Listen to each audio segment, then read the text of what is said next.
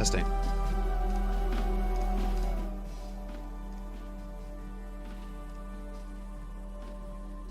Good morning.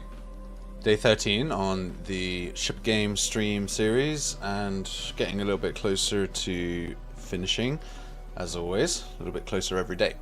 So today we're working on some core loop iterations. So I have done some changes and I'll run through them real quick. So yesterday off stream, I should probably get rid of this arrow that's on my character. Yesterday on stream, I updated, or off stream rather, I updated the character to have, well, I did have a head bob, but I've removed it temporarily because it's kind of annoying. I need to put a setting in for that. Let's get rid of this arrow, because the arrow was just there to help me with that head bob change. Okay, so we made a change to the game, or at least iterated on the loop, in which originally you would come into this facility and you would pick up a keycard from somewhere in a final room, and you would then bring it back to a keypad that was on this wall, and there was a sign on this wall as well. I'll just turn my music down a bit because I can't hear myself think. So now what we have, a little bit different, is you just have to finish the 3 anomalies. I'm going to put a panel on this wall today. So that's one of the things that we're going to be building on stream. It's sort of a, kind of like a train station, kind of like this kind of thing. Train station like billboard that tells you the weather and the fact that it's Monday, and then it will tell you that there are 3 anomalies that need to be closed. This needs to be closed when you're in the main phase 2 loop, so let's get that on the to-do list. Okay, so loop, lock door on phase 2. So that'll be easy to do. Okay, so currently the VFX for the screen enter, I have done that. And the 3rd containment teleporting you to the elevator is also done. And I'm going to do some iterations on that real quick before I start on that sign. So currently you teleport into an anomaly. You have to find the desk, which obviously I know where they are. So I'm just going to run over to them. Also mute the music. Now firstly we have this, let me mute my music over here. Currently we have this desk, or this room, which is when you've contained an anomaly, you go to this room and then you can exit through the hallway. And one thing that I thought would help sort of just speed up the run and make it a little bit easier to complete the game is to not have this room once you've contained the anomaly. Also it's in the ground, I've just noticed, so I need to fix that. Bug. Anomaly containment. Well, let's talk about this before I actually iterate on this. I'm thinking of actually removing this entire room, because all you do now is you run out of this corridor, you end up back in the facility, and what I've done is I've actually disabled this teleporter so there's no anomaly there anymore. So you come back out. So now you can just run through the facility as normal. So I'm at this point where I have a question to myself, which is, I could teleport the player back to the main room when they've completed all 3 anomalies, so they basically exit the elevator and they just walk straight towards the goalpost, and there's nowhere they can explore, they just go straight in. And what that helps me do is ensure that the player is on the golden path, they're on the critical path, and they're moving forwards towards the goal, and they're putting together the loop in their head, rather than the player getting to the 3rd anomaly, closing it, and then wondering what to do next, and not knowing to go all the way back, because there's very minimal amount of UI in the game on purpose to keep it immersive and keep it into a walking sim style game like Myst or something, where you're trying to figure out what the goals are as you play, rather than the goals being written on the screen. And so teleporting them back to the elevator will force them onto the critical path, which is good. So I think I'm going to stick with that concept. What I want to do, possibly, is have this corridor have like a desk in it. And the reason for that is that rather than having that little interim room that I've created at the moment, you would just come straight back to this corridor, just teleport out, whoop, and you'd be like, oh, I'm back at the facility and there's a desk here. You've contained an anomaly. I can't change this room. Having a desk in a hallway is also obviously quite strange, so that's quite cool. Or I move the panels out a little bit. So I literally move, let's say, probably keep it even, but the music's going a bit weird, and the liminal music. So yeah, could have a desk here. And so the concept then is you just go and do all three of these. So let's go and finish all three.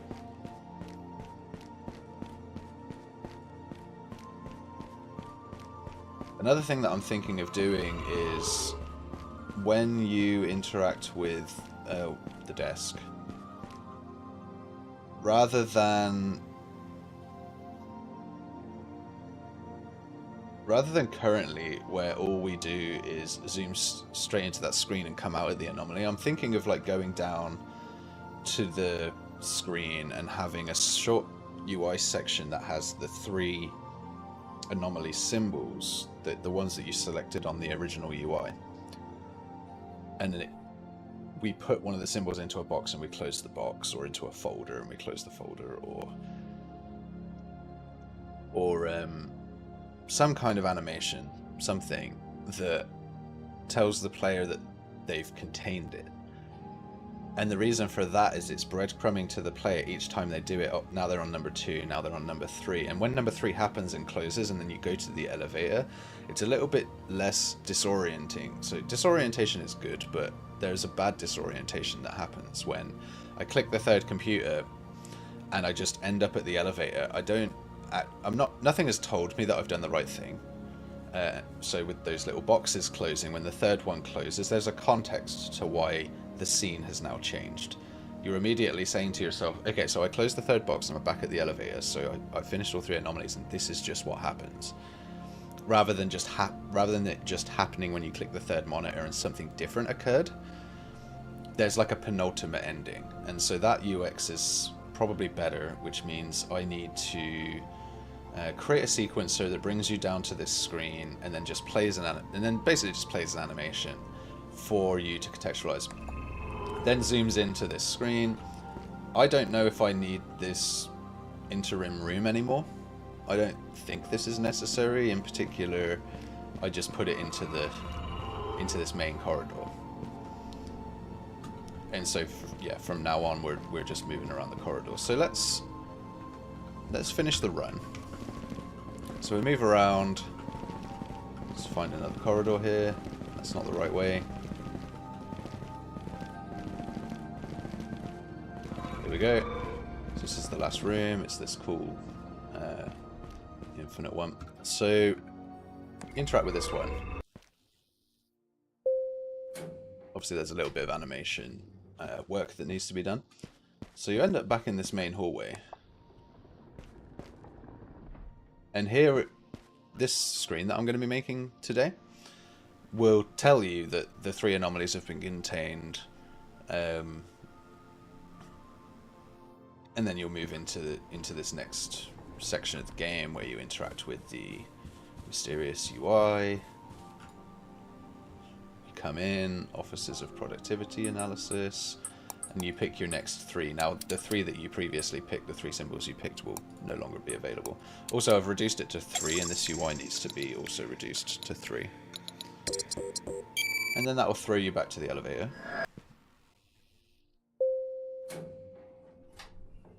That's cool.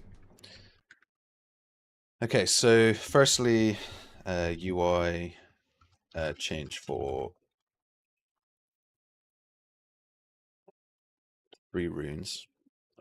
That's enough information there. Locked door on phase 2. We can do that right now. BP_dungeon. Let's have a look here. BP_dungeon. Oh, I've got it on my other screen. Okay, so yeah, this is the code for containing an anomaly. If we're equal to 3, we just go back to phase 1. Otherwise, we disable the box teleporter. So we'll be iterating on this. Turn the music back on. And then let's get cracking. So, alrighty. So that's where we're at. We have a core loop that we're iterating on. Today we're going to change up the UI. We're going to fix some of the teleportation. We're going to add a panel to the main room that's kind of like a subway station arrivals departures UI, and we'll make that all in engine. We'll make some stuff for that. Then we'll do so we should have a core loop. We'll also add it that the mysterious UI is actually blanked out, and so the iteration to the core loop should be done. So we do have the VFX screen enter, that's done. We do have 3 containment teleports to the elevator technically, although there's plenty of iteration to do. Teleport desk minigame, boxes filled. This is what I was talking about, 2 of 3. That I do want to do. We have a bug with locking the door on phase 2. So on phase 2 init, we get the phase 2 door and we set it to be inactive. Phase 2 door.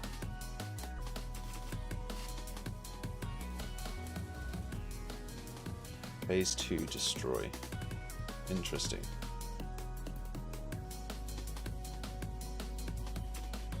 I just need to go and look at m_start here.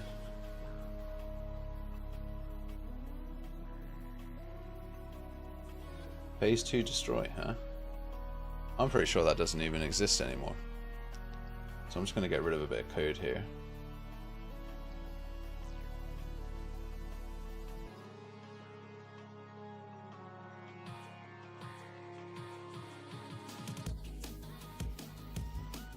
If we're not in phase 2, then we should destroy some of the things that are in phase 2. Yeah, I'm not going to worry about that. Just going to clean things up a little bit. On phase 2, we want to get the phase 2 door and set it to be inactive. Okay. Now one thing is that there's no guarantee that this is ready. So I think what we can do is say if it's empty, I'm just going to do a lazy wait. If it's not empty, we'll loop it. I'm just going to change this to the OPA door. And over here, we've got this door, which I'm going to tag OPA door. We're going to set it to be inactive, so just keep that on there. If it is empty, just delay 0.5 should be fine. Phase 2 init again. That's a nice lazy way. We're only doing this at the beginning of the level. Okay, so hit play. I might get rid of this keycard section as well. Ah.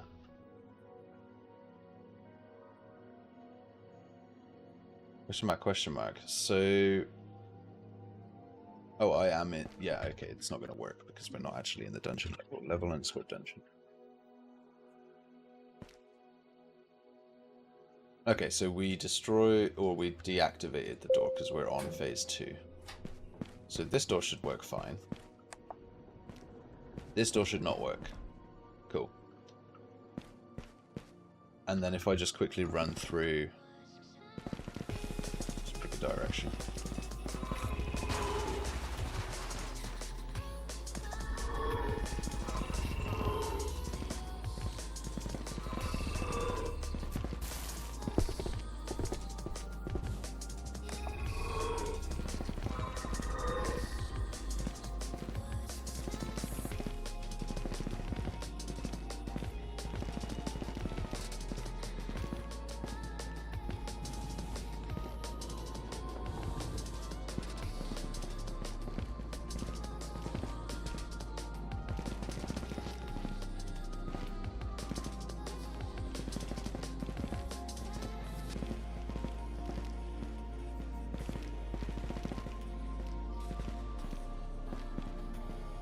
Okay, so I think we have to go all the way back. I think this is a 2-prong generation.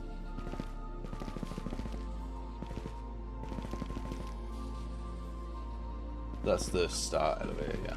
And then so this is the other prong. So this will be the last interaction.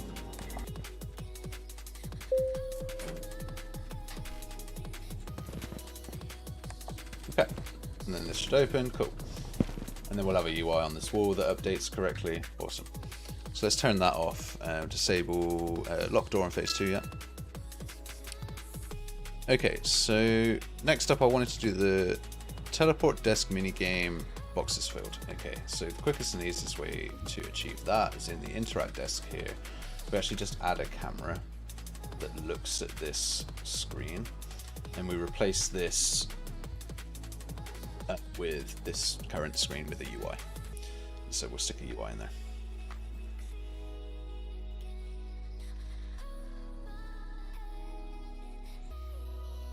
Okay, so I'm not going to slow down. I'm just going to keep going. Right, so we'll add a camera here. And then I want to control that camera.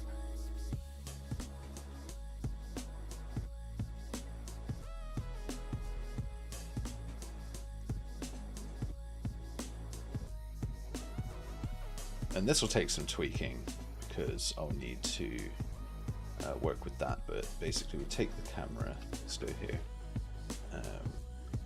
just call it cam, get player controller, view blend with the,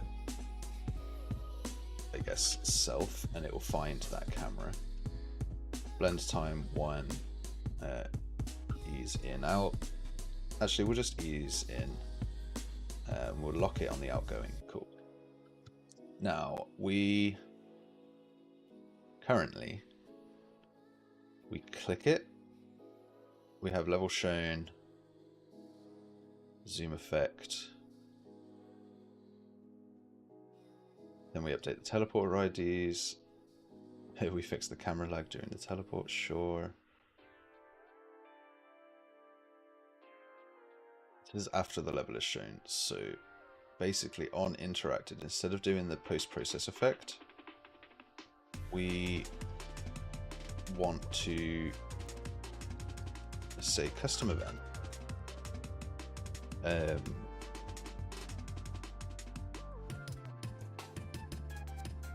Contain anomaly animation. So we're just going to insert a new sequence into this animation. So this is for UX. It helps the player understand what the heck is going on. So let's just go here on interact, contain animation,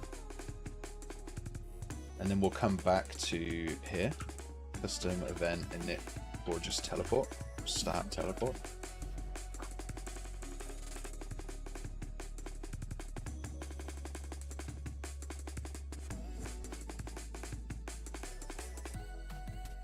Spell anomaly correctly.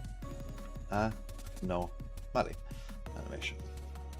So we move into here, and there is going to be a UI on that screen. So let's go build that UI real quick. Widget blueprint, widget underscore anomaly tamed. So this will take a little bit of work. So firstly, we've got the border. And I'm going to go and find the color that I like, which if I jump over to, just close some things that we don't need right now. This interact desk has a screen with a color in it that I like. This color here. I think it's just that, possibly. Like, it's one of these, and I hate that it's not. Let's create a new theme and just call it offices, and then add the current color. Cool. Normally contained, pick here, this. Then logo, stick that in the middle. good. Obviously, right now, it's massive. So what I might do is just... actually, I could just pad it.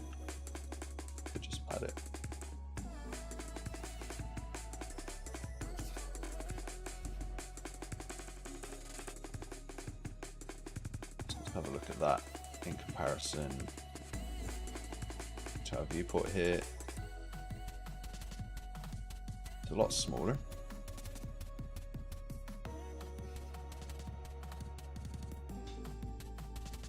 So let's jump over back to this and just want this to be very small. Cool. And then on this we will add a widget component that's going to be for our animation. Okay, so here we would pick, I don't really want any collision, but I do want to pick the anomaly contained UI. We'll draw that ideally at 1920 by 1080. This is a render texture, so that is something to be aware of, and so possibly going to ensure that that's not active and like drawn until you're actually there. So I should have a screen, a widget, a UI screen.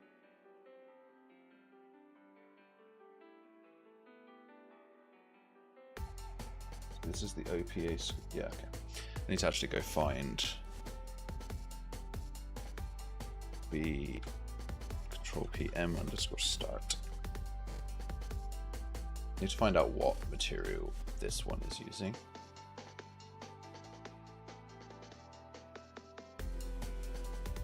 World screen widget here. So that makes it nice and reflective.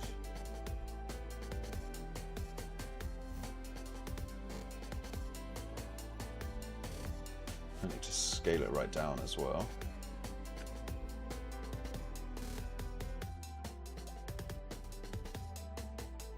Now that it's reflective, it's no longer the same color.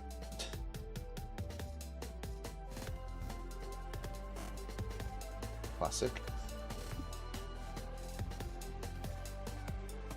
And notice that we're not at the same scale either.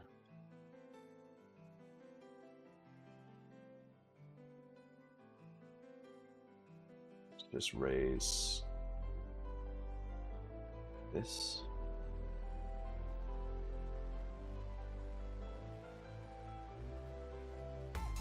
Okay, so we're in there now. We have that widget. We can see as well that it's peeking off the side there. So let's just go 950.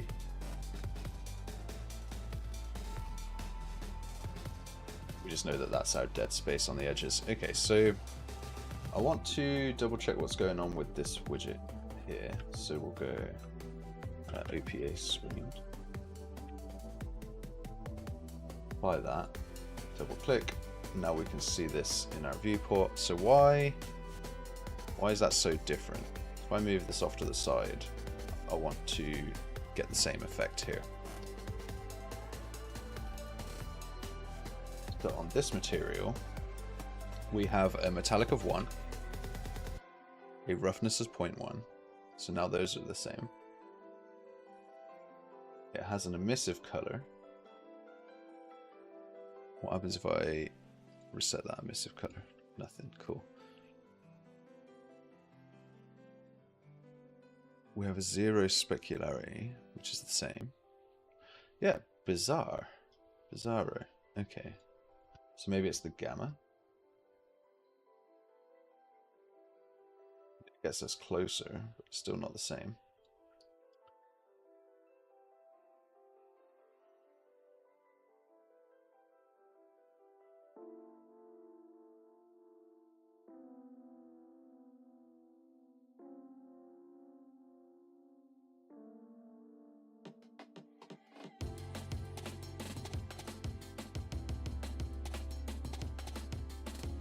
They're both default lit opaque.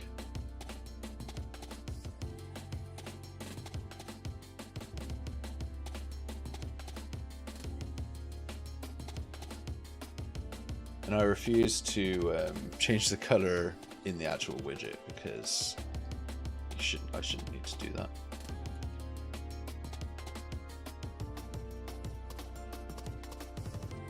Okay, so why is it different?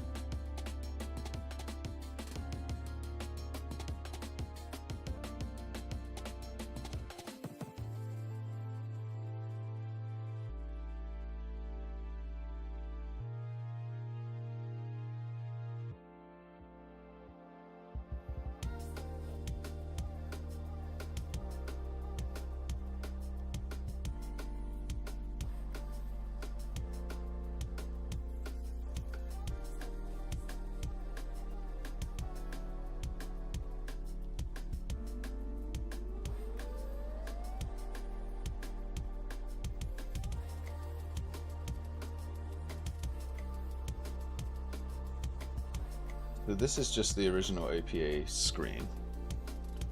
What I'm going to try and do is copy this and just do m_widget_OPA screen. Duplicate this as mi_widget_OPA screen and reparent it here to UI OPA. Or widget OPA, I called it. Widget OPA. Widget OPA screen, cool. Let's bring that over. This screen now I'm going to have is my MI over here. And over here where we're taking a texture,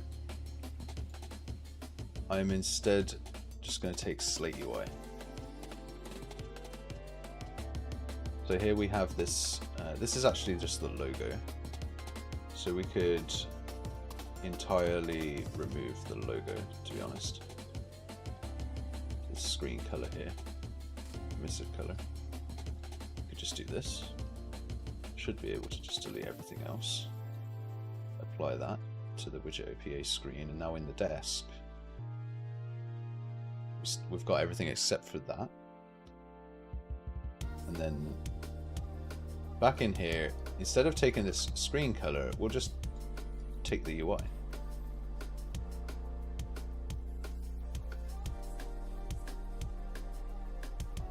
Move the gamma correction. Now we're back where we should be. So I don't know particularly what was originally wrong with it. But the cool thing now is if I just place this directly over the top and we can just toggle it, we do get a little scale difference happen there. So basically what I'm going to do is, this is the static material that just exists on the screen, and then when you interact with it, we're going to switch to the UI variant. And so because that UI variant is a little bit different there, let's just go.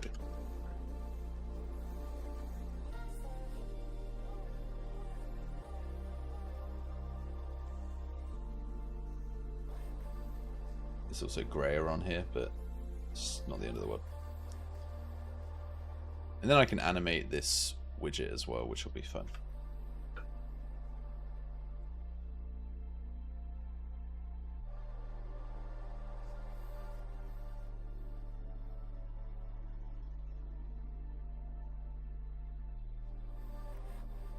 Yeah, that'll do. I mean, another option we could do is maybe draw it, retain it, so we're not rendering it every frame, but I don't particularly know the ins and outs, and I don't want to have to do a bunch of profiling in order to resolve that. So what we do here is we just take this, so this is the, let's call this the OPA widget, and then we clear out the widget that's actually in there. And on the event graph, when we contain the anomaly animation, we're going to create a widget of that class. Anomaly contained, and we'll take this and we'll set user widget, set widget to this. And all that's going to do is briefly after play an animation. And so this is just for the UX, a little UX iteration that tells the player that they've done the right thing. They're progressing the story. It's going to help them understand where they are on the journey as well, because it's going to have 3 little boxes that fill, each with a rune that corresponds to the room. So that is going to be one of the things that will take me a second to figure out as well, because I don't currently have rooms actually assigned with icons. I might need to go and change some of the back end. Currently I'm using a asset registry to determine which room in the list, but what I noticed recently was that that asset registry can come in order dependent on the name. So I think I might need to change how that works as well. So I'll probably move back to doing some data management shortly. So now we have a UI that appears on our screen. We will set the view target to the desk, which will zoom us in. What I can do inside this widget is have an event dispatcher just called animation complete. Compile that and jump back. We can close everything else down actually. We resolved that problem. Okay, whoop. Oh, that's a cool background image. Looks like the Philippines or something, maybe. It looks like Grey Zone Warfare with these massive, yeah, anyway. So we've got the anomaly contained widget. We don't need this world widget. Save this now. We've got this interact desk. We can assign here to animation complete, and then just recall. Let's have a look here. And then we would just call the next phase, which is start teleport. So start teleport. One thing of note is that when we teleport from this desk, well, we play a sound apparently. We do a zoom effect here, which is to spawn something that I also did this off cam. I turned the zoom effect that we have in the game into an actor that can just be spawned with a lifetime of 4 seconds. So it's just a fire and forget basically. So this also plays the sound cue, and that isn't great because we're doing that right here. PP visual effect, yeah. Button press. Oh, that's actually just a button press. And we never did do a post-process teleport for this, which means I could just get rid of this. Start teleport, just play a sound. I do need to add sound classes to all these so that the UI sound bars actually work. Start teleport, play a sound, just close that. If there's a dungeon, do this. This is, so for testing, I can quickly jump between them. In fact, we'll jump over to our test level. Test red. No. So in here I just have 2 desks, and it just teleports between them, so I can just test the effect really easily. And then there's also some pickups and some cameras in here that no longer work. It's just a little test gym. Okay, so back in our interact desk, we're creating the anomaly, which ends up coming into here for the zoom effect. And I was talking about the zoom effect because what we do is we get the player's camera, first person camera, and we save that as the camera. Get current camera. Get camera. Get camera component. I'm trying to look for possibly the camera manager's camera component. Get transform component. Get camera manager. The reason I want to get the camera manager instead of the player's first person camera and then do an FOV shift on that, which is what gives you the zoom in, I need to get the camera that is the currently used one.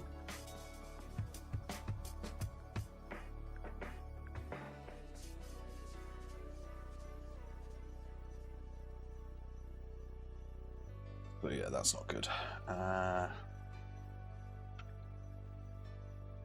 Get player controller. Get view target. It's an actor. Get comp class. Camera. Let's try that. So wherever the view target is, obviously must have something that you're viewing through, which would be a camera.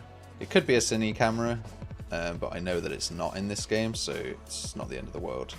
This should still work then. Okay, so in the anomaly contained, let's do some animations. So here, you're going to zoom into that screen. I did a view blend that takes 1 second. So what we can say is, after construct 1 second, start an animation, which will eventually be like a flipbook animation for this texture. So it'll maybe just like scroll off or something. But in my current situation, we'll just call this like containment animation. Just as a quick test, I guess what I could do is just take this from render opacity 1 to 0.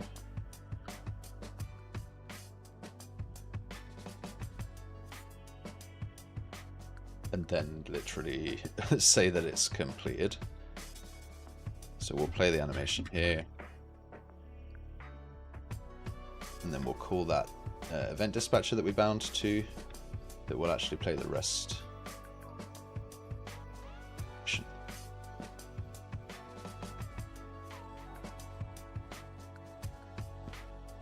Apparently I can't interact with this right now. So that's interesting. Let's have a look at the desks here. Interaction is enabled. So something else is stopping us from interacting.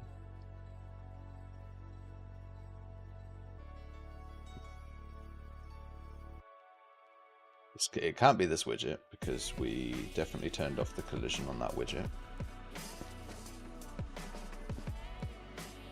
These are all still interactable. You aren't, so that's fun.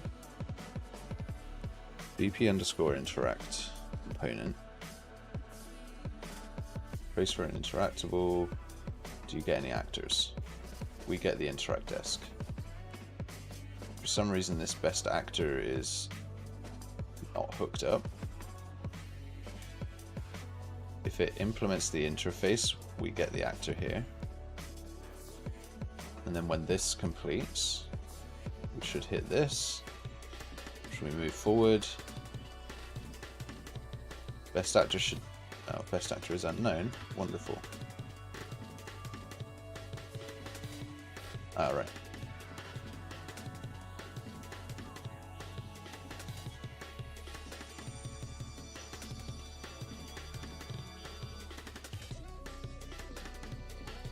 Yeah, this does make sense. If we overlap actors and there's only one, then we should definitely hit best actor and just run down here. I don't know why that was edited.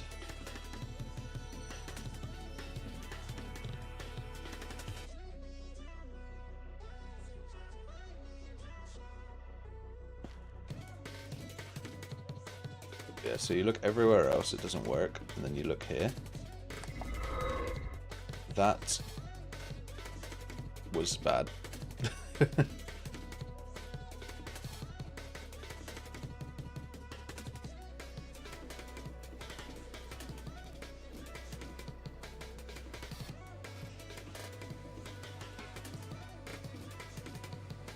It should have been...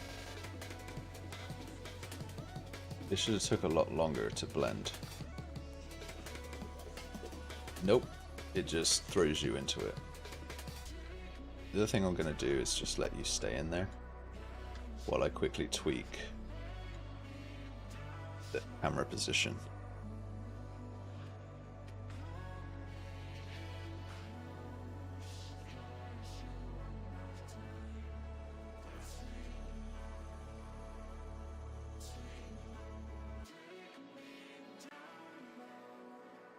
Funny because my character's actually still back there.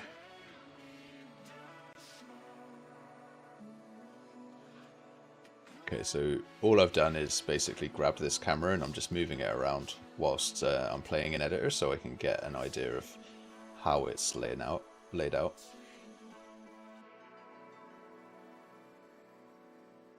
So I need to move this over to keep it centered here.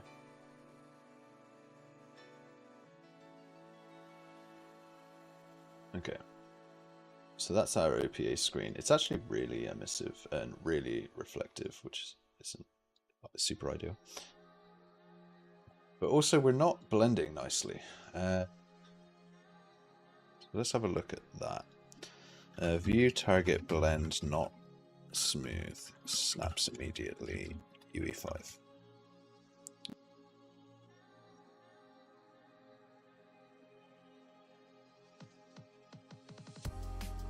I've been using the view target blend to pop between cameras. It's just immediate. Yeah, and then, okay, so that thread does not show anything. I'm literally just looking through the forums right now, just to have a check, see if anyone's had this as well.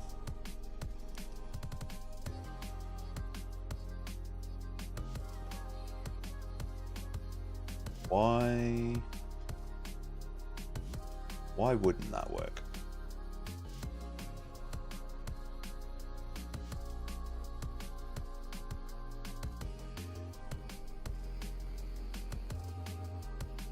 Well, the shape of the curve, maybe?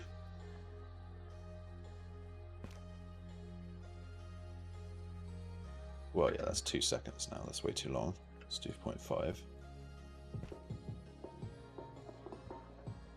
That's awful. Let's do ease in and out. Oh god, that's also terrible. Pre-blended. Yeah, that doesn't work. Cubic. That's good enough.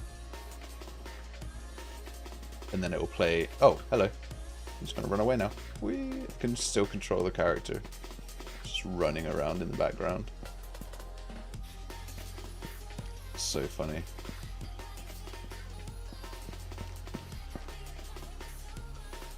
Okay. So it's blending now at least.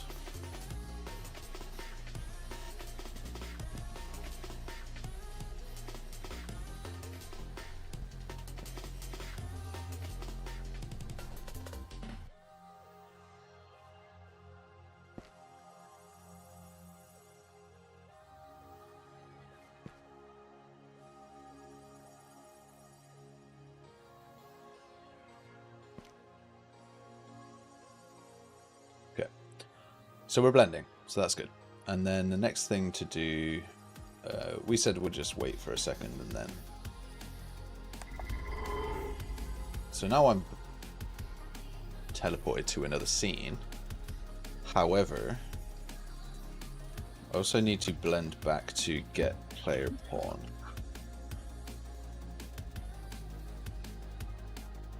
And one problem that we'll have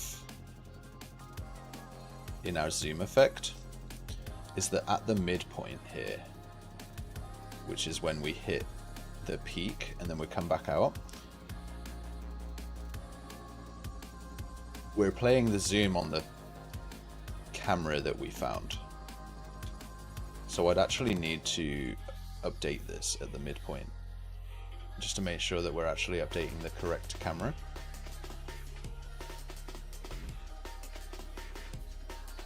Or we could run this every frame during this, but that would be expensive. So we'll try this, and then so this will just run our effect on the right camera, which means that we need to be immediately in the new camera. So there'll be no blend exponent, there'll be no blend time. And what we can do is on this here, we can assign midpoint reached. Let's bring this out over here. Blend to player cam. So let's check this out. This should serve us. However, because the order of operations, it's going to call this midpoint. The other code is going to execute, and then the camera is going to re-update, and then it will carry on. So that actually might be fine. So we just need to think about the order. It's not... I have to say, it's not as cool as it used to be, because... And this is one of those things about trying things out. Sometimes it just doesn't work, right? So if we just start the teleport here.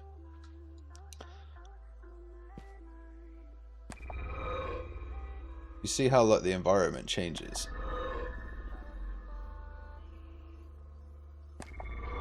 And it just feels awesome, because... Well, to me it feels awesome, because you barely know, well, you don't notice that you moved because of obviously all the effects that are happening, and I actually prefer it a lot like this.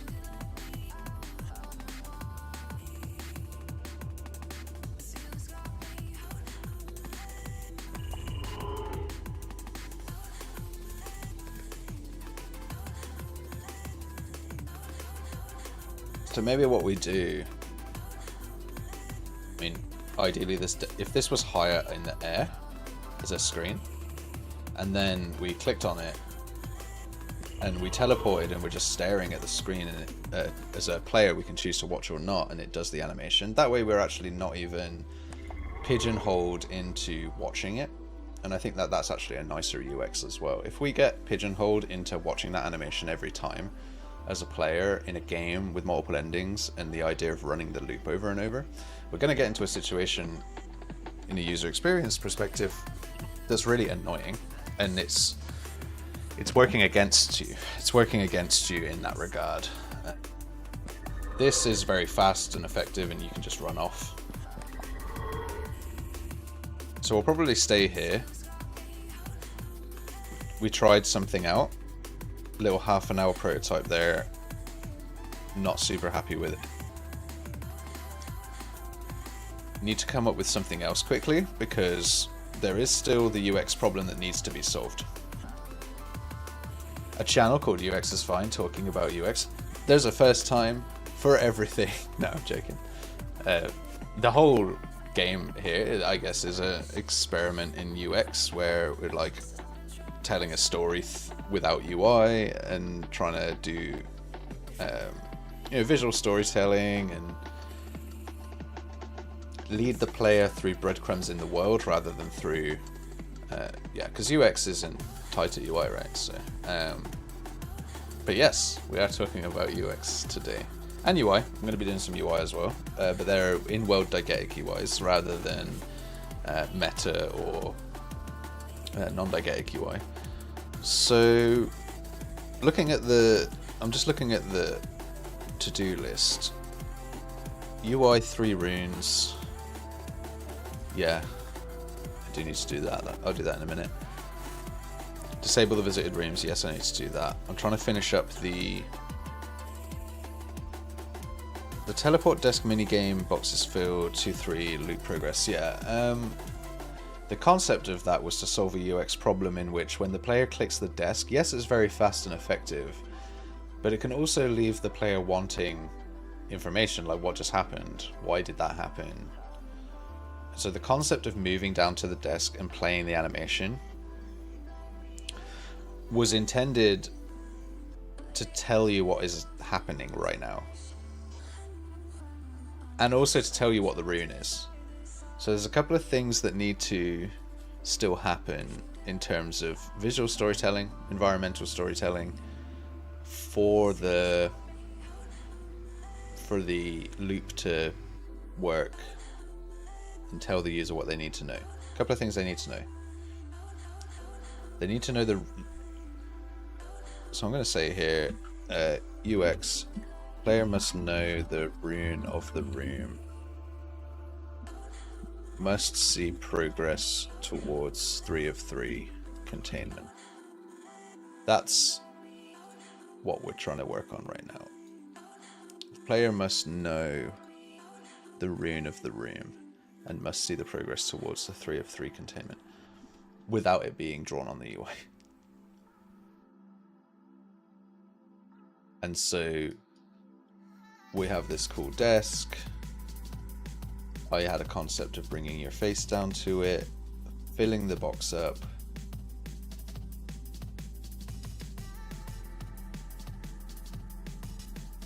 I guess it's fine if it's fast enough. Like literally 1 Mississippi, 2 Mississippi, and then bam, like teleport. That's not too bad. So let's have a look into why it wasn't that great. It comes down.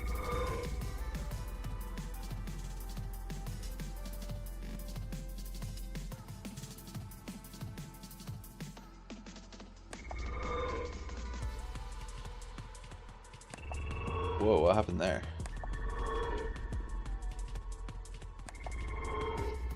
Like the camera moved. Oh, the FOV had changed. Right. Let me fix that. Camera. Set field of view. Whatever the field of view is by default, 90. That's funny. So because we've done the teleport, yeah, blah, blah, blah, blah. Pretty funny. So before we blend to that camera, let's make sure that we're in the correct field of view there.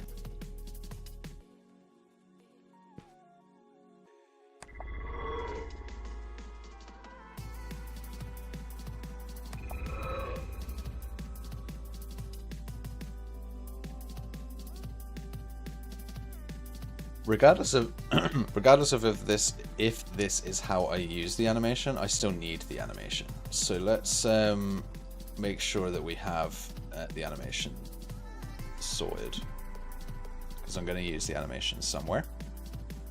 Now let's open up the staircase item. No, not that. This one. Got this element here. It's an image with a scale box. Okay. We have the anomaly contained here. We're gonna have. We could have a common activatable widget switcher and actually have a horizontal box with 3 of these in that horizontal box. These icons could be 128 by 128, so they're a little bit more visible. And we'll give them 40 padding each, or maybe 50. And then for this animation, instead of fading, maybe we could play with the active widget. Because what this common widget switcher has is like a little animation functionality there. That didn't work. That didn't work at all. Play the animation forward from the start containment and then immediately call containment. Well, don't call containment completely. Let's just watch the animation. So it didn't switch. It didn't switch.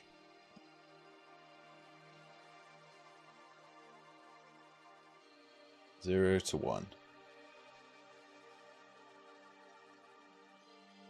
0 to 1. Interestingly, that doesn't work. Maybe it has to be called set active index to 1.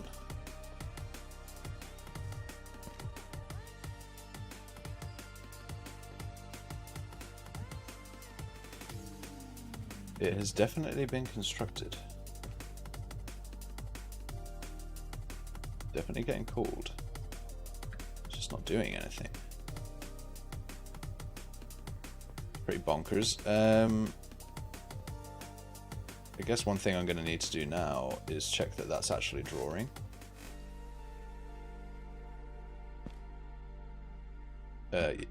Oh, it was there for a brief second.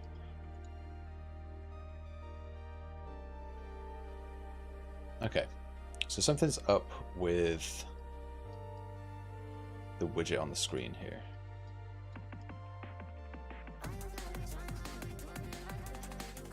And if we set it back to the normally contained, can't actually see it because it's not visible.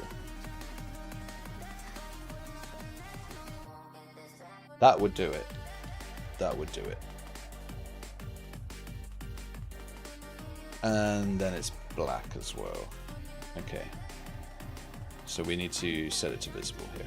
Set visibility to true. How are you doing, Rewinds? You having a good day? I'm a little bit more motivated today. I've been in a bit of a burnout phase where I'm like trying to figure out the best use of my time while simultaneously just wasting all the time over analyzing. Analysis paralysis, they will call it. So I have not been on my best form. Learning OpenGL. What does OpenGL do?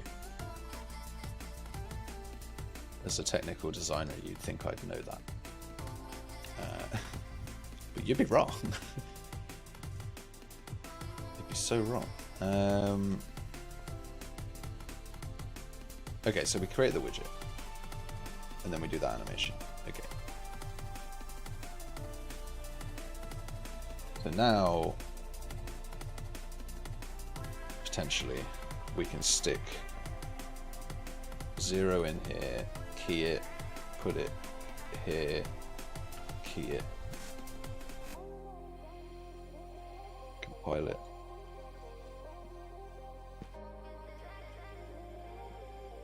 Yeah, why is it doing that immediately? It's kind of annoying.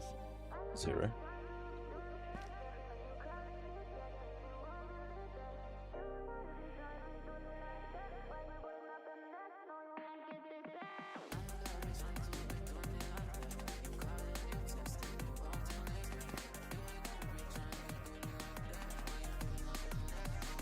Alright, so here. This just needs to happen immediately. Graphics API like DirectX. I think you are doing good with the project so far, yeah. Just need to keep on the content train. Okay, so we know it's the right one, so we can remove the angle now. Yeah, thanks, I appreciate it. It gets a lot less viewership than the other stuff I was doing, and obviously there's a lot more value in the other stuff I was doing. So I'm not surprised. But the end value of a hopefully short series that's like shipping a game, I think it's the short devlogs that will be the most useful to people. I don't think watching the whole thing is something that anyone would necessarily do. Let's go horizontal and see how that feels. Vertical.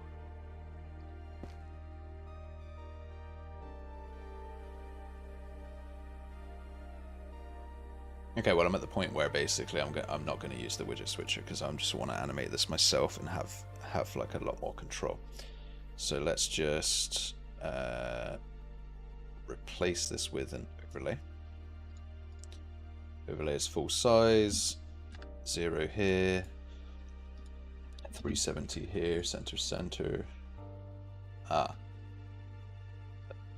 Maybe.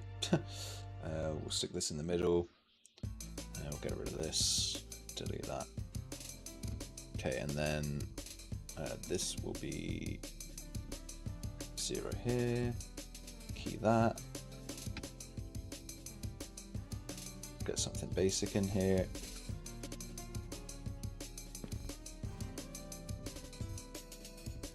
So I can see a flicker at the start of the animation, and it's to do with this. So let's just go 350.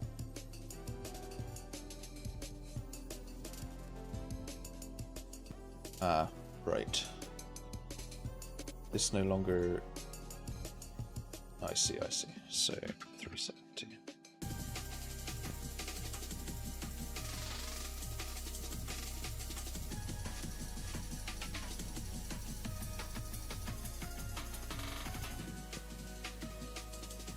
Okay, so now I've got to determine the runes. I need to also hide this from views. Well, okay, tell you what. Let's determine which runes they are. So here we have this event graph here, on ID updated symbol, create a dynamic material instance and set the ID here. So we have this, okay. So we come in, we have 3 of those. I'm just going to do this manually, so actually there is the case that you might have multiple rooms. So let's just go, let's call this horizontal underscore rooms. Let's do this properly. So we've determined that we have a 50 padded icon. Just throw this code in here so we can keep it for later. I'm going to take this, come in here, widget, blueprint, user interface, widget underscore room symbol. Grab this, dump this in here. We'll have an ID for this. This will be an integer. We will expose that on spawn, and we'll create a number of them equal to the number that are actually in the level. So custom event here.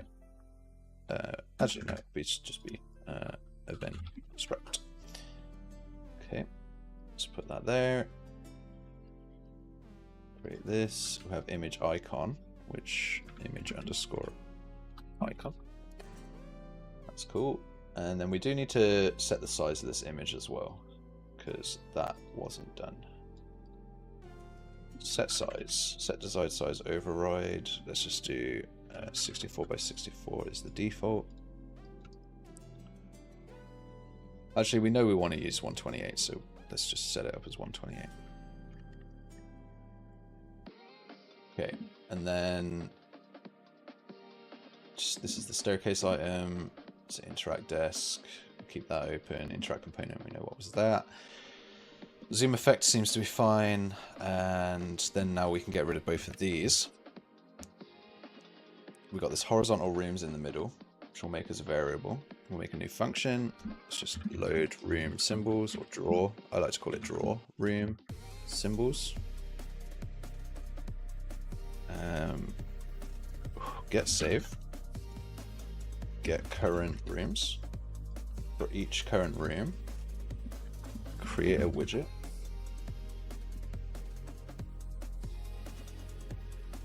And here we'll use our room symbol.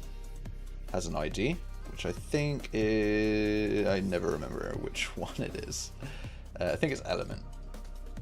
It's the array element, not the array index, because the index is just 0, 1, 2, 3. Okay, so we create one of these for each of these. We add it to the horizontal box as a child, which when you specify the type here, add child to something like vertical, horizontal, you can set the padding. If you can't, then so say for example you just say add child to slot, add child. There's like a generic add child. Yeah, this one, panel widget, right? You'd have to cast this to your particular type. And then you can call set padding on certain things. Anyway, so here we know that this was 50-50, or 50 all the way. So just do that. In fact, I could probably recombine this and just do float. Literal flow 50. You can't do that. Okay, never mind. I lied. 50, 50, 50, 50. Okay, so that's going to create the 4 symbols based on my save data. So let's see what's in my save data right now. Nothing is going to draw because I never called the function. So event construct here, draw room symbols. Let's make sure that we do that. We don't need these mids. Not getting any drawn symbols, so let's take a look. Have I actually got current rooms? No, the last thing that I did was Um, level is, the last thing I did was actually complete the run. So I just need to go and slow-mo 5 here. Just need to go and pick some rooms real quick. Okay, so we've got one, we've got the S shape, that one, and sort of the bunker. Cool, so I think that would have been saved. Yeah, so you can see in the top left we've loaded the anomalies. So test red. So now in here, we should have some, yeah, we've got 4 rooms, cool.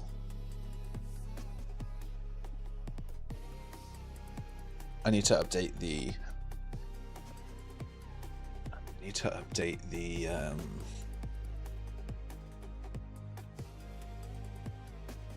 what is it even called? The texture. I need to update the texture. Also, I could have just used staircase item here, and this might actually relate back to the origin UI design, which is quite cool. They add jet black though, and that's because we don't have the screen effect on this UI. So what I'll do, sadly, is I will take this entire asset and I will put it into this room symbol here. Wrap with... So when I'm doing an iteration on a UI design and I need to retain some of the elements, like I know I need to keep these 2 elements here, I'll go to desired size as well.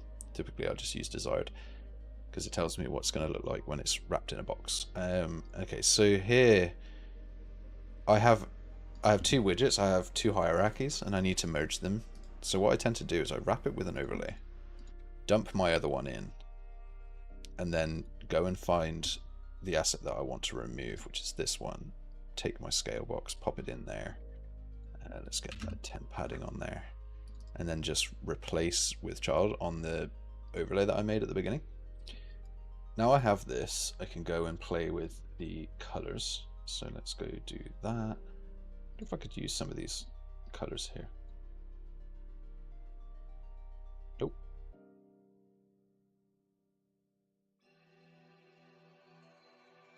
See how that looks. It's not great. So let's go here.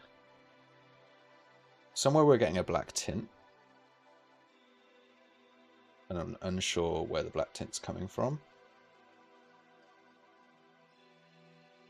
Looks like it's possibly coming from the tile here. Yeah. So if I was to say this is white, this is almost white, what happens? That's good, maybe. This is a little, well actually this is interesting. We don't need this. This can just be a white. This can just be white low. Because we're doing our own thing with it. So we can actually remove a texture from the game. Let's just go white low. So white low is just an engine asset. That's just like a small texture. Use it basically anytime because then you're only loading the one. Okay, so that's cool. I can still move my character. I need to darken some of it. Like I think this just generally needs to be darker here because it's the same as the background image, right?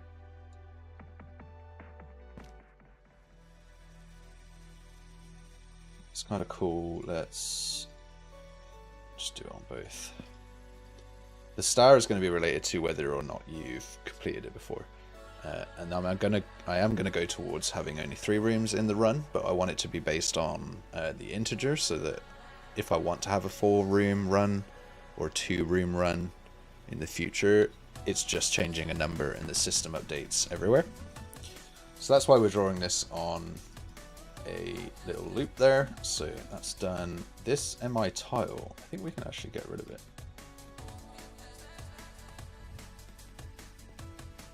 Yeah, It's in the undo memory, but we don't really need the undo memory. Okay, so we got anomaly contained here. We get 4 of those elements in a row. And then I need to symbolize that the one that you're in has been completed. So after we've done the for loop where we draw the number of rooms that you've selected, and we jump in, let's have a look here. We would, I tell you what, we would say, hey, if this is equal to get actor of class. In our dungeon blueprint, we store the current, or rather than last anomaly. If I go and find references to this, just to double check when it's actually being set, so that I can be a little bit ahead of the curve in terms of race conditions. So look at this, set anomaly loaded, should be visible, yeah. Okay, so last anomaly gets updated the moment that you load and walk through. So we're going to save this here, promote to local variable L, current anomaly. Even though it says last anomaly, but you get the idea.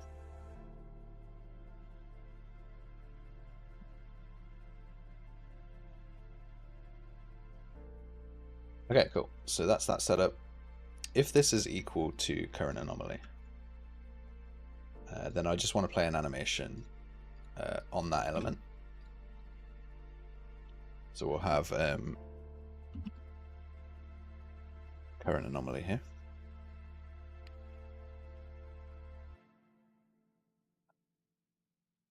Okay, so let's do current and complete.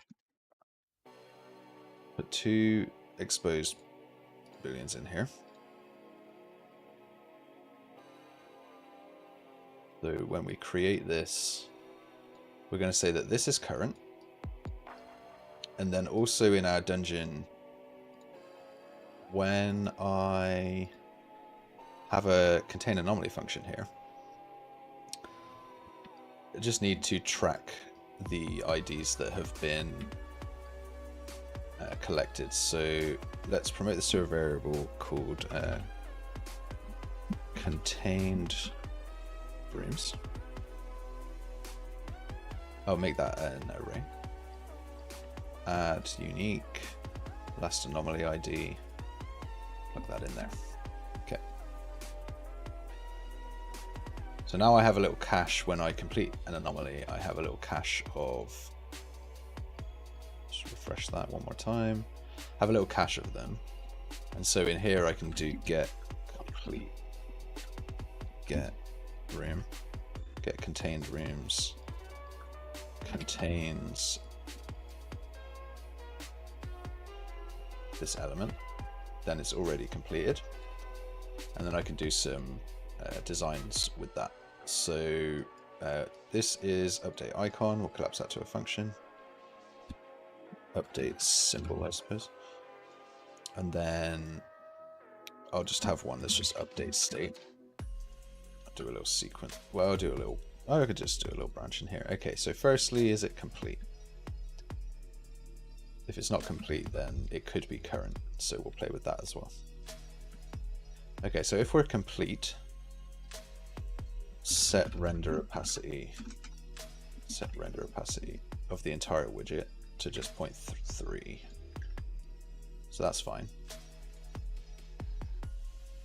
Just doing something really simple because I want to get it working and then I can iterate on it afterwards. If it's the current element, then we're going to play that animation, current anomaly here, play animation. And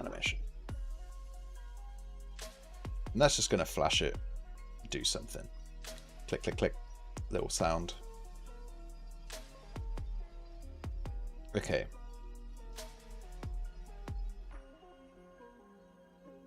So maybe we'll grab these.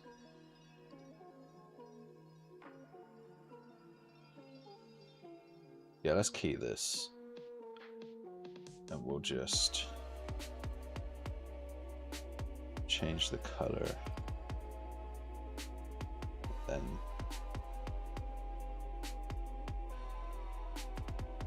this, put this here.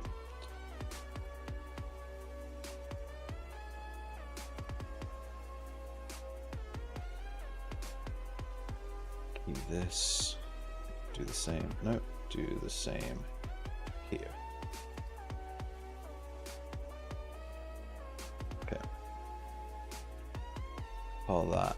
Let's jump back here and put this back to our, I think, oh, balls.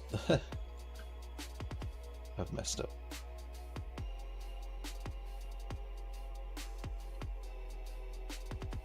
Let's go to recents here. It's this color.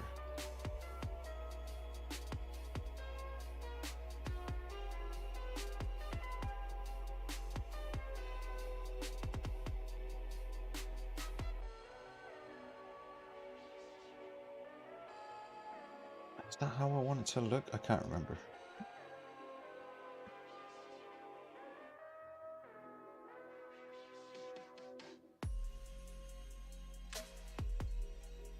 I've become too familiar. Yeah, right. I don't have. I mean, if you've got royalty-free recommendations, I'm down for it. But like, I just don't have a good list. It also tells me when it comes to an hour. It's like a psychological tick. Like, I'll remember the song when it's coming.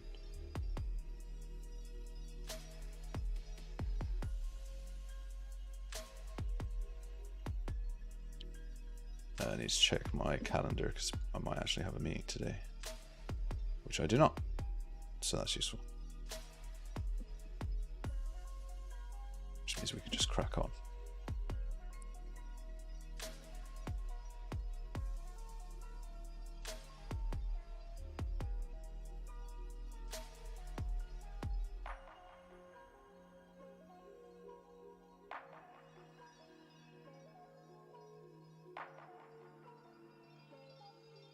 All right, so let's have a look.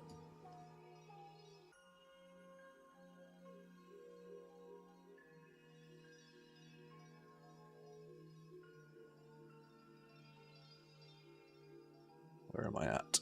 I just want to test this. So if I jump out of here, grab these, bring them back to their sort of origin color, which is something like this. It's going to play that animation. We have all this set up, so let's try it. I mean, none of them are going to be current. I need to do this actually in the dungeon, sadly. Or no, I don't need to do it in the dungeon. I just need to know what. I just need to know which ones are current. So let's just go here, hit play, click this. We don't have a last anomaly. There is no dungeon. So we'll do some test data in there. We have 4, 0, 2, 3, and 4. So what we can do is, if this is not valid, we'll do a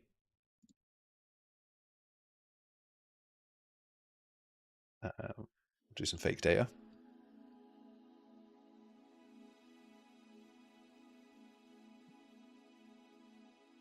So we'll have I complete. Got, I would say I complete, it should be L complete. Okay.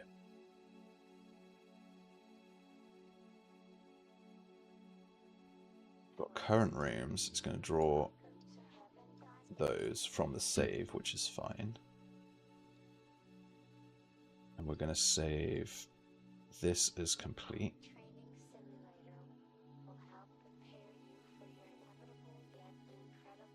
Current here, okay. So current we'll say is just 2. Complete will make an array. There's 3 and 0. Try that.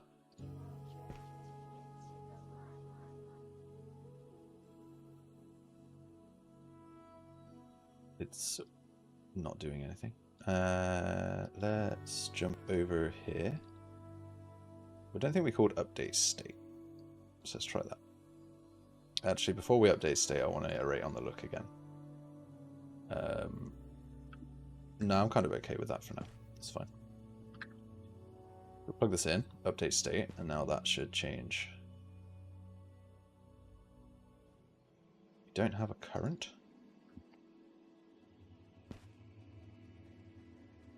We do, but it only played once, so let's just play it 5 times. Blink, blink, blink, and then at the end of that having played 5 times,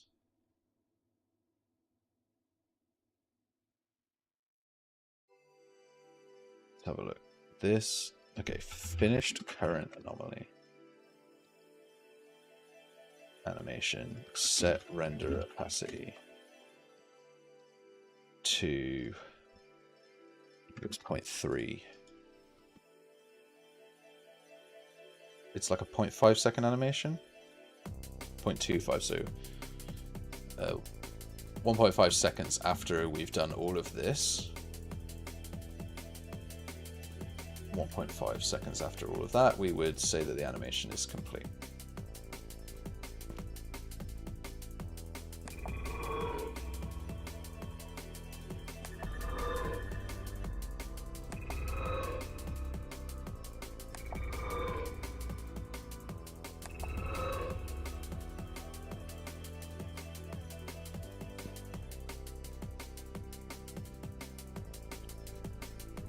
I think what I want to do is,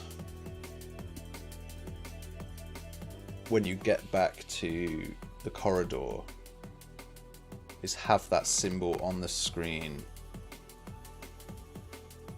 sort of large.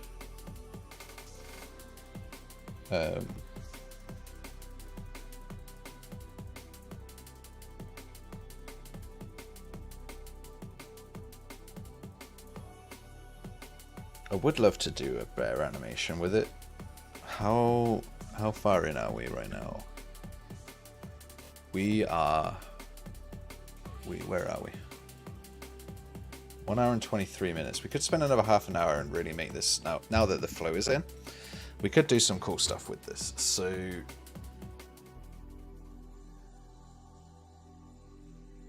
the idea would be it would just have some cool movement to it, some cool motion.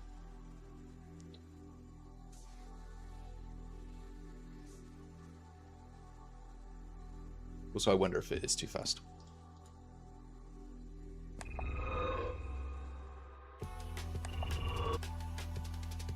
I need to add the UI sounds to it as well.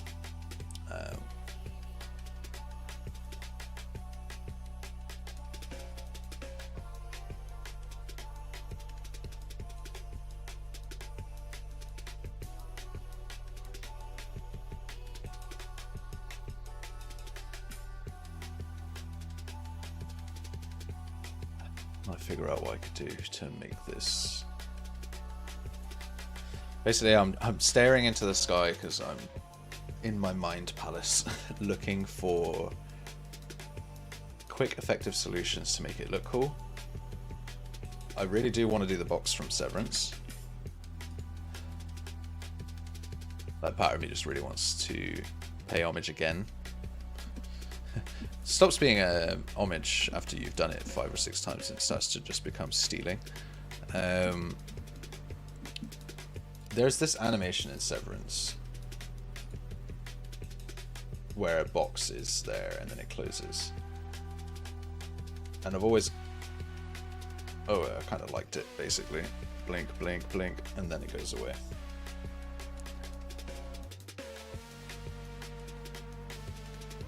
If I jump in to the event graph here and just don't call this animation complete, we can have a look at.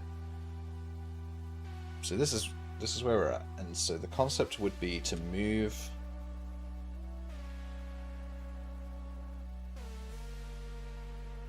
to have some kind of boxes that the symbol goes into.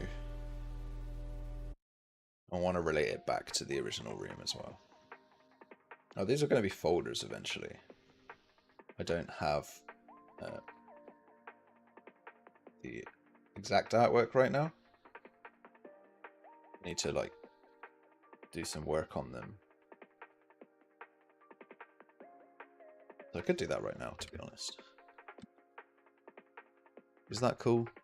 Let's have a look.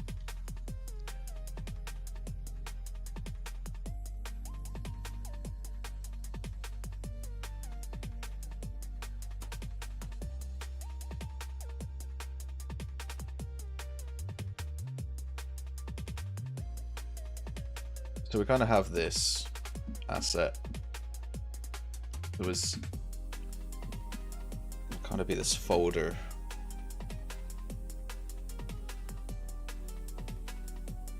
Have the symbol on it. And then the star, right? But I'm not going to worry about the artwork too much right now. I'm just going to worry about the animation. Although I should worry about the artwork, because if I do turn it into a folder going into a box doesn't really work. An icon going down to the folder does work. I can interact with the screen again. It's funny. It's actually kind of useful.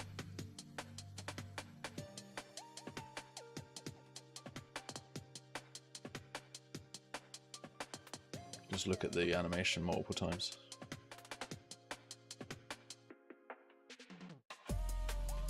Screen's way too reflective in this case, but I'll get over it. I will hide the character. I need to write this down actually. Contain hide character, disable controls.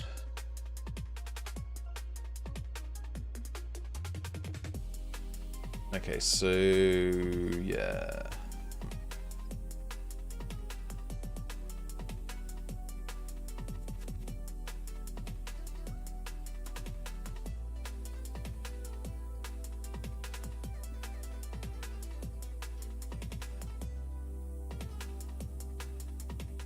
If I had the 3 folders at the bottom, or 4 in this case, or at least underneath, and if it's complete, the icon's already on the folder, and if it's not, the icon is just above it, and then the completion animation is just moving it down onto the box.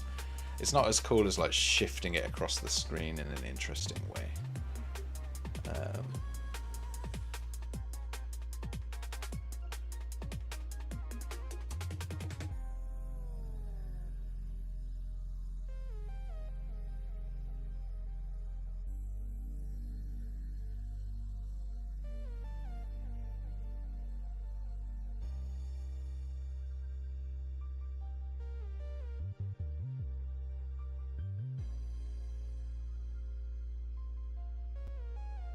I'm gonna try something. I'm just gonna try something really simple. Staircase. So the complete animation here. This I really liked. So I'm gonna. Can I copy the entire animation? That's the first question. Nope.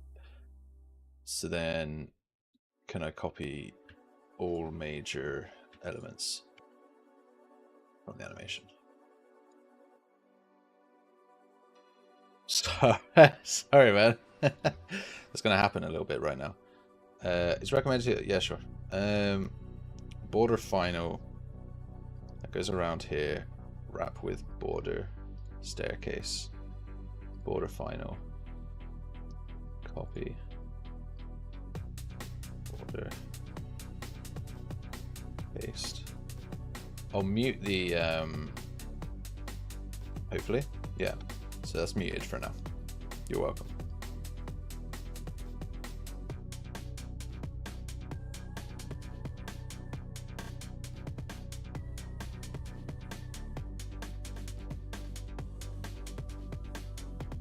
Apparently there's a vertical box that gets shown.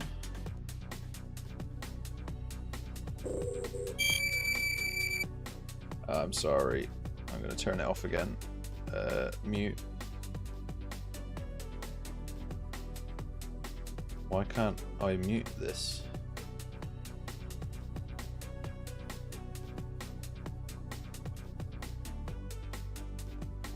There's some kind of vertical box that animates something. Maybe. Its render opacity is right here.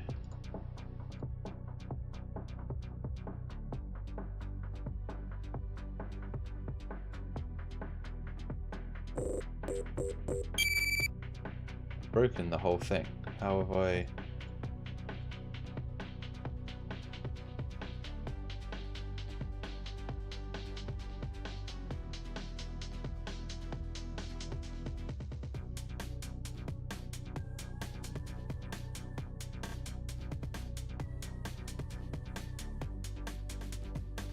Like there's some sort of widget switcher happening. Oh, it just scales it in. Yeah. Alright, cool. So vertical box for this, I'm just going to take the entire panel.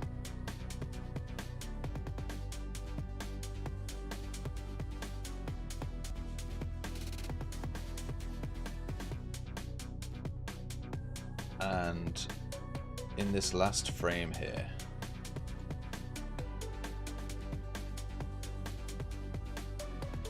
I'm gonna take the, I'm gonna have one, let's go for symbol. No, wrong place. Symbol. Room symbol. We'll have a room symbol in the center here.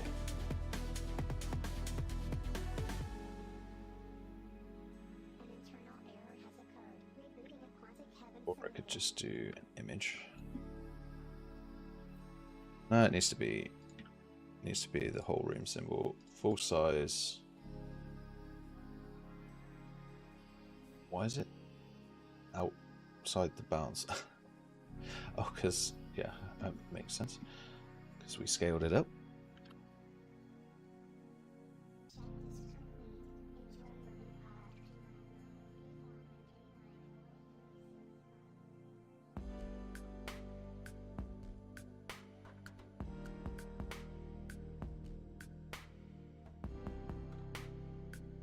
I'm going to set this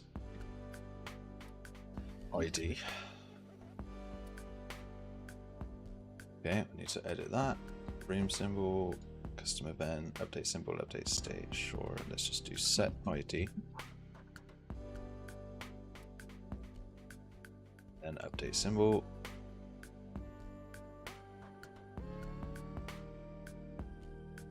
Set ID. That'll be draw room symbols here. Just got to set this to the current anomaly. Do that at the end. The animation. This will be collapsed by default.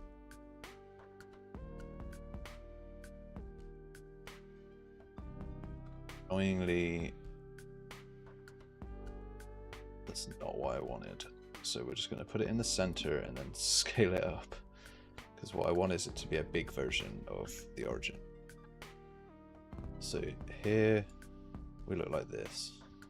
And here I'm just going to say it's 3 by 3, my guy. And it looks disgusting because it's, yeah. So maybe we won't do a room symbol. Just do an image. Image. Complete. Center.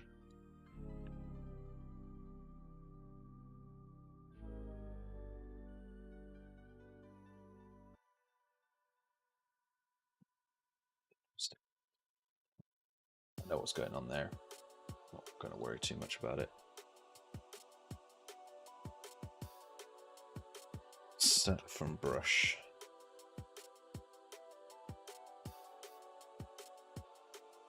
Set this via the material and essentially current anomaly. If it's the current anomaly, I'm going to steal the material instance dynamic from here. Mid. Get mid. This should work. Yeah, so it has worked. I'm going to need to increase the resolution of the original asset. Additionally, when we play this animation, boop. Well, firstly, this needs to be collapsed. Don't worry about that. Link those assets, and then I'm going to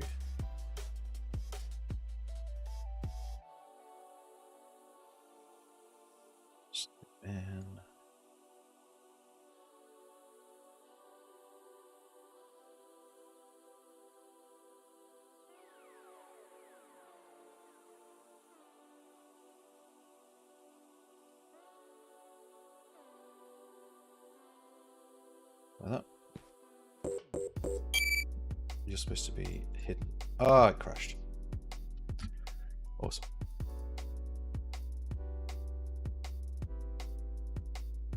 Question number 1.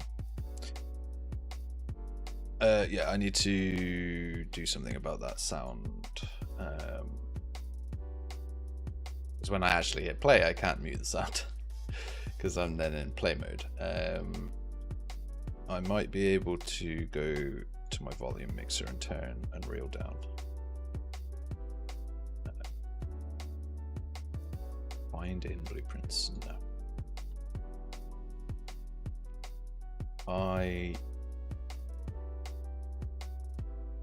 LED keeper. What the hell is that? What the hell is that? LED keeper. I don't even know what that is. Viruses.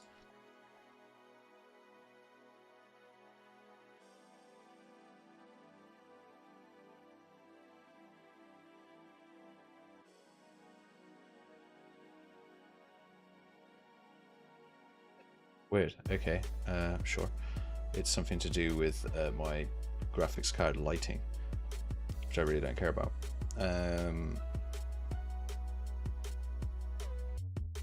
Okay, so then I would do it through the play settings.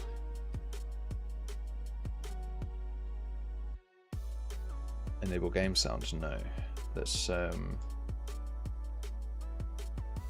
just try that real quick so I can test if it's still going to make noise.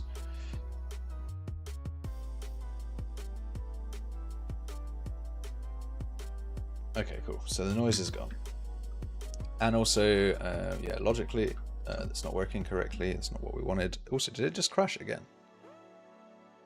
Okay, it really doesn't like what I'm doing with that animation, so I'm going to change that because that's no good. I'm not going to argue with Unreal. I'm just going to change what I'm doing.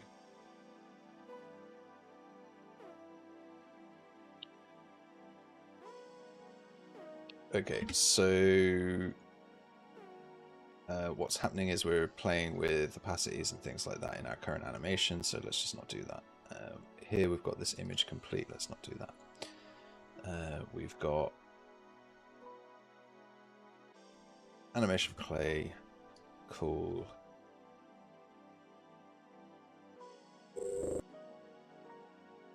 Turn that off, no.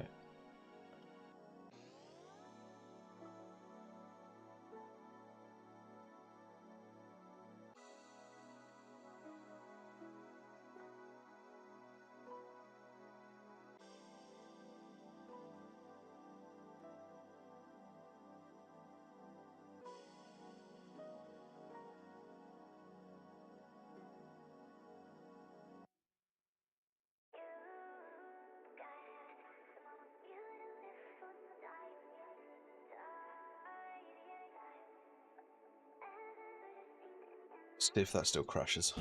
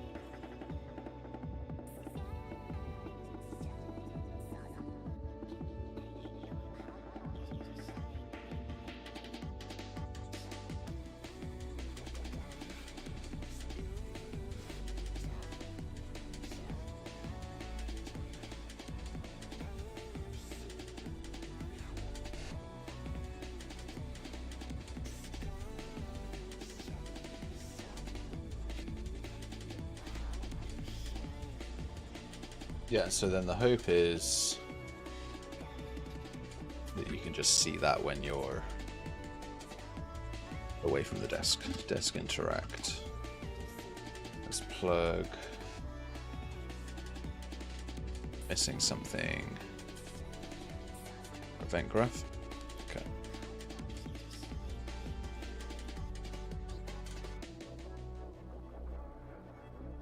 So then when you are here, you can see that symbol. So when you're back in the hallway, it's like that anomaly, that was the symbol for it. And so as a player, you can then write that down on a piece of paper and start to know, and start to like collect the information about what is going on. For combination endings later. Okay, so I'll just play that animation one more time. Bloop, bloop, bloop. Yeah, we're actually flashing way too much stuff, so I'm gonna edit that quick.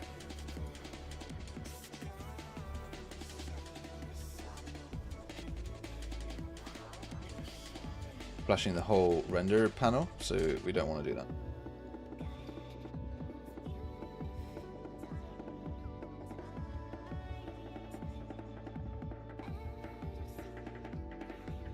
And what I might do is bring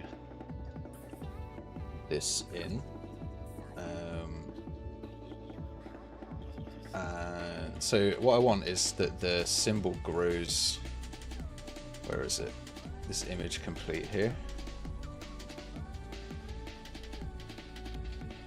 Oh. I guess it doesn't have an image right now, yeah.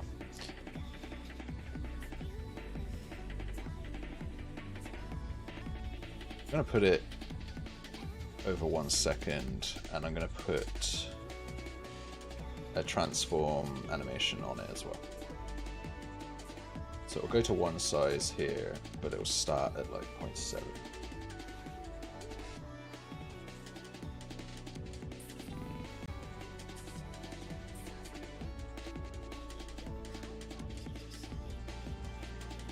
Okay, so it's all a little bit too fast.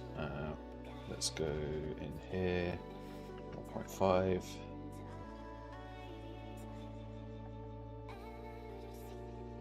I want it to come towards the camera and then you have your visual effect.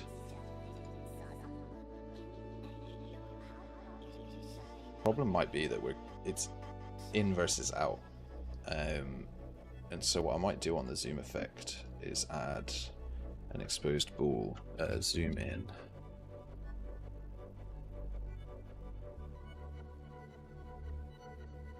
Which is true. And then here we just do a selector that's like, if we're zooming in, then it's 10, otherwise it's 170. And then in our desk, I don't want to zoom in, I want to zoom out. And so all I need to do is line some of those animations up a bit better.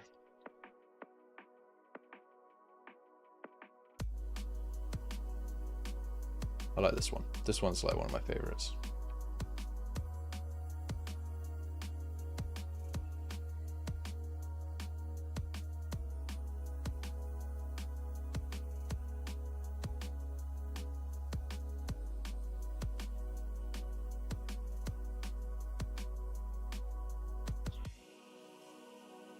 Again, a quick executive decision here, but basically this needs to be bigger.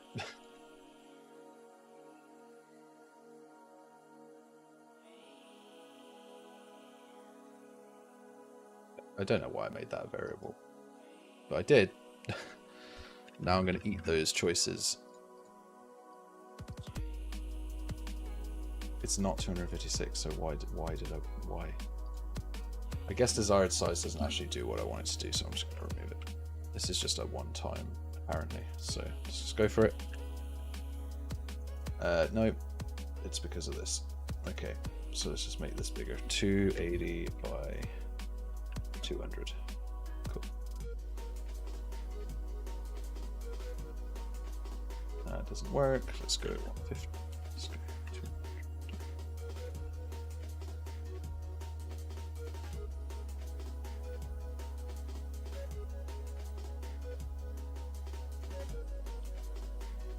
Let's go back to the drawing board on this animation, and it's actually really difficult to figure it out because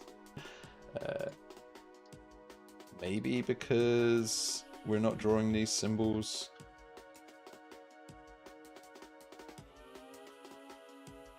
There we go.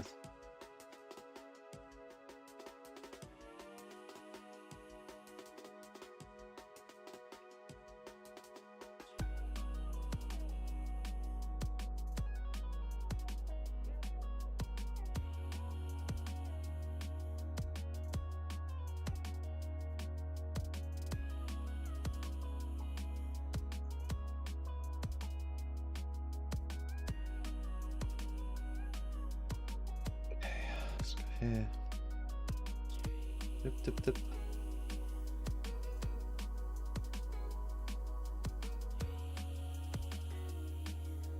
really doesn't like it when you don't play in the right direction.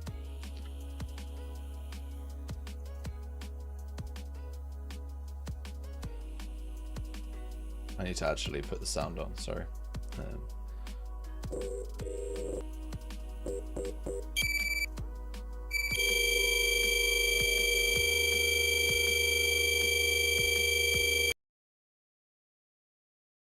Okay, well now I'm stuck with that in my ear. Meanwhile, to turn the bloody music off. Right, okay, we're back. That was, sorry. That was crazy. Sorry, everybody. Hope you're all awake now. I am. Who needs coffee? We all just need terrible, terrible, traumatic noise. That will wake us up. Oh, yeah, I'm feeling energized now. Anyway, speaking of coffee. Oh, I bet you loved that. Yeah, that's right. That's what you get. That's what you get, viewers. You thought you would enjoy this? You were wrong. Okay. So I had to close that widget. And now I've forgotten what's called anomaly containment. Okay, so back to this. Man, it would take a lot longer to do this through materials. It would be, better for the game. But let's just mute that one more time. No, I did it wrong. Got to do it again. Anomaly containment. Okay, so back to chilling out. Usfaba. Turn this off. Cool. Blink, blink. I really don't like it. It's a bit doot doot doot doot.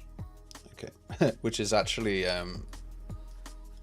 the cadence was inspired by the Master Chief shield. Doot doot doot doot. But it looks crap.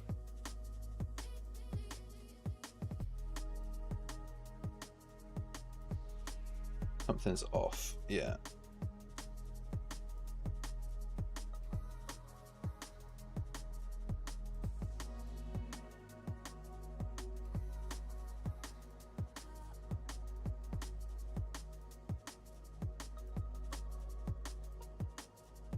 This, I just have a white image.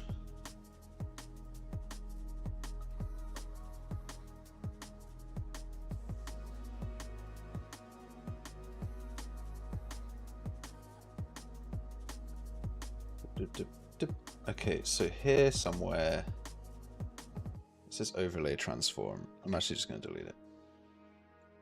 And then we're going to grab that overlay transform and get rid of the scaling that's on it.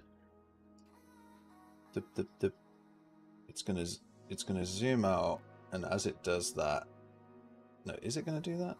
It's going to go blink, blink, blink, and then here we get the what I want to do. Let's get rid of it. Which is this one. And I want to bring in my logo. No, not the logo. The complete image here.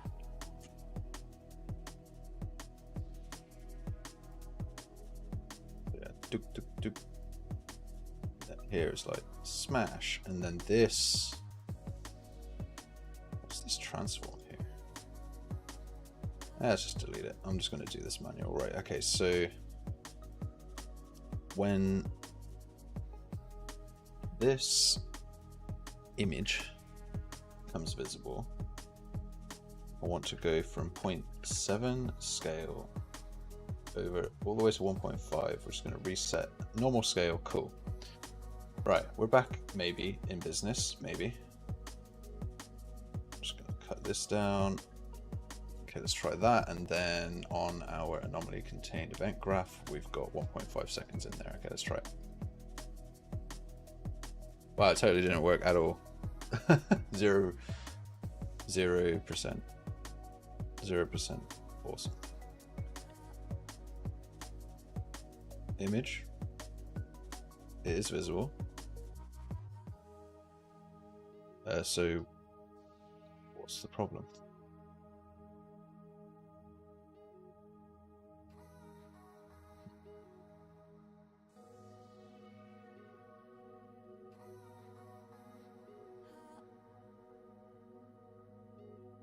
Image takes the mid. Yeah, cool. Okay. So you should have a material instance in there. Why can't I see you? I'll go here. Image. White grid low.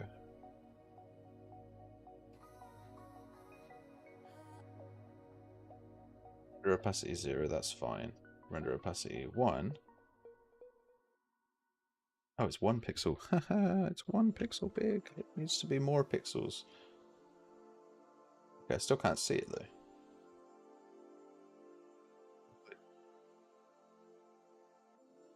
Hidden the element? No. Where are you, image? Where are you? White grid low, 256.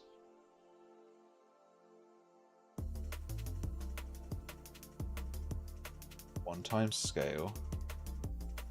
Visible. Oh, it's right there. That's fun. Boop.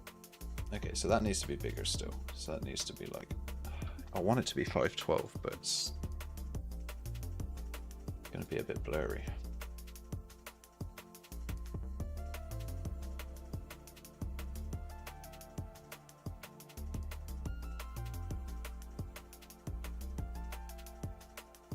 There's just so much going on. Oh my god. I think it's when you press escape during an animation, which is a problem. Suggests, yeah, it's not great. Too much going on in that animation. And not anomaly contain, like it's just too noisy. And it's to do with this border that we've got here, which I'm going to replace with child and then just delete from here. Sorry, yeah, that's back again. Enjoy.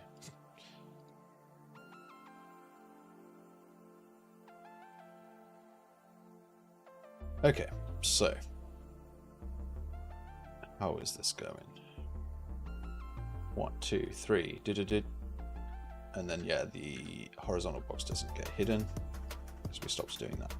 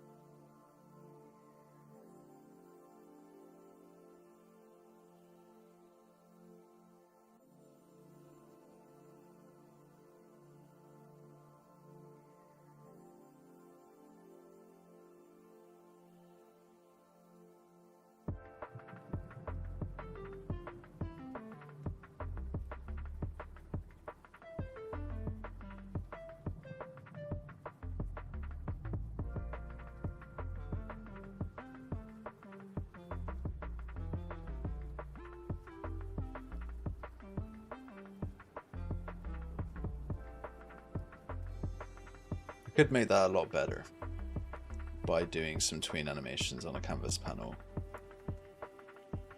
to draw that from wherever that symbol was and then sort of like come up to the main screen. I think that's going to look a lot better. So let's just try and reproduce that from our original stream that we did, where we did that. So we had a canvas panel wrapping the whole thing, so that's pretty easy. We just wrap this entire thing. Actually, no, we don't need to do that. We can just do a canvas right here, I think. Let's just double check. So how did we do the tweens? We would move a folder by getting a position of a folder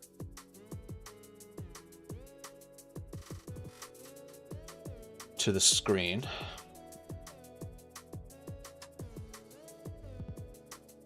Okay, wait, let me try that one more time.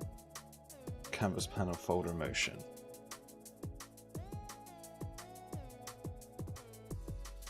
Here. Inside canvas. Okay. So this is, okay, right. Canvas panel folder motion. We get the location of a folder in relation screen to local here, and that's the target position. Then we know the start location because it's wherever it is on the canvas.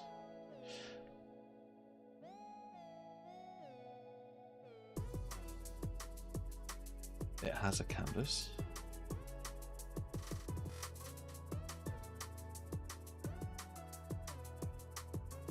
Forgotten how I did this. Get the target location of the folders at the center of the screen.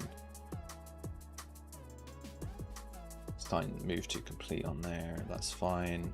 We're looking to do a tween.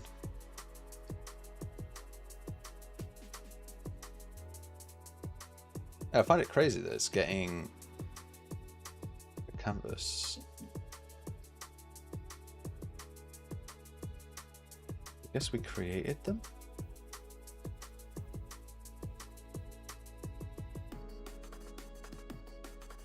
Where's this coming from?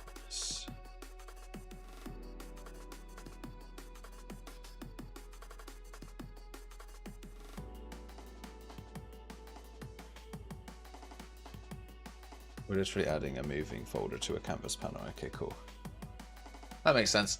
And we're putting it probably in the position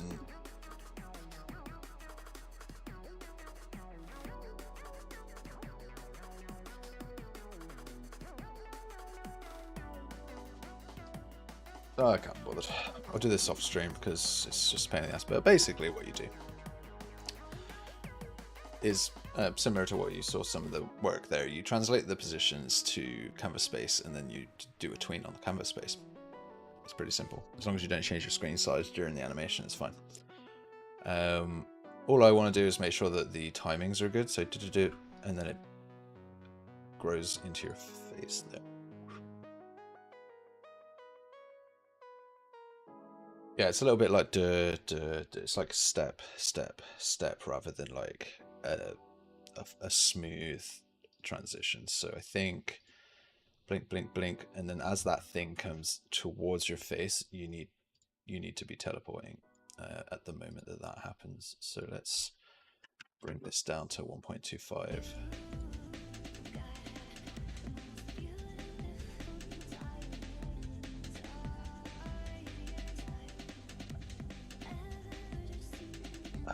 Interact desk. Let's try zooming in as well.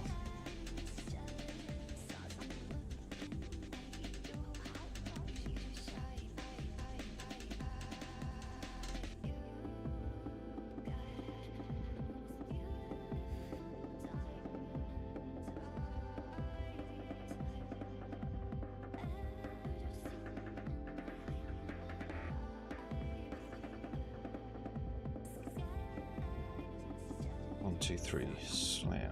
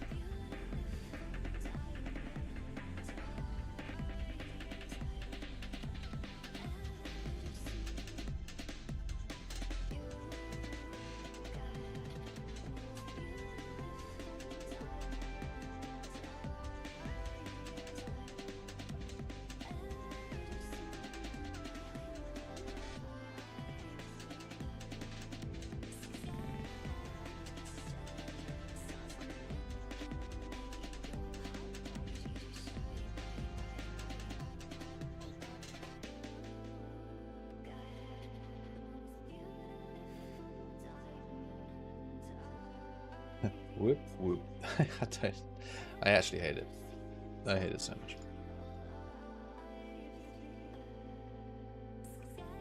Guess maybe what I need to do is just make it massive.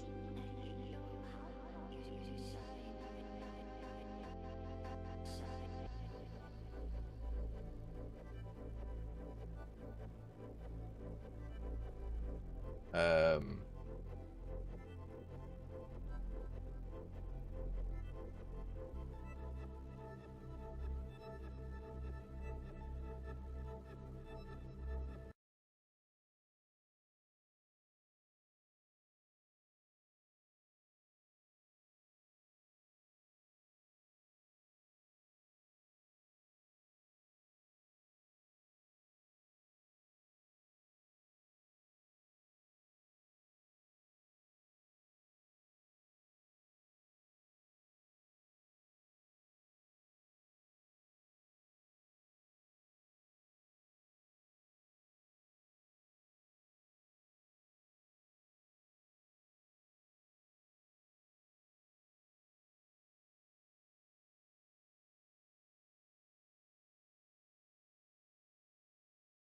beep, beep, beep, shoo. Get the sound on, so yeah, sound alert, I guess. Let's go. Sound warning, advanced, turn the game sound back on, enable the game sound.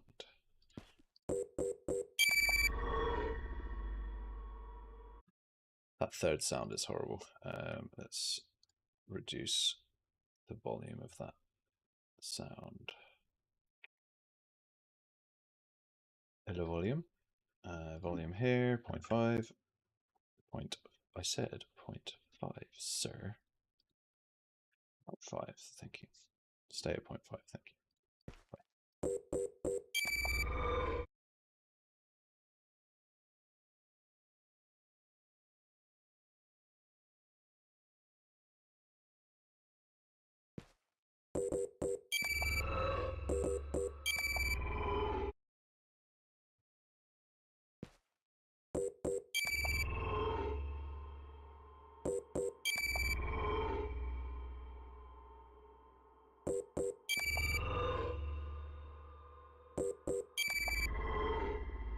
You don't really have much time to look at the screen, I've realized.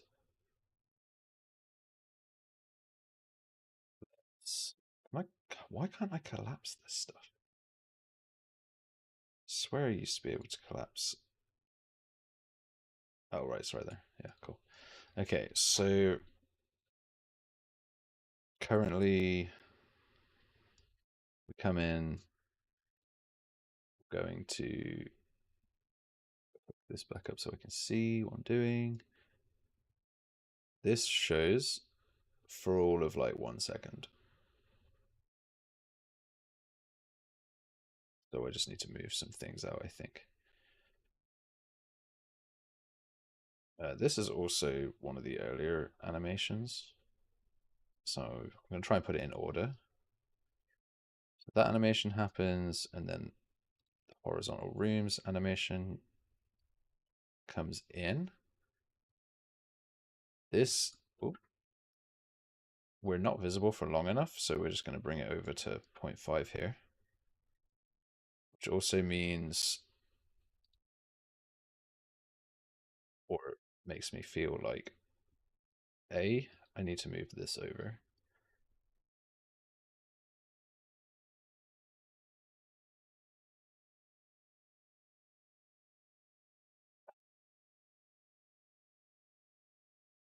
B, I need another one of these.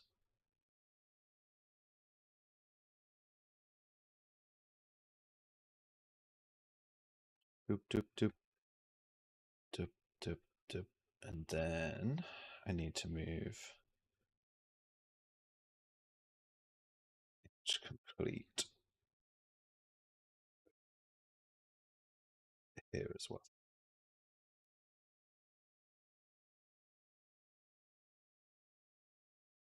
Okay, let's try that.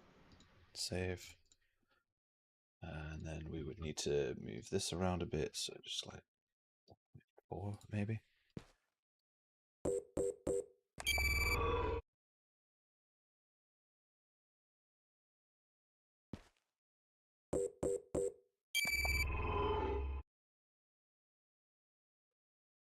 0.7.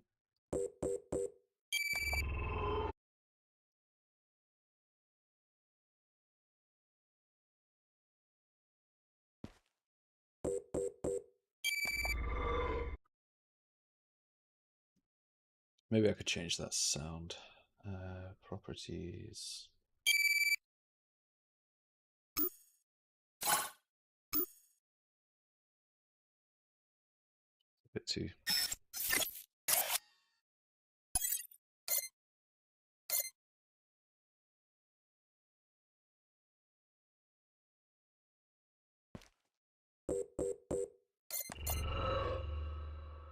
Oh, it plays twice. Fun. Yeah.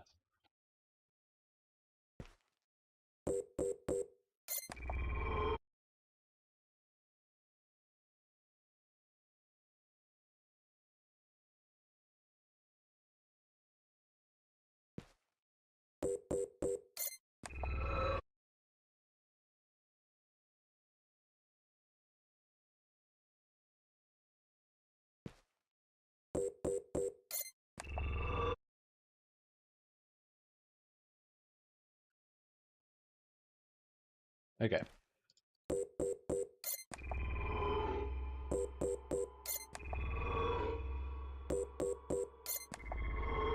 Posture.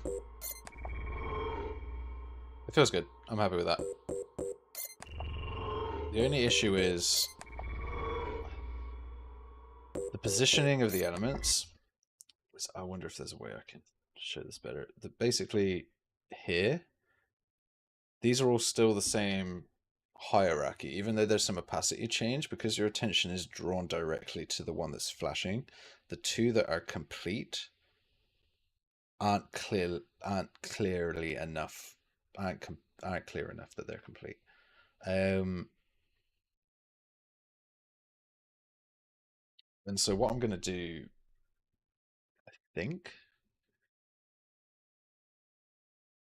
it's just like a real cheap way to resolve that by taking this ream symbol and essentially moving it down the page. So 250 units.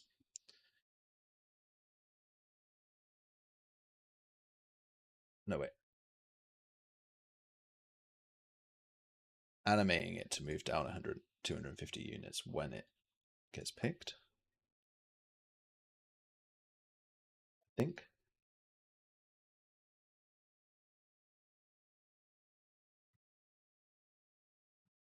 Let's move.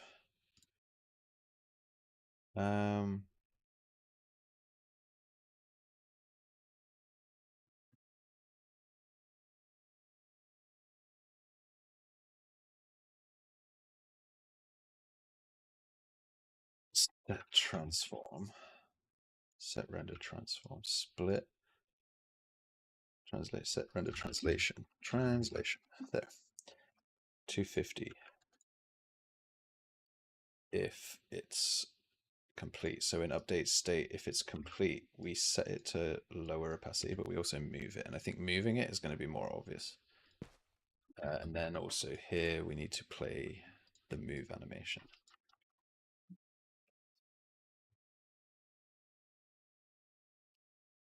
Try that. Fail. Let's reset that.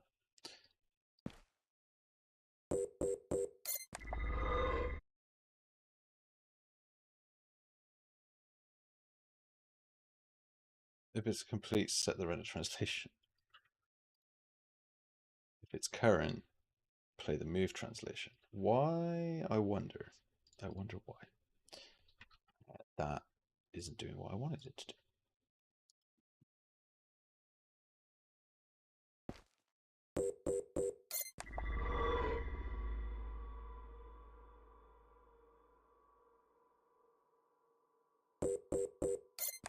I don't need the music anymore, so I can turn that back off.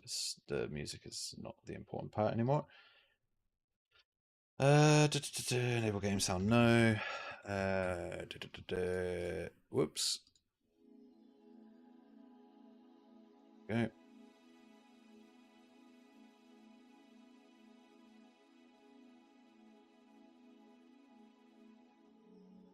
I don't think animations play slower. Yeah, no, animations always play at the same speed, which is quite funny. Where's my icons? Which is annoying. But that's fine. It shouldn't take long. We've got AI tools for that now. So 2, 3. 1, 2, 3.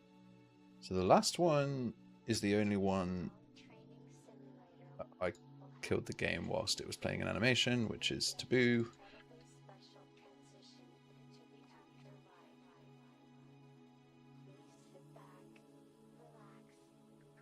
Once I'm done with this, I need to have a quick break because it's just spinning my head around in circles. So then we'll do the kind of subway-based system initial UI that's in the main lobby.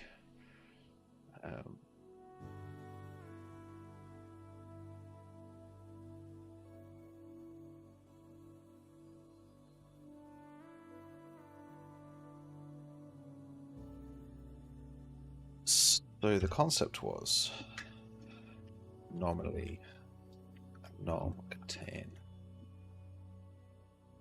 It's supposed to just be a quick hacky animation, but it's turned into something annoying. Let's turn this off. Doop doop doop. The idea was that these are all supposed to be at 0.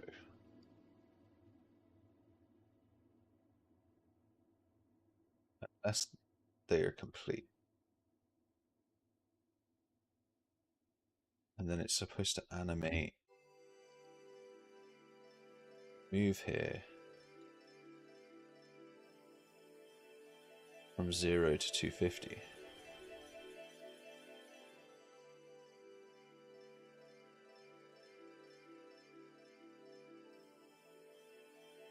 It is only 0.5 seconds long.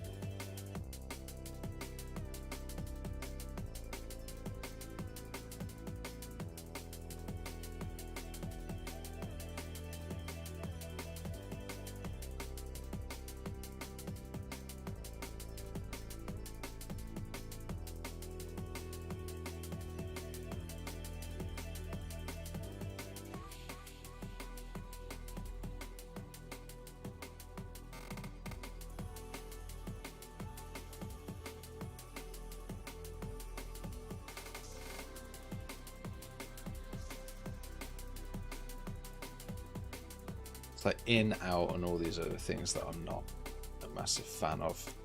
So I'm going to try one more idea.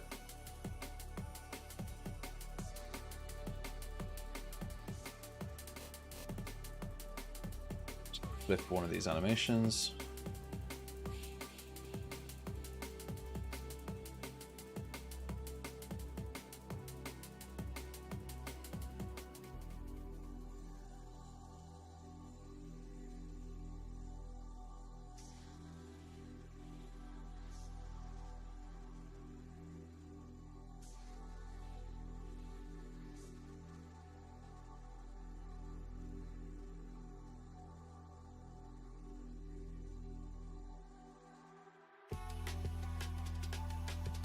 Yeah, how big those are now.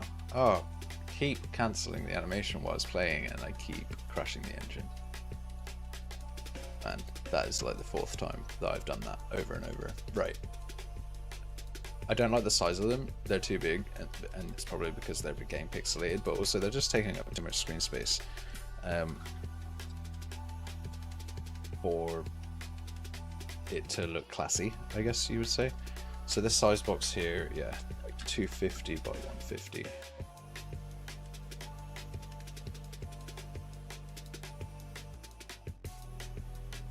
Also out of coffee, so another reason to go downstairs and do that.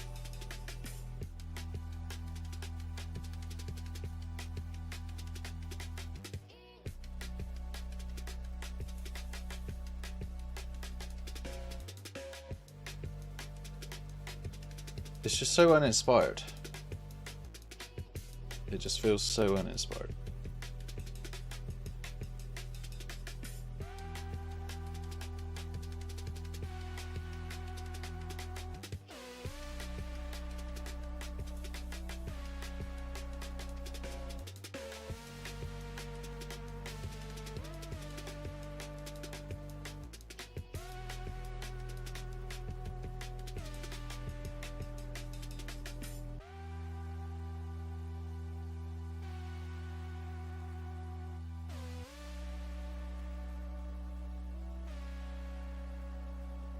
Why would setting the brush color kill it? What's wrong with that? The brush color is that color, and then I make it black. So, 0.5.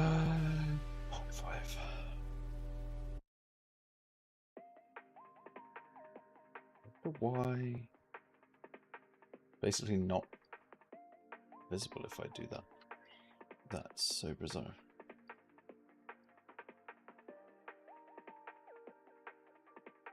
Be careful when I'm pressing Shift Escape on there.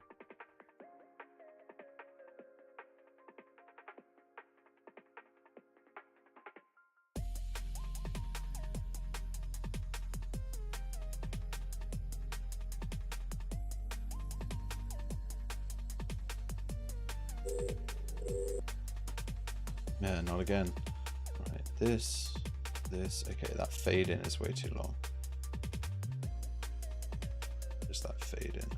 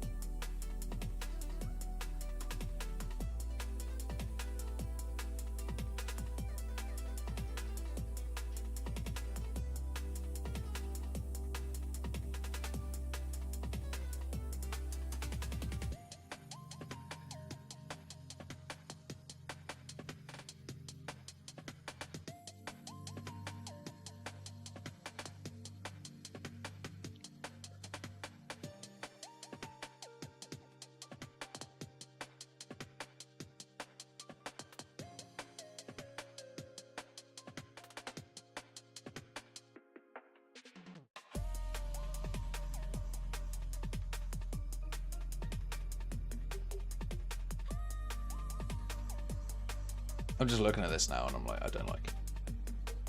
I hate it. I hate everything about it. And so I really wanted today to be a really productive day. We're gonna sort this out. We're gonna fix this. We're gonna fix this. I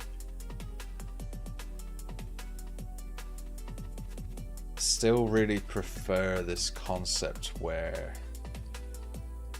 wait, where's, yeah, so zoom in,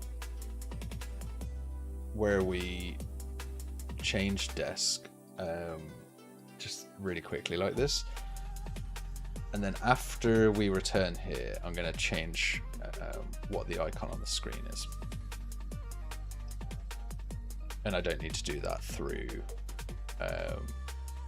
animation at all. I just need to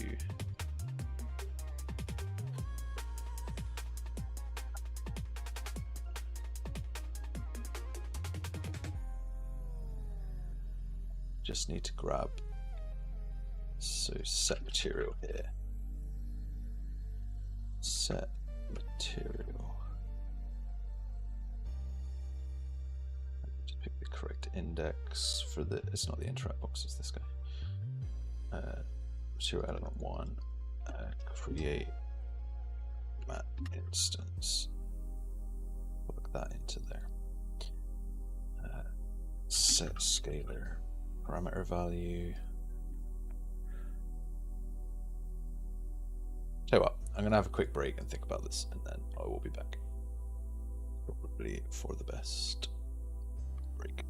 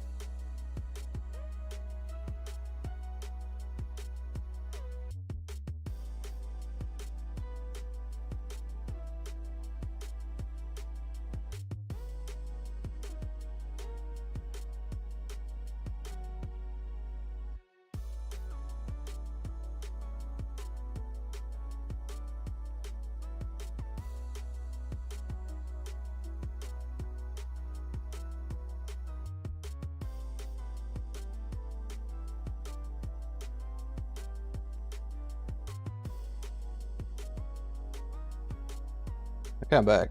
I'm back, and I think I have a few things that I want to do. So, we are going to do an animation on the screen. I'm definitely going to do that. Let's go back, turn that back on. I'm going to change the material screen. Let's go grab this material here. So yeah, we just need to make that the parent, and then set the texture parameter. Set texture. Actually, no, because it's going to need to be. Right.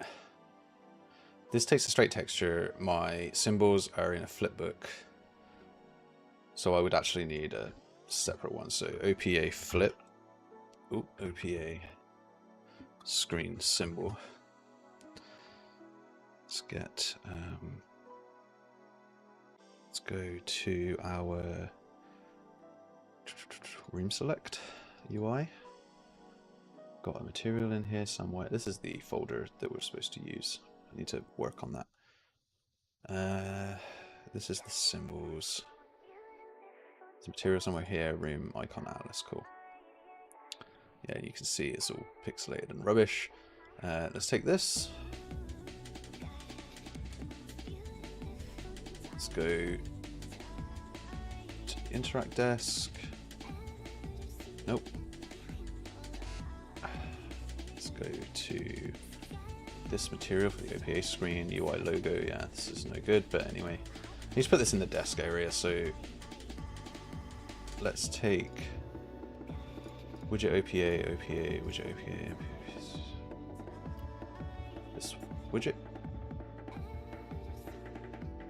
These three, they need to go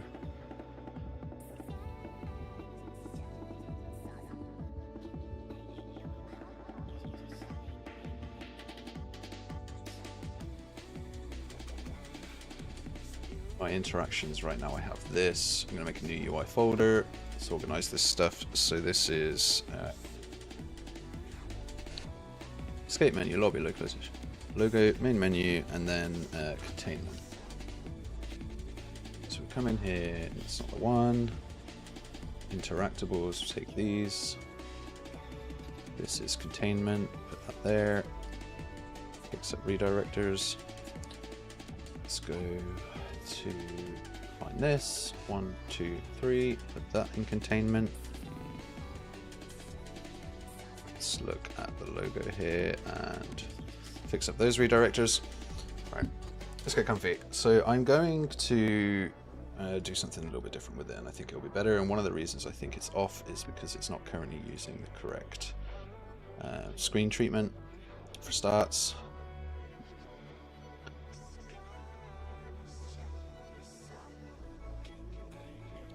But we'll see. I'll we can do some iterations. So screen symbol here, instead of Slate UI, we're going to use, this is the emissive color. It goes from here to here. Let's just take the alpha.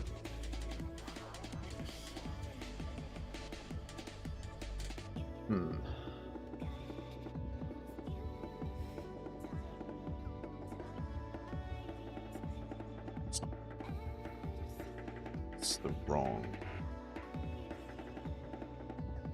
material.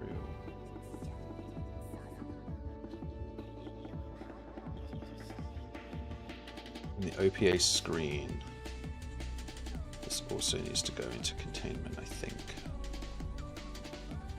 Okay, so I don't want to play with that. Duplicate this, OPA screen, flip, or symbol. This up. Okay, so we have, this is the OPA texture here. I'm going to take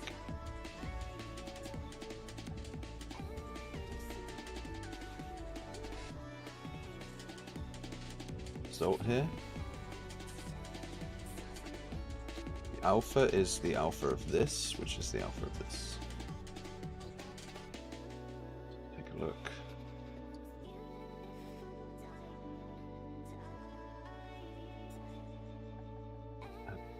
probably actually still do want screen scaling on the UV. Put that down here in the UVs. So all this is our flipbook, but now on a screen material instead. So we don't need this. We're just lerping between the screen color that we wanted, and now we're using a flipbook instead for the emissive. And then this is the emissive color that appears into the lumen. All this.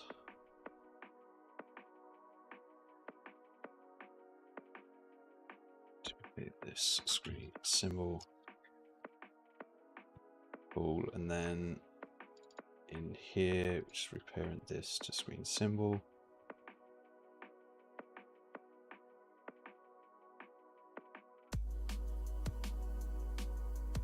Why can't I set the texture? An atlas.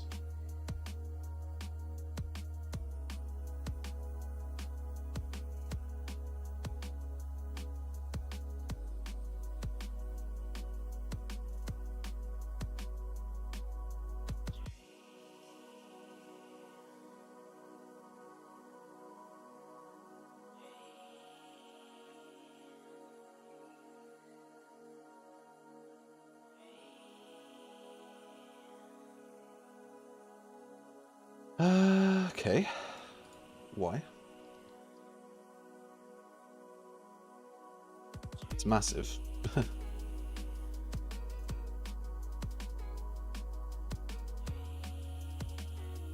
I need to be able to scale this. Maybe this isn't clamped. Clamp it.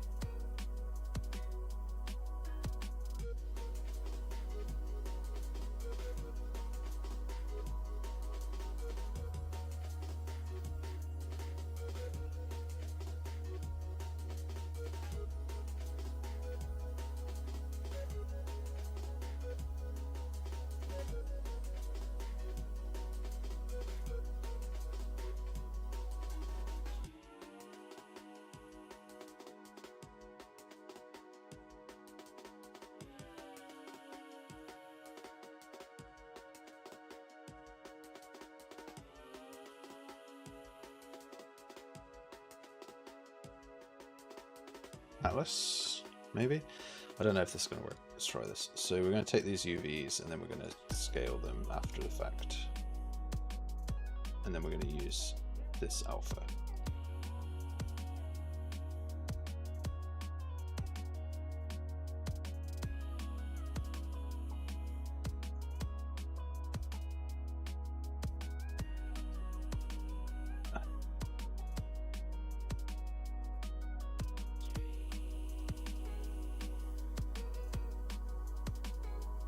Isn't going to work.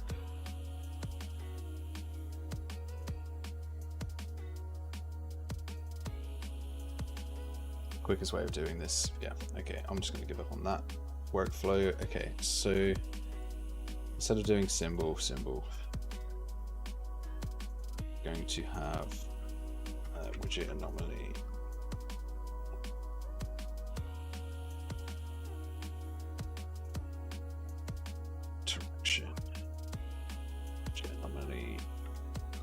Contained. Yeah, in here we'll just need an exposed ID. We're going to create a widget on the return desk. We don't need to play an animation. We don't need to draw any symbols. We don't need to have this in here.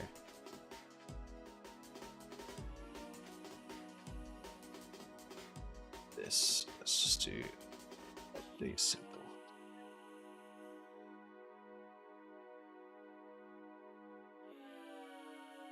Then I'm just going to get rid of everything except the image.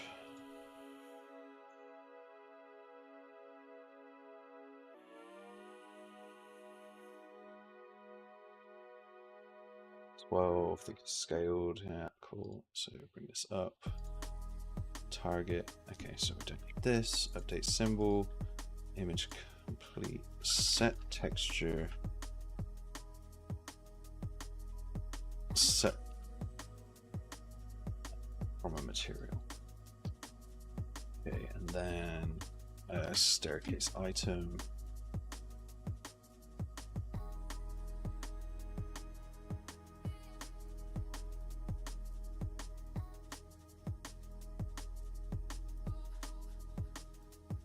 Icon.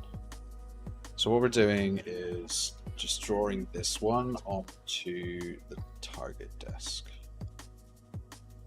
Brush this. Okay. Cool. And that comes in ID as an expose on spawn. When we interact with the desk, let's get rid of this.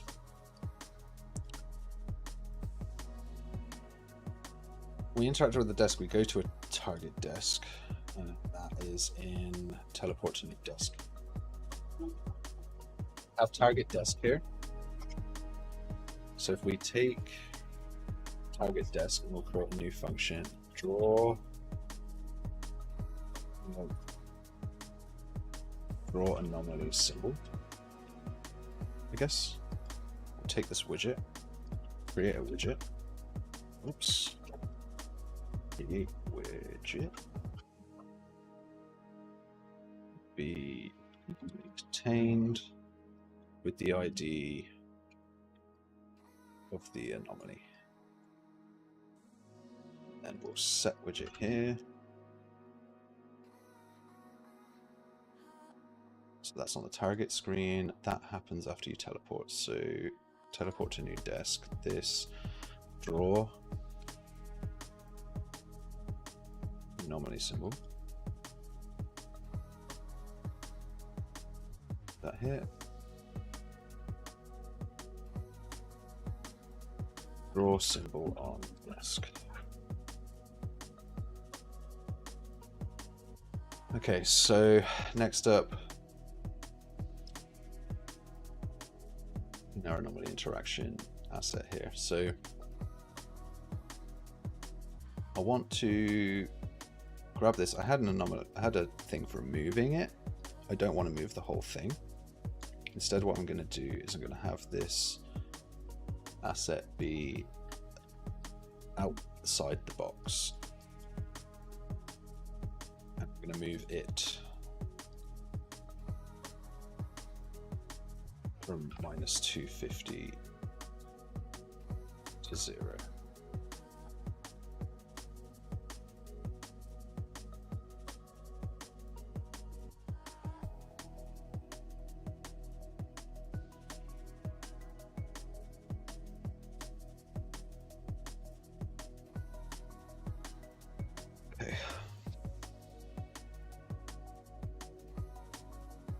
Here I kind of want to play a sound when it hits here.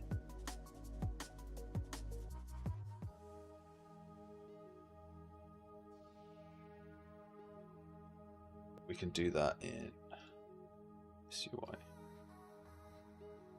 So the ones that are complete, we have an update state in here somewhere.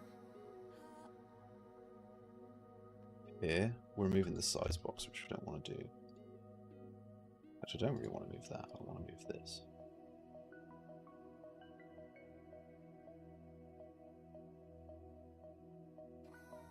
Interesting.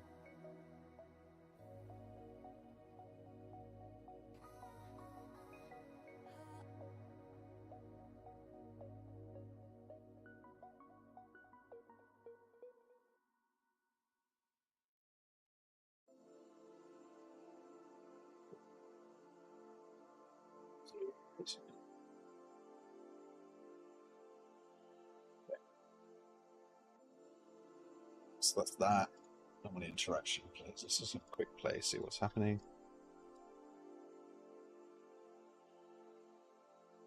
So this desk should have updated, but did not. So draw anomaly symbol here. I think we also need to set visibility on this to true.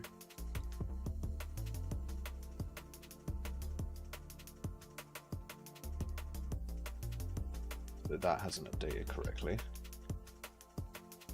Anomaly contained, then graph update symbol.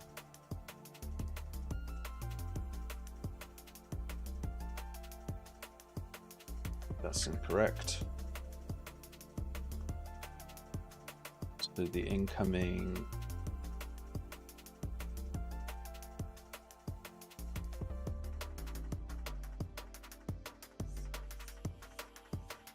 it will be correct when it is actually from the rooms.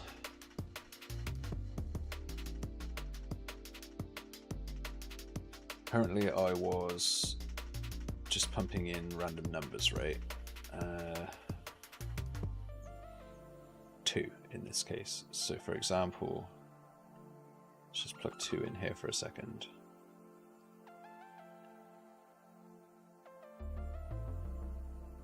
I don't want the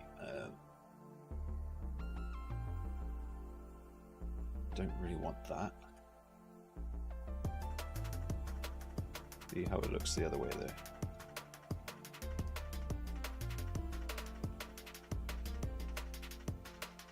Yeah, I'm kind of not keen on the concept at all anyway, so let's go find it. Find references by name. Not really keen on it, so let's just get rid of it.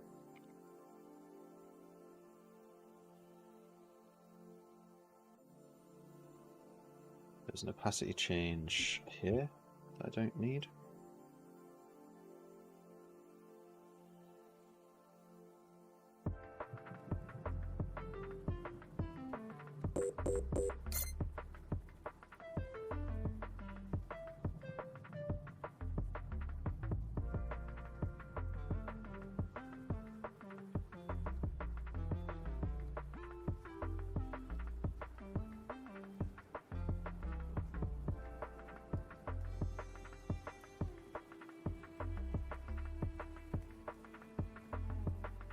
Game sound back on.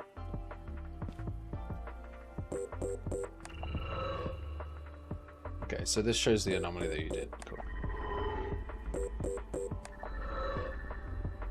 And then on the last one, you're going to go back to the elevator anyway.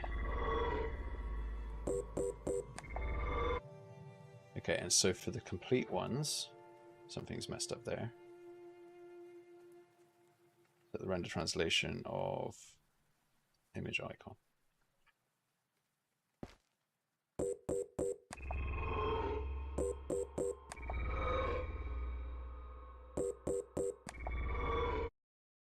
The one that's out of bounds is out of bounds, so that's fine. Let's go back to anomaly contained, update symbol. This is that fine. This needs to go in here. Right, I'm going to go test this in level now. Test dungeon, level underscore dungeon. I'm going to just hit play, just go for it, right? And then we can move on to the welcome to Monday thing. What's going on here? It's new.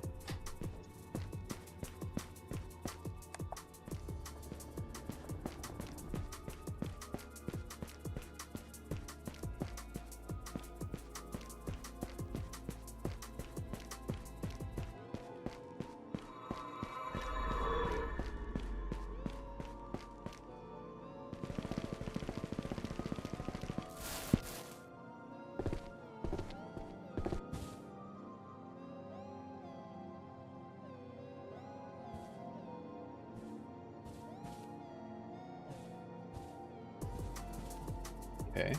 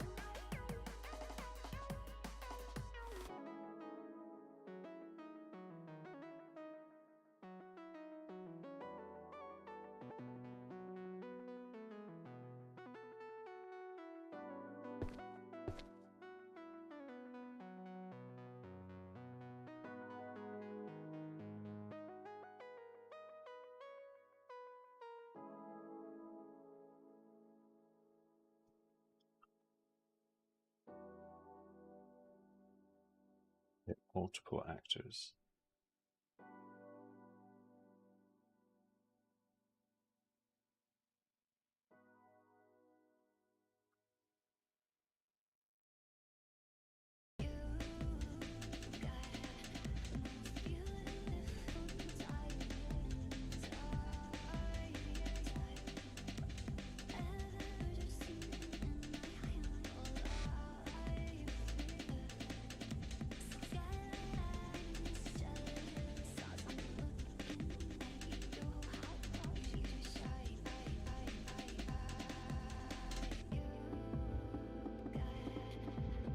So here you're only hitting one actor.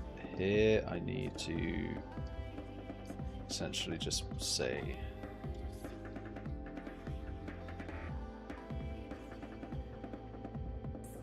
we're not, interestingly we're not hitting that.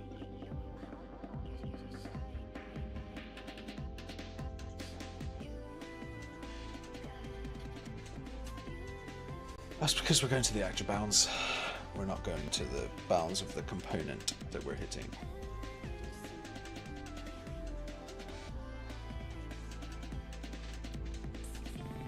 Yeah, this interact component sucks. I'm just going to put this in. If best actor isn't valid, then we're just going to use I actor as best actor. So there's always a best actor. As long as it implements the interface, you should be allowed.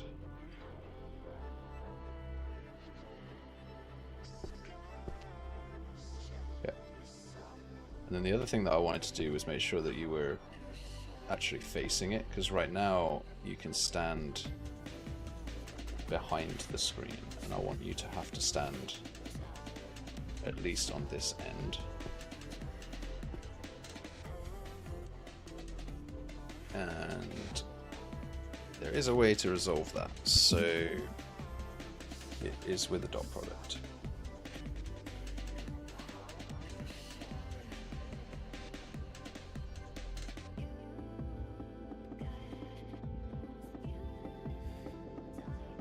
During this check,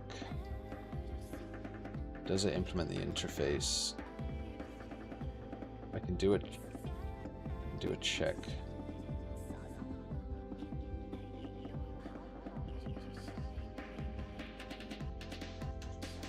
It does implement the interface, as I can interact.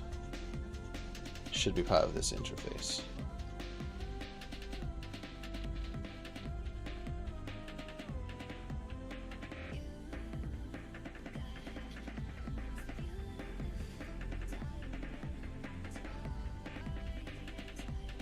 I already have a boolean called can interact, so I'm going to have to factor this later.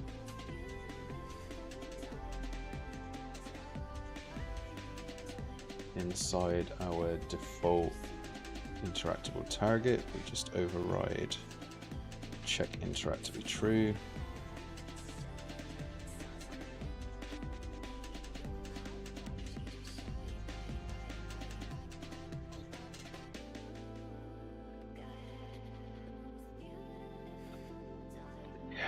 And then in the desk, I can override that.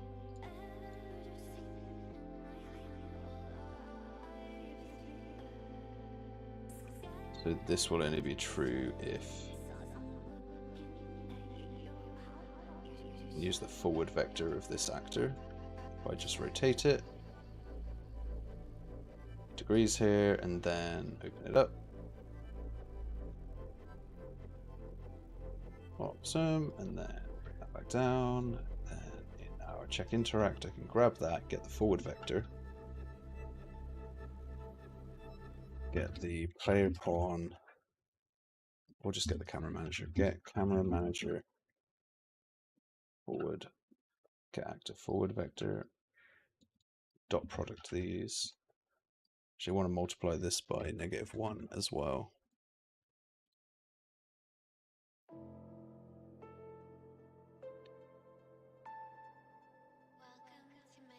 So we're just going to say, are you generally in front and looking at it? Print this. And then the concept is it must be more than or equal to sort of like 0.7.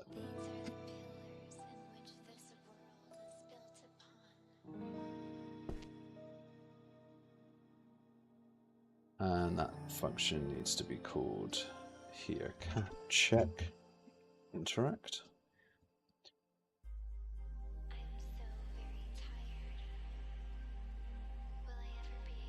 Yeah.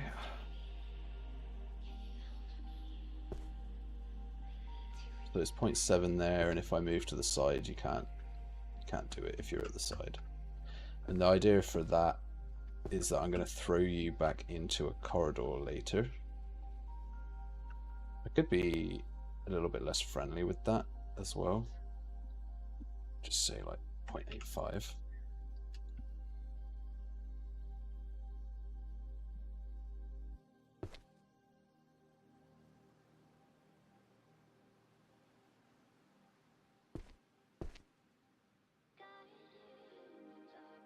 But it's probably fine. I think the looser I am, the easier it is for a player to succeed at the loop, so.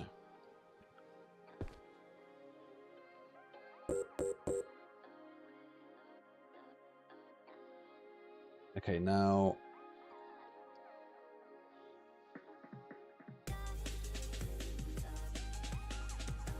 that should solve the problem I was having. First run.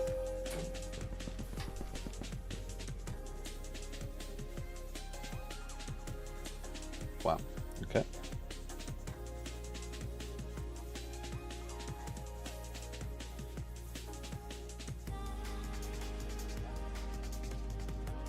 An unimplemented boolean returns false, so I have to implement it in everything.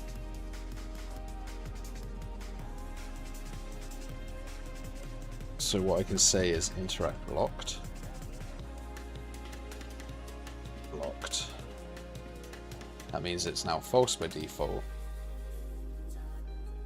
It's not blocked by default, and which means I don't even need to implement it here. I mean, it's implemented now, so I can't get rid of it. Interact desk in interact blocked. Essentially, it's blocked if it's less than or equal to 0.7.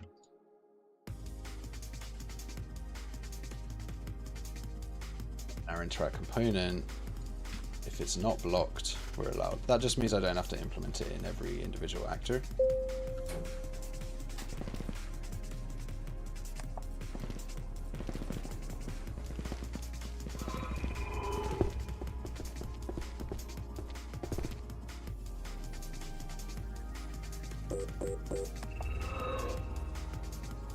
Okay, so that didn't work.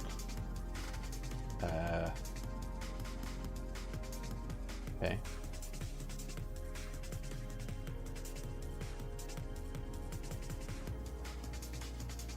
Anomaly ID is here. Plug it in here. When I teleport to the target desk,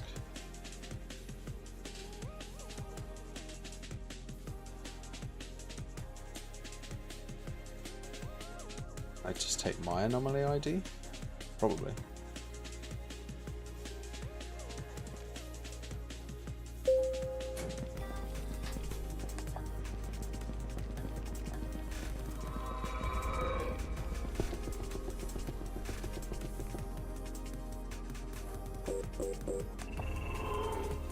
Okay.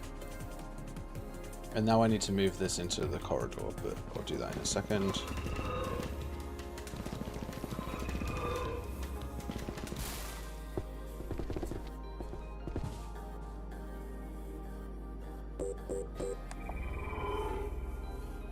Cool.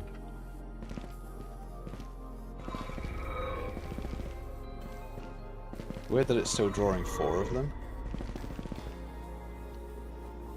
I guess it's because they're off technically 4.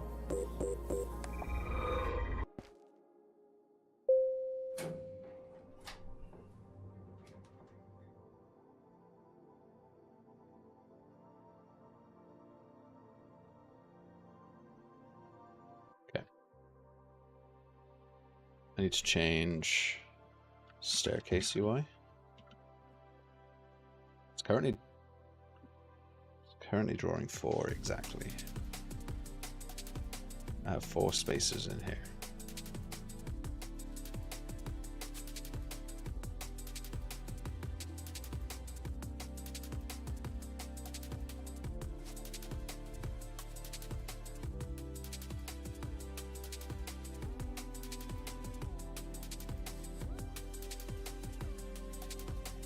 Panel selected here.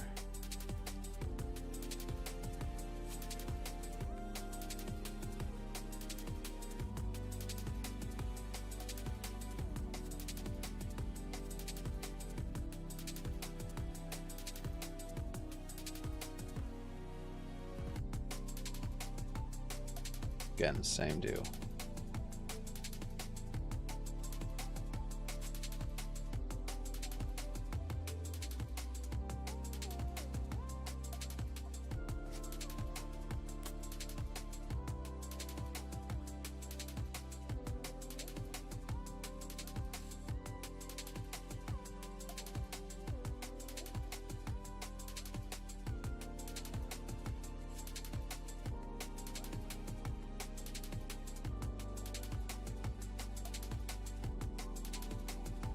So when you select an element, as long as it's less than 4, and I'll just put here required rooms, and that's going to now be 3.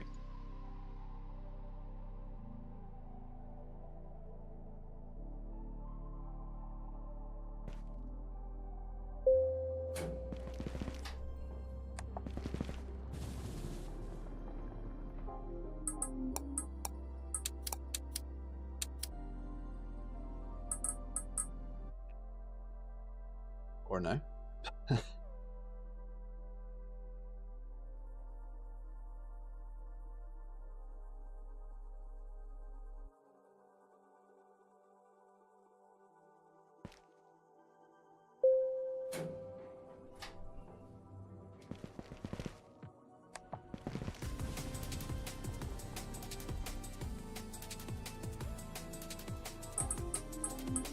One, two, three.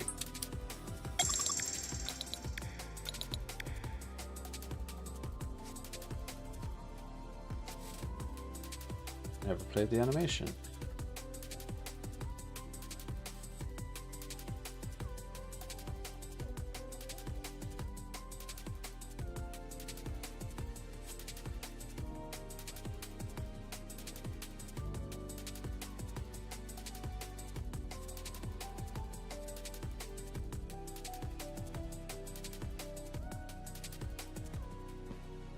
Pretend it played the animation.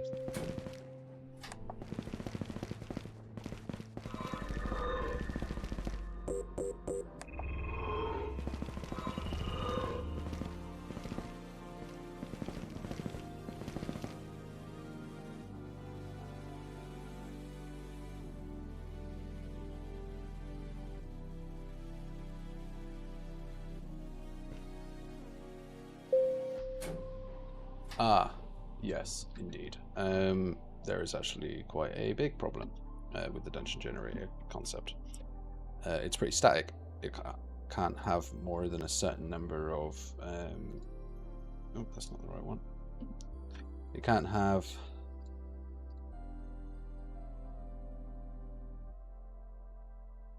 more than, basically. Okay, so I just need to remove this, plug this in, and then you have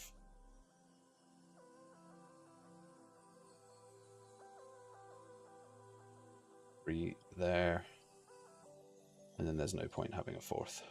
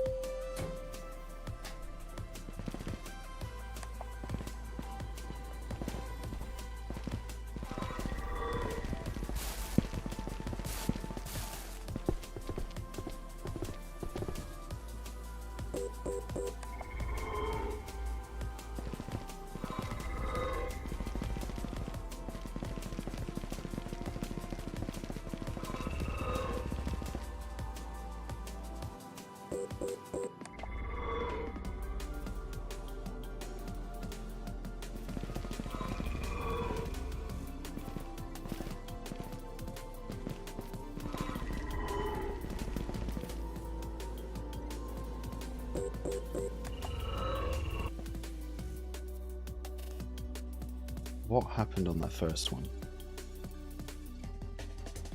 It just didn't... I need to run through this, I guess, slowly or something, because it didn't trigger...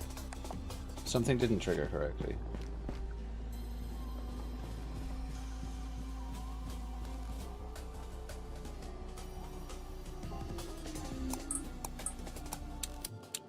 Okay, so we've got the DS7. So those are our 3 symbols, DS7.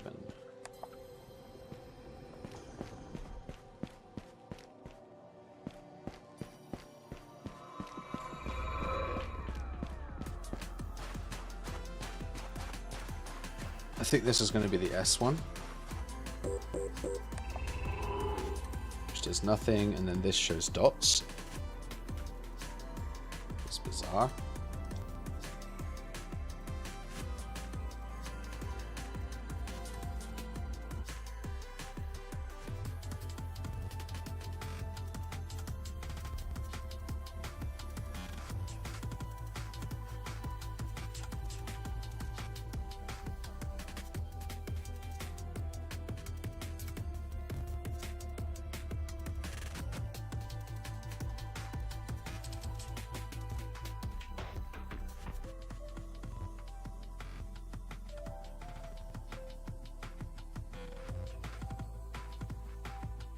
Makes me wonder if I'm doing this incorrectly.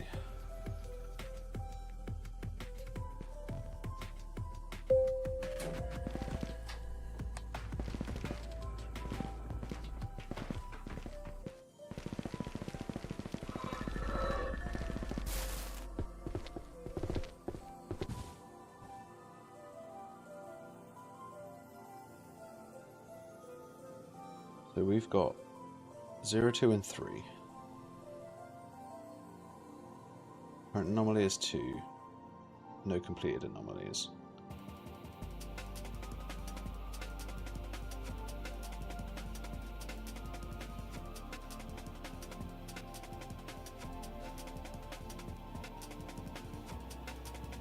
So, yeah, okay. So element, I think element is the wrong thing to use here. Which is weird.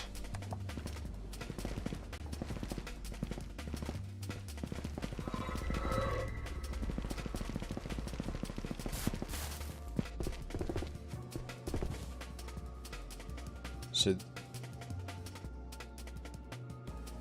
should just be room 2. 0, 2, first one should be false, second one should be true.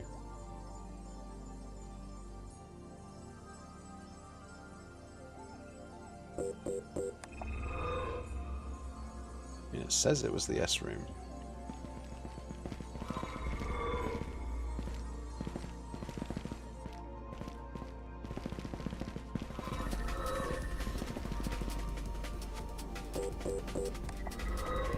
It's the D room. Whoa.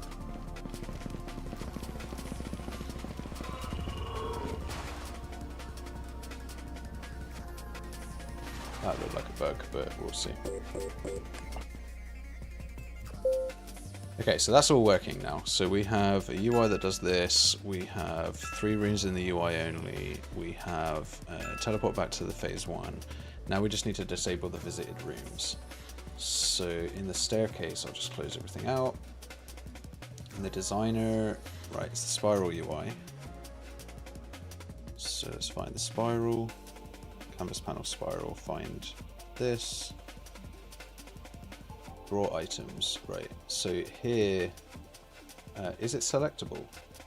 And the answer will be no. So get save, get visited. Right, it's a variable L visited. No? Okay, try again. L visited.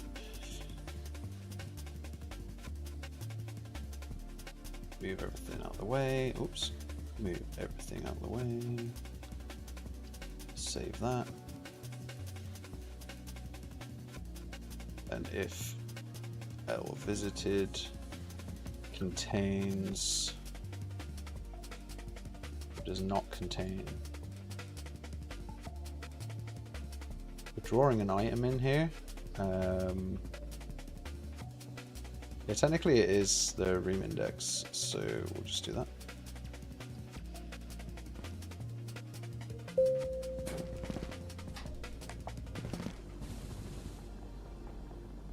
Okay. So we should have some grayed out ones. I guess not. Is selectable, what does that do? Event graph, pre-construct ID. Construct. If it's not selectable, then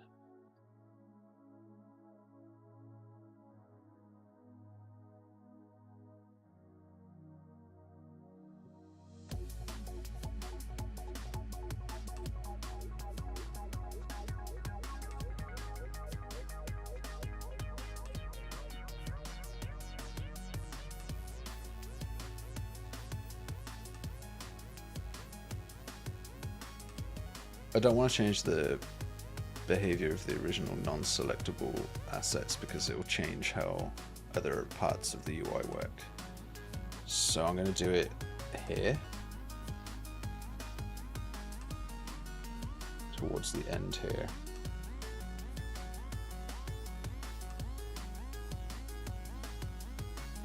If it's not selectable,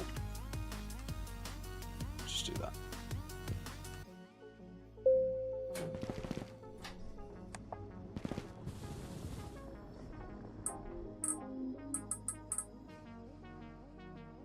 Have any visited rooms? Question mark.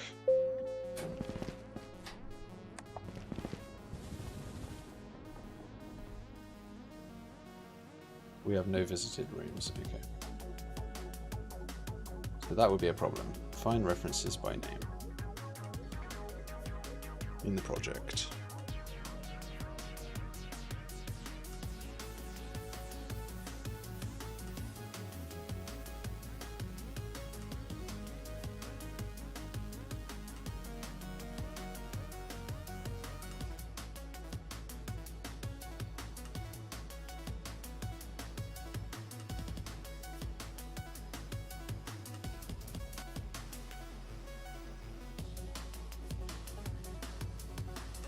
Kind of did that the wrong way around. Saving no rooms to the visited rooms.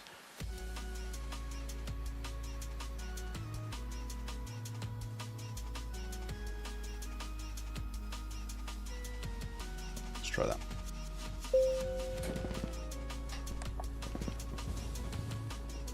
Okay, so we're going to hit 1, 3, and 4.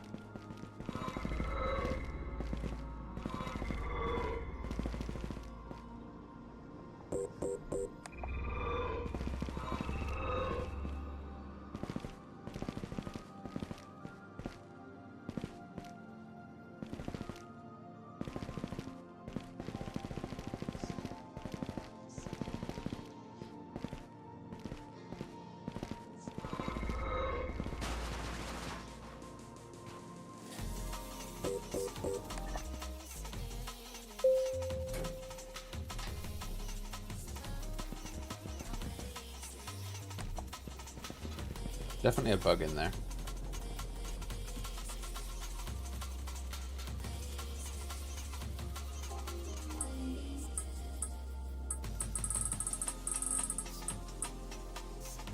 Something messed up is going on there as well. Staircase item, if it's not selectable, does it have a camera panel slot? Yes. Alignment is 0, auto size is this. My staircase, when I draw the items, what render opacity was I using? 0.5.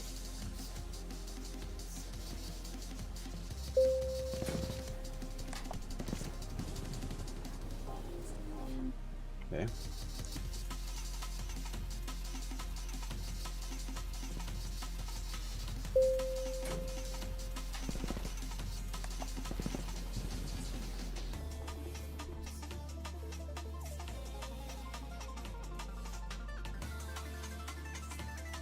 It does have a canvas panel.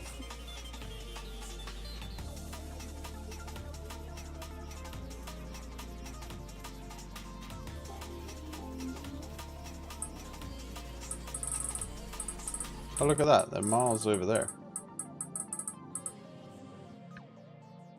Something to do with the alignment being set, at least.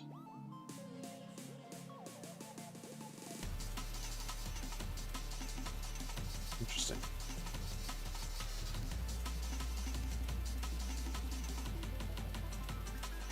Make a new custom event here. Custom event disable.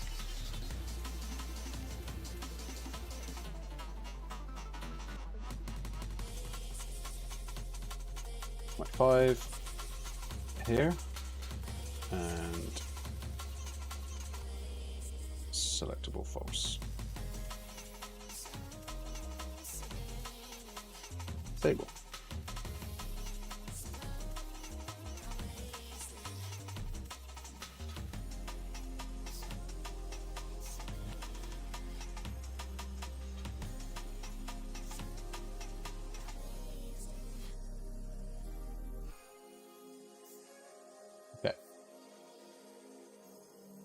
That's cool. I think I did mess up a nom containment or anomaly interaction, possibly. I think this does need to be element. 1, 2, 3.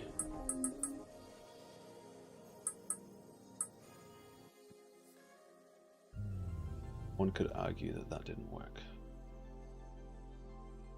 If the visited contains the index, then disable it. Set the render opacity to 0.5.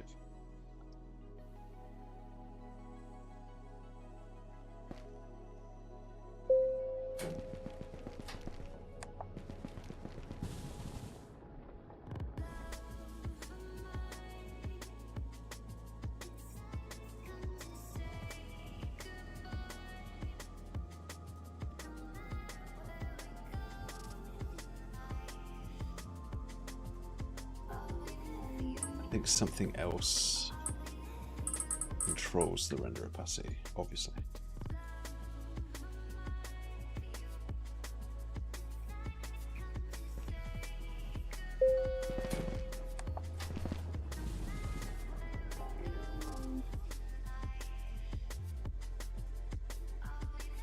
There's an update function in here, user interface, staircase,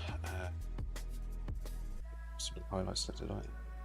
Second index, play sounds, set hovered. That's just brush colors.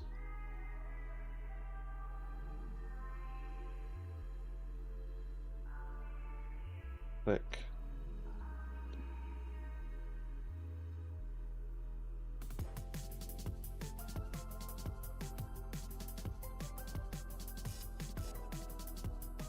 It render transforms. Updates the render opacity based on how far away it is from the center, so I need to set the render opacity of at least a child. It's a good enough solution.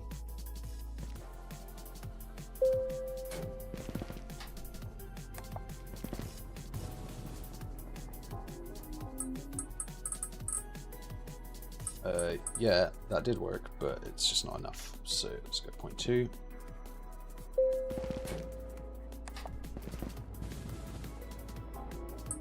Okay, so now we have these non-selectable entries. So the idea is to get the whole circle to be filled, so that's fine. Let's reset the save data and check. Time. Click, click, go pick 3 rooms. 1, 2, 3. I want DS7. That last noise is way too loud. I need to fix that.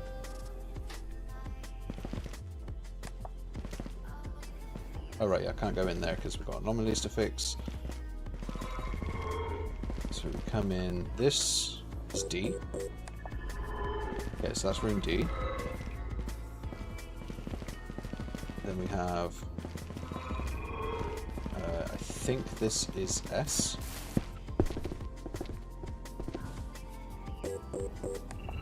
Cool.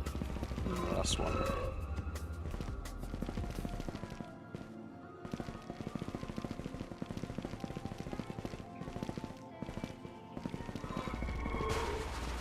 This should be 7.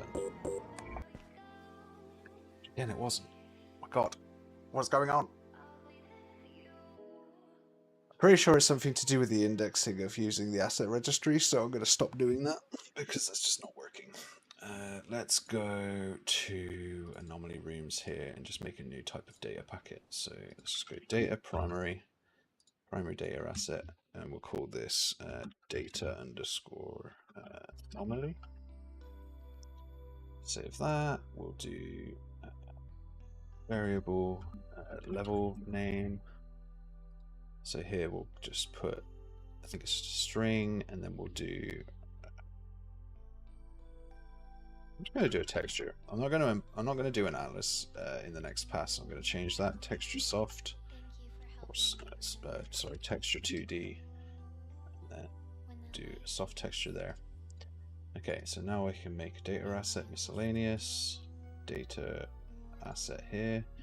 This will be an anomaly. Okay, DA underscore. Just do like desert 01, suburb 01, fisherman hut. We've got DA underscore worship 01. Should probably put the word anomaly in here when I'm searching for this in the future. It's a little easier to find.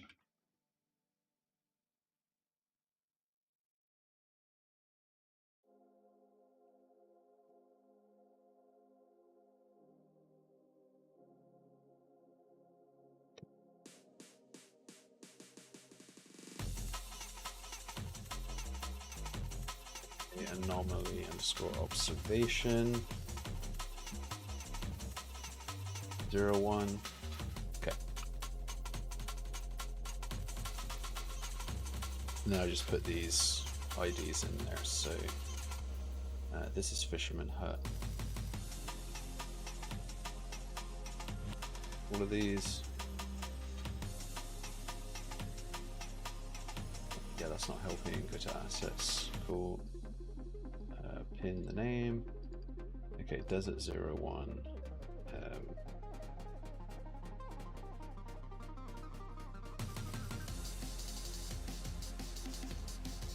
So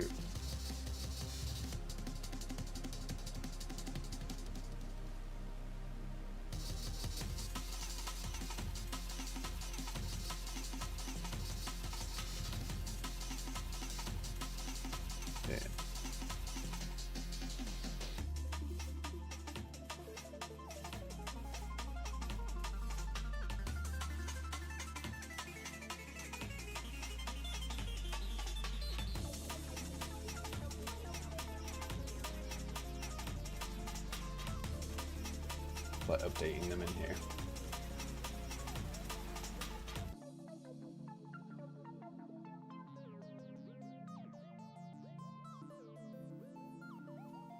Which makes this 05. Okay, I'm going to now go and chop up my texture, but I need to up-res it. Up-res AI. What up-res AIs do we have?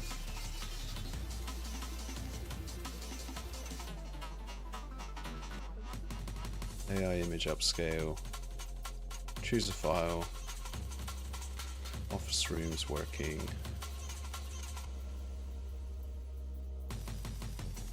Be my atlas.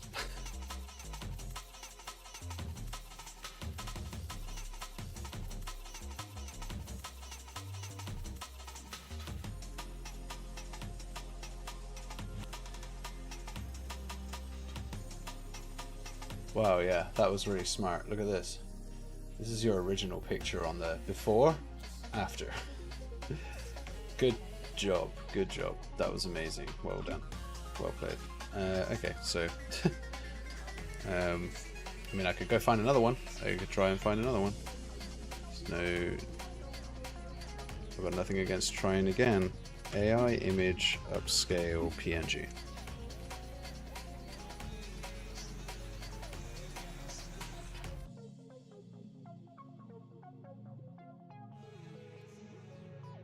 I kind of want it to sharpen it as well, but that might not happen. That's kind of the main thing that I actually want from this process.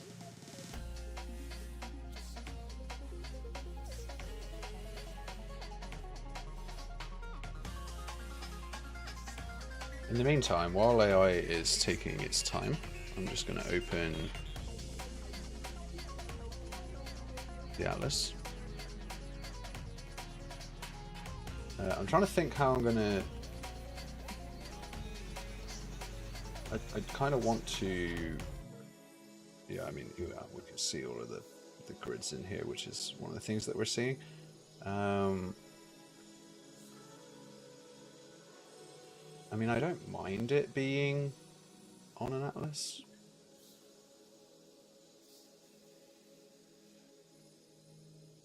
But it would just make life simpler if it was a, say, 512 by 512.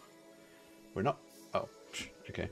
That was weird. 512 by 512, please. Yep.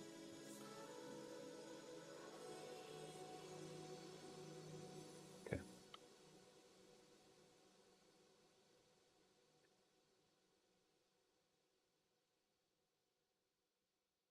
I'm not going to bother with the upscaler. Right, so I'm just going to do this the quick way. Say the quick way. I'm going to do this the absolutely manual way. It's going to take absolutely ages. Why can't I just get a nice upscaler? Sharpener. 1, 2.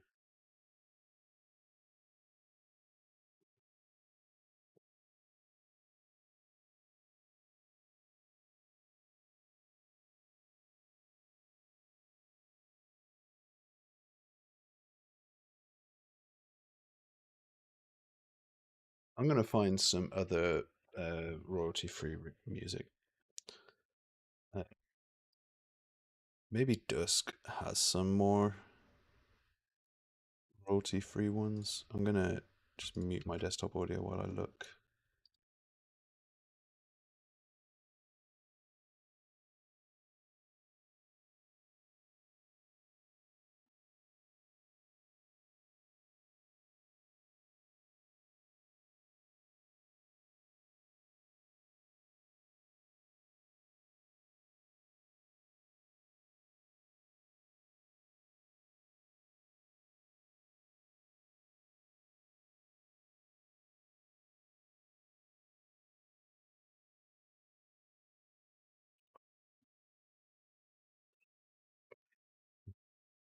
Stream, no copyright.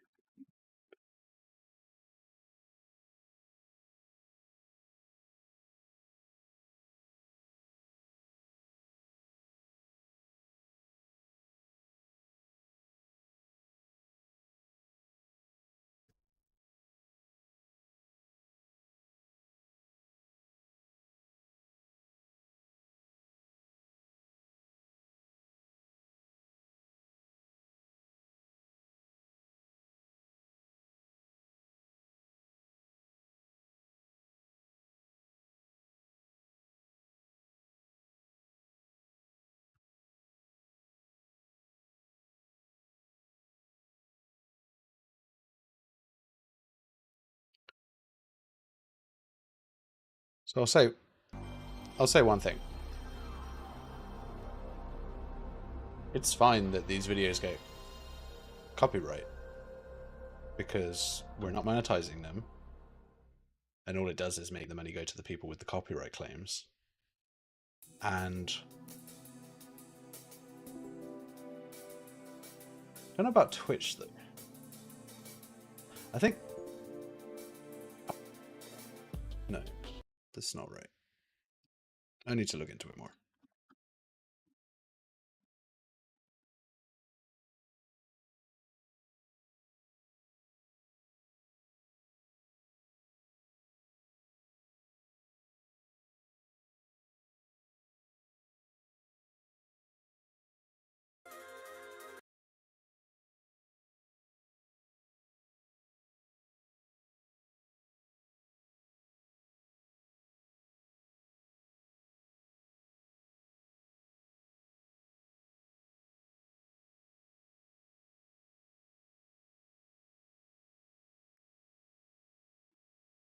We will find something to listen to, I promise. We'll find something.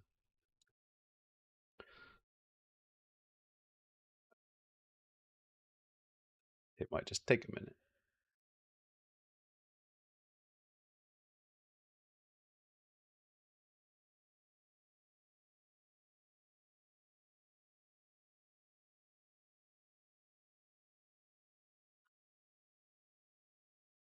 Okay, apparently this is, but...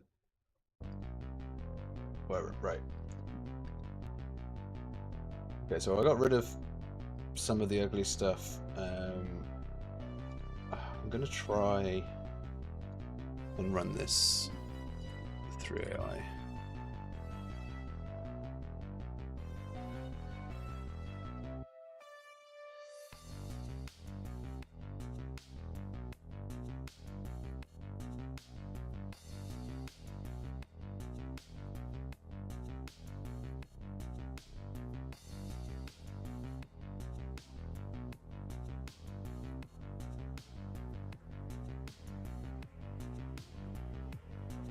It's getting warm. It's getting warm. It's a sunny day.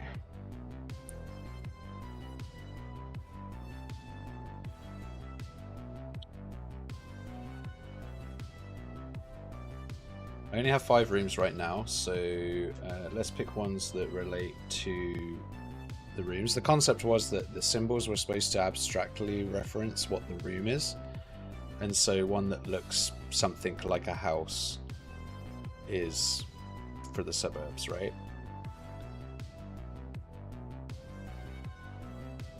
And so on. So this one's like signal. This one's like in a center, something in the center of a room. This one's like a hamburger menu, I guess. And so on. And so I'm not really at that stage. This is obviously a stairs level.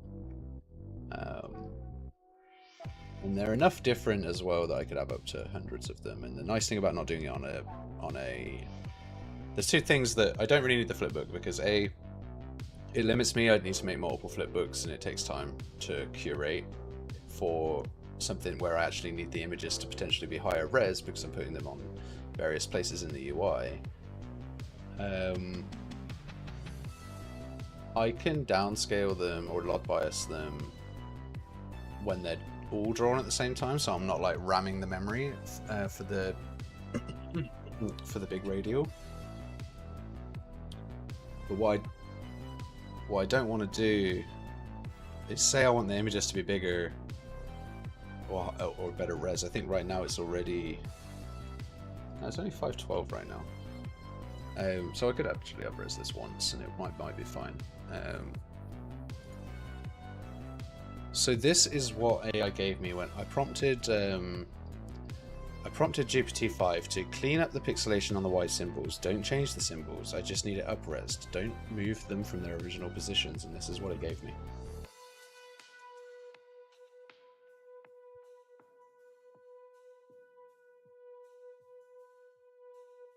It's a massive FU, basically. Like it's like, I'm not going to listen to anything you just said. So what I'm going to do is I'm going to up-res this, Alt-Control-I, up-res to 1024 by 1024. That doubles the resolution of each of them. Then I'm just going to go in and attempt to manually clean up every single, or at least the first 5, because I only have 5 right now, and I don't need the stream to go forever.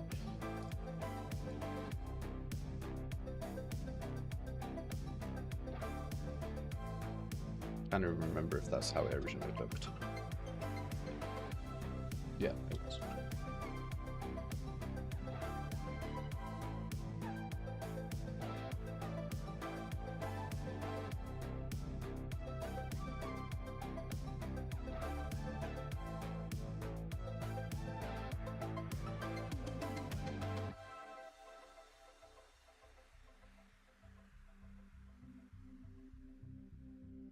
Yeah, I don't really want to spend forever on it, so I'm just going to go fast.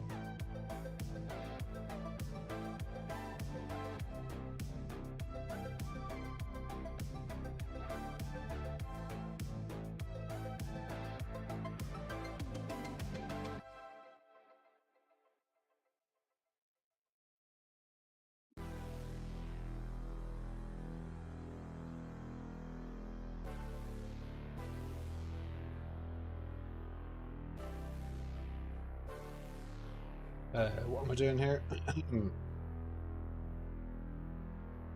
Hey. Suppose I need to keep that.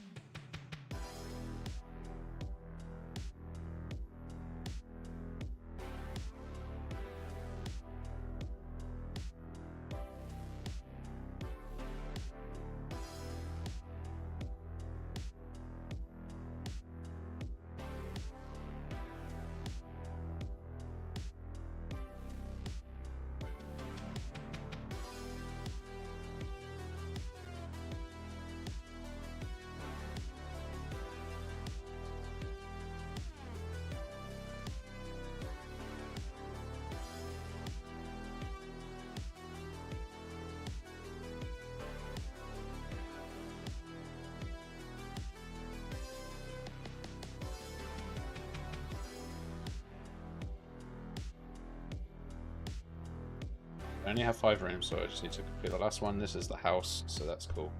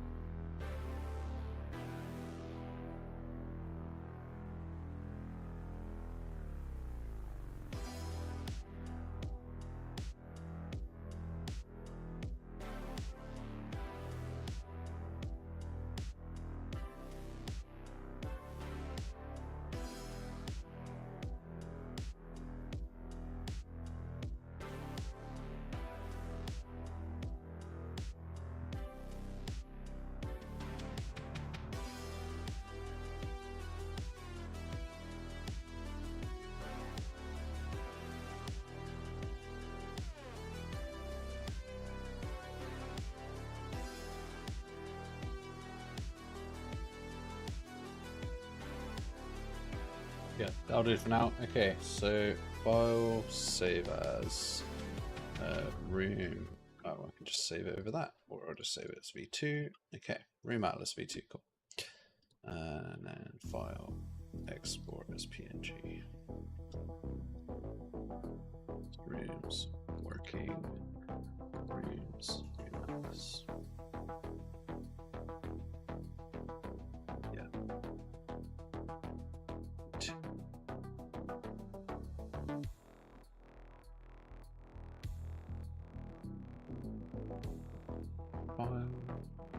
to save. Okay, why was I doing that? I forget why I was doing that. Because I was about to set up the data asset for the rooms. And so in that regard, the concept was that I was just going to put the texture in. I think I kind of stopped mid-point, but basically, if I'm only going to have 3 rooms loaded at a time, I'm only going to have 3 512 nice high-res textures loaded at a time when I'm playing the game. Except for when I'm in that big UI where all the symbols are shown, at which point I would hopefully lot bias them down, or load from a smaller texture, or an atlas. At which point I got to the point where I was like, well, I'll just use an atlas texture and an ID then. So we'll use atlas ID. Okay. And then so you just open this up.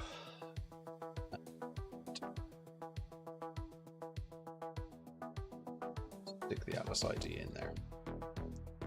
So this is the atlas texture that they're all going to use. And if I look at this, I can sort of pick and choose which of these I want to be related to each of the others. So this ID, so this should be 0 and this should be 1. And so I want the observation room to be 1. I want 4 to be the suburb. The worship room, I'll use the interesting shape there. The S I'll use, I guess, for the fisherman, and this I'll use here at 0. Sorry.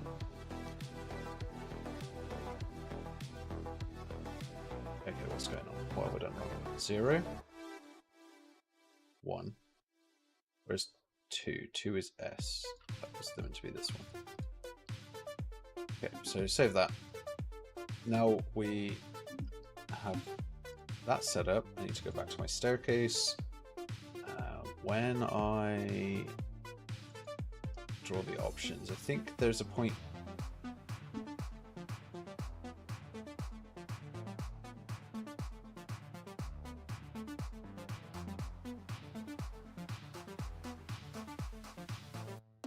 I need to go back to the start of this. So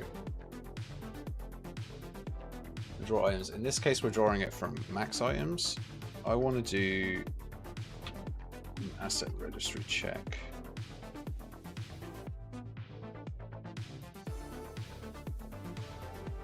For those data assets, basically. We're going to go into anomaly rooms. What I could do is bpfl underscore office rooms, and I could do get room data assets. Come in here, grab this, go through all of these, and for each get asset cast data underscore anomaly. If that's valid, I'll return it as an array. Promote to a local variable, L anomaly data.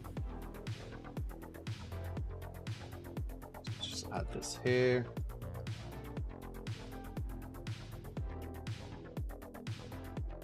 One thing I need to do is set array element here based on its ID. That is just an atlas ID though, so that's not ideal, because there'll be more rooms than that. Awesome.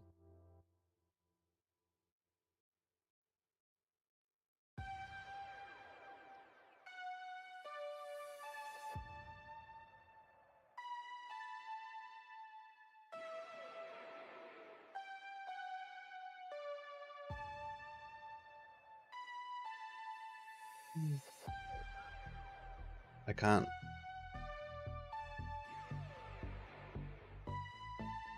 have a ton of 512 textures. potentially up to 100. How big am I drawing these right now? 28 is probably fine.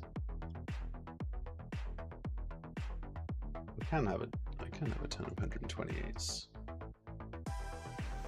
Okay, I'm gonna do what I thought I should do, which is change this to literally just texture. Hello?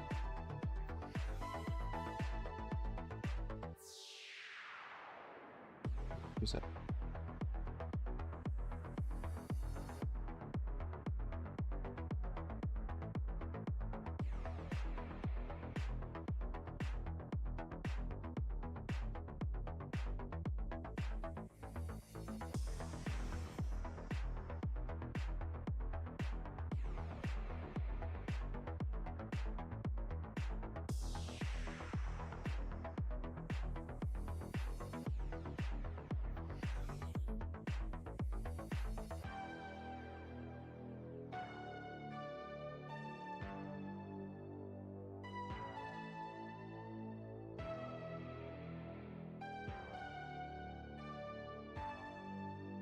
Okay, it's my dentist.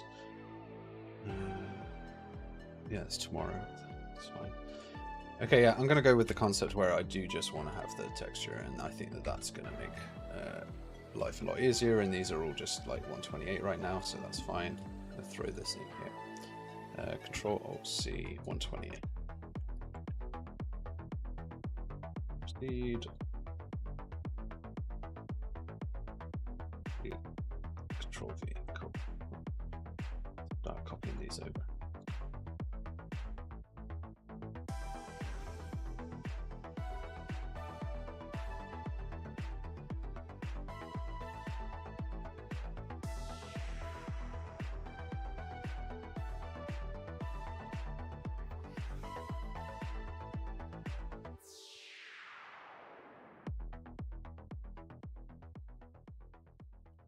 Okay, file.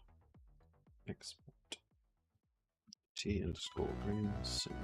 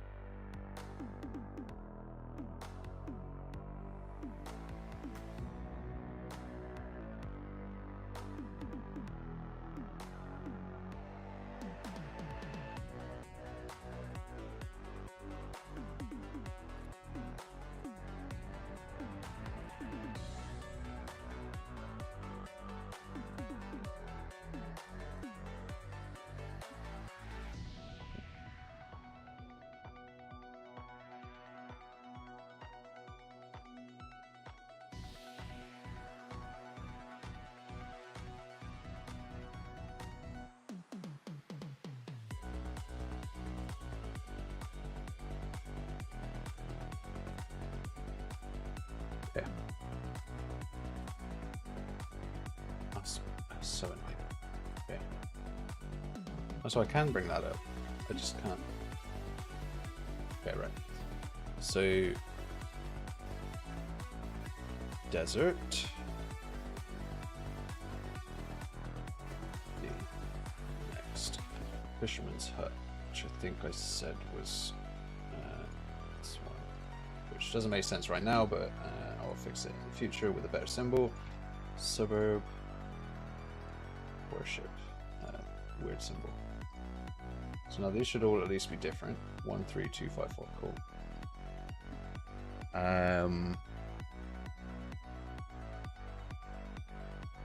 It's measured by ID in one of the UI, which I'm going to have to address.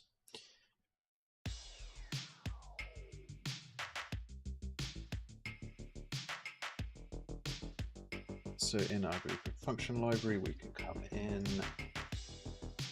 yeah, just add these up.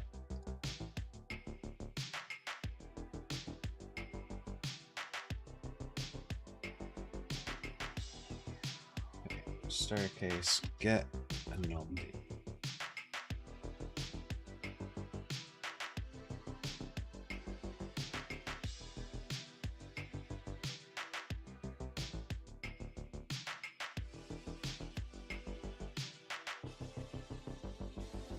Get anomaly data for each of these.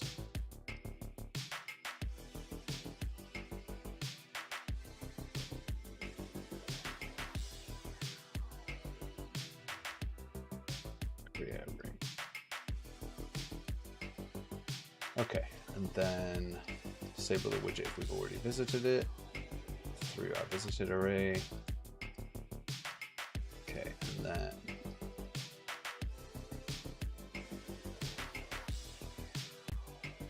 what I should really do is put new folder data, anomaly data, anomaly data. But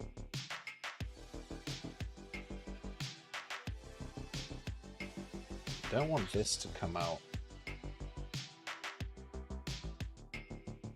because that can cast to anomaly data, but really this is what I want. I'm just going to leave this one here. This is the path that I need to use for the blueprint function library, and it just reduces the checks because we're going to anomaly rooms / anomaly data, and that is just going to save us some cycles. So we're not going to have to go through all of the rooms, and also we're not going to have to load all the rooms, which is also important. We're just going to load this cheap as chips data packet, which is nice. Okay, moving on. So we have that set up. What we can do is tell our staircase item what the anomaly data is.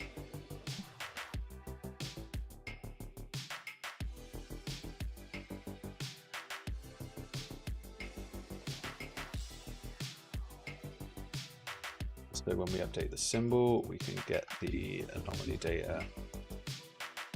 Oh, get this anomaly data, get the texture, which should be a soft reference, get texture, nice, and then just set this, set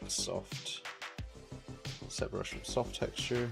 We don't need to make the material instance dynamic anymore, which is really good.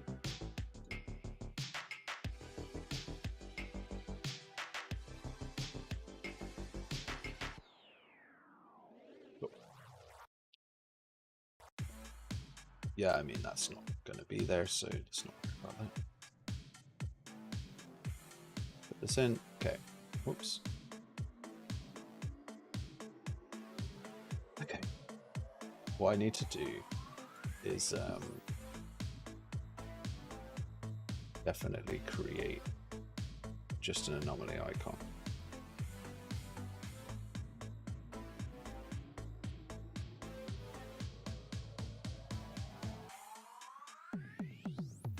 Also going to rearrange some of my assets because it's getting pretty busy. In blueprints we have this room select, which is just a screen, but ultimately it's all UI, and all of this is UI. So I want that in my anomalies here.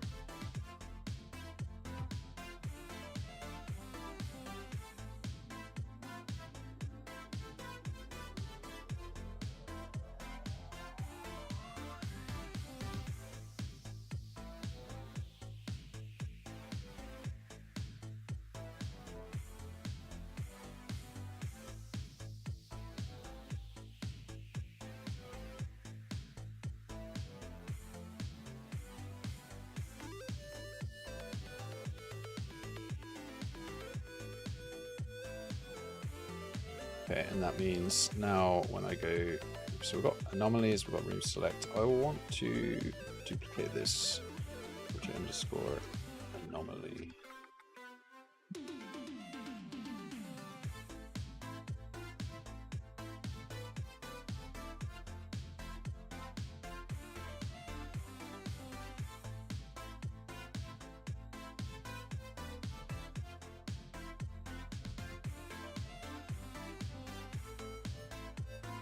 Nations. Don't want it to be hit testable. Hit symbol here. Don't want to do this. Paste in the logic that I was doing in the staircase item. It's just this. Put this to a variable. It's not the way I wanted to do that, but okay. Get texture.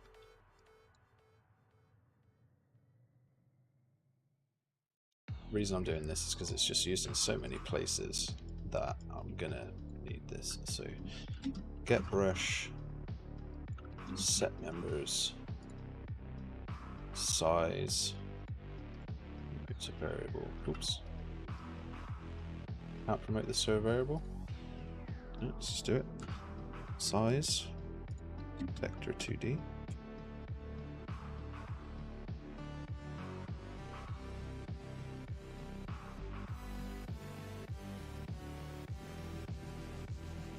Gonna be 64, I think, by default.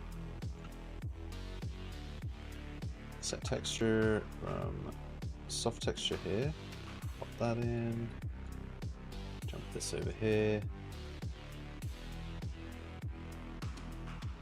Set brush. Yep.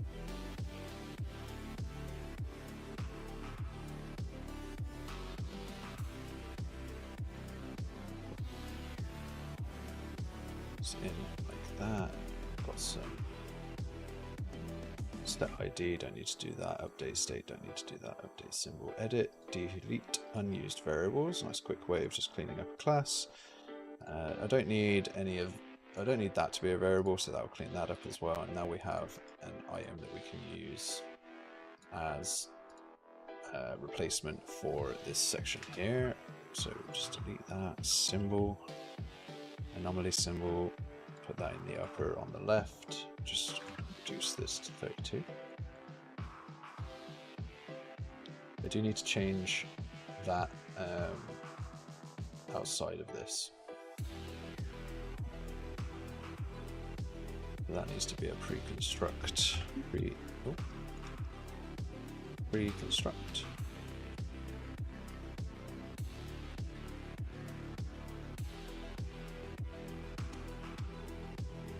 Okay, staircase item designer. It's okay, cool. So 64 by 64. Centered, offset by 10 units. Call that. Anomaly symbol here. We also need a function in that anomaly symbol just to set a new, there it is, set anomaly. We'll update symbol and set this.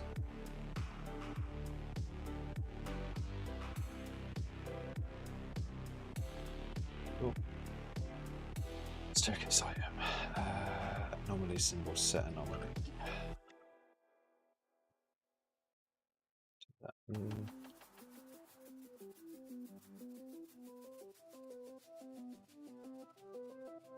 The angle update symbol. May as well pick a default anomaly data. We're setting the color and the opacity here for the anomaly symbol.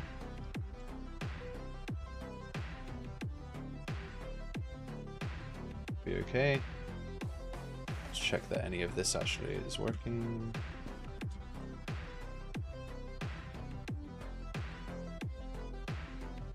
Okay, anomaly interaction. We draw a series of widgets in here. Create this room symbol, which holds this item.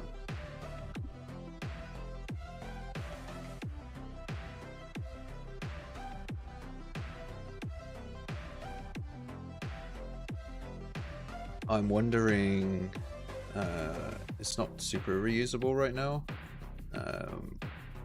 because I'd have to implement it and then I'd have to pass a daisy chain of assets through, so I prefer,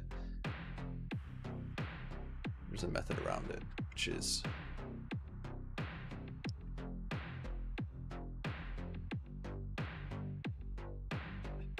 our anomaly symbol.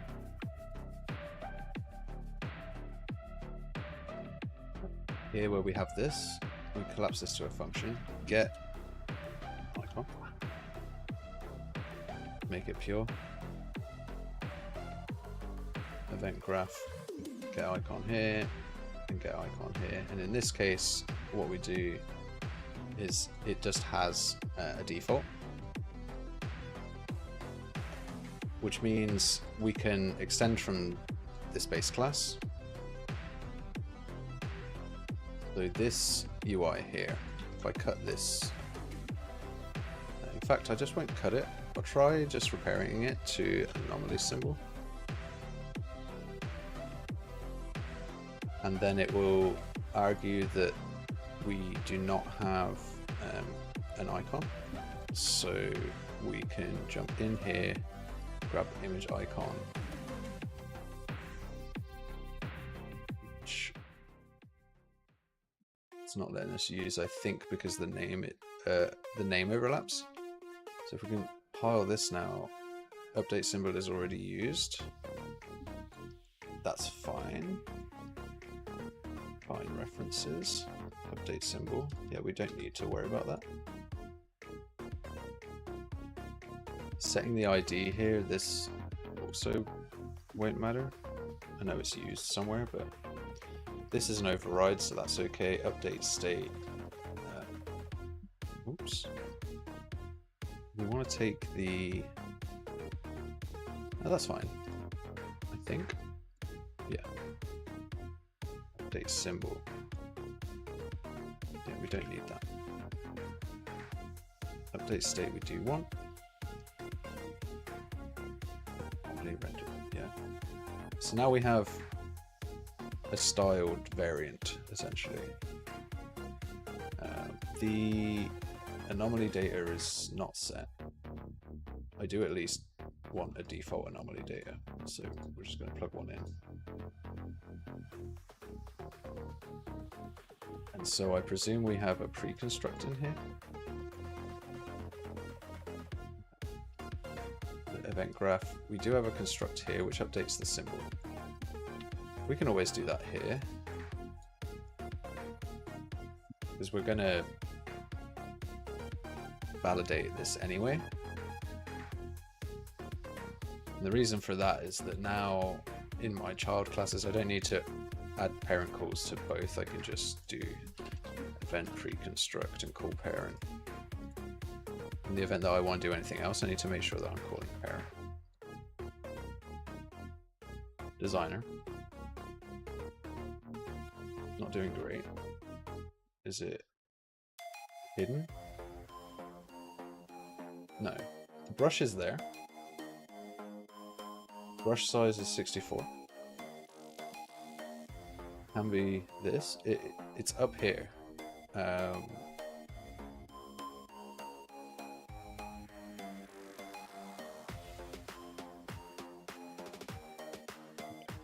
Okay, so it's changed scale. So we'll go -100, and I just need to add that into the move.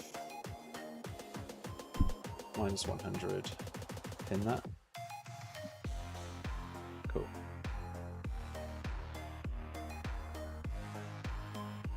This can be 0 by default, it's fine. Then in our update state, if we're complete, we don't need to do anything. If we're not complete, we're going to move this to -100. And then we're going to play those animations.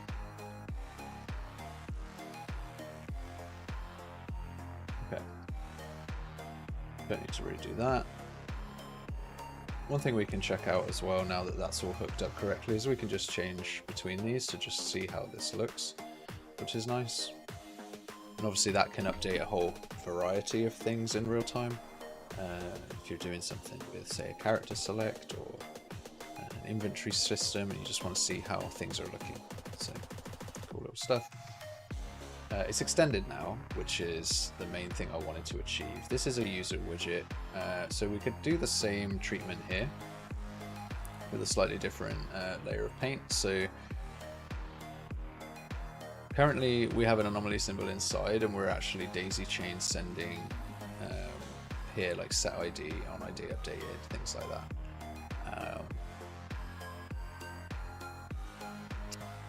I'll probably just need to clean it up later. Although I would prefer to do it right now. So here what we can do, we've got the anomaly data right here, so we can just plug this straight in. We do need the ID because that determines like which position it is, and it has the anomaly data, so that's cool. So we come in, event graph here, and call to parent.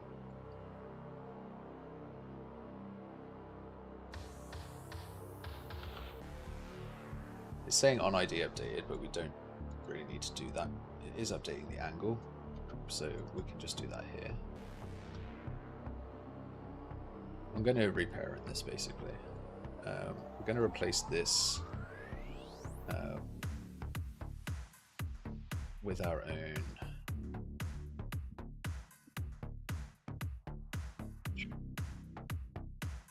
Okay, and then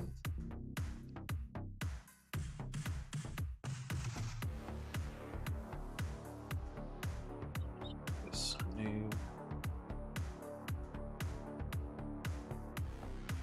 line there. So we don't need this, don't need this function, and we don't need update symbol.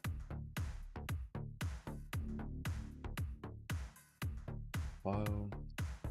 Okay. Let's close over tabs. Set ID, also not necessary. It's used somewhere. Let's find out where it's used. It's not used in this class, so if it's used in a different class, it's just going to give us a compile error in that class, so we can clean it up as we go. On ID updated, that isn't necessary because it's part of the parent. Then we can just reparent this file, reparent to anomaly symbol. It's just an anomaly symbol with a style. So get icon here is going to complain, which is fine. What we're going to do is we're going to come in here and override get icon. We're going to use icon new as the target. All that. Now if we look in the designer, we can switch through. We have two sets of anomaly data in here: edit, delete, and use variables. No. Go back to the designer now, and now we can just click through these. So again, just a different style of the same base functionality. So that's base anomaly symbol. That if I just want to have the symbol, I can now just get the symbol, which I will be doing in a moment for another asset. So in the staircase, just pull this over here now. Size, actually, I don't know if I do want that to be a variable. I mean, its default size is here. I don't know why. It's attempting to spawn it at 0 size, but we'll just go back to 64. That's fine. Okay, so that all goes in. Everything's good.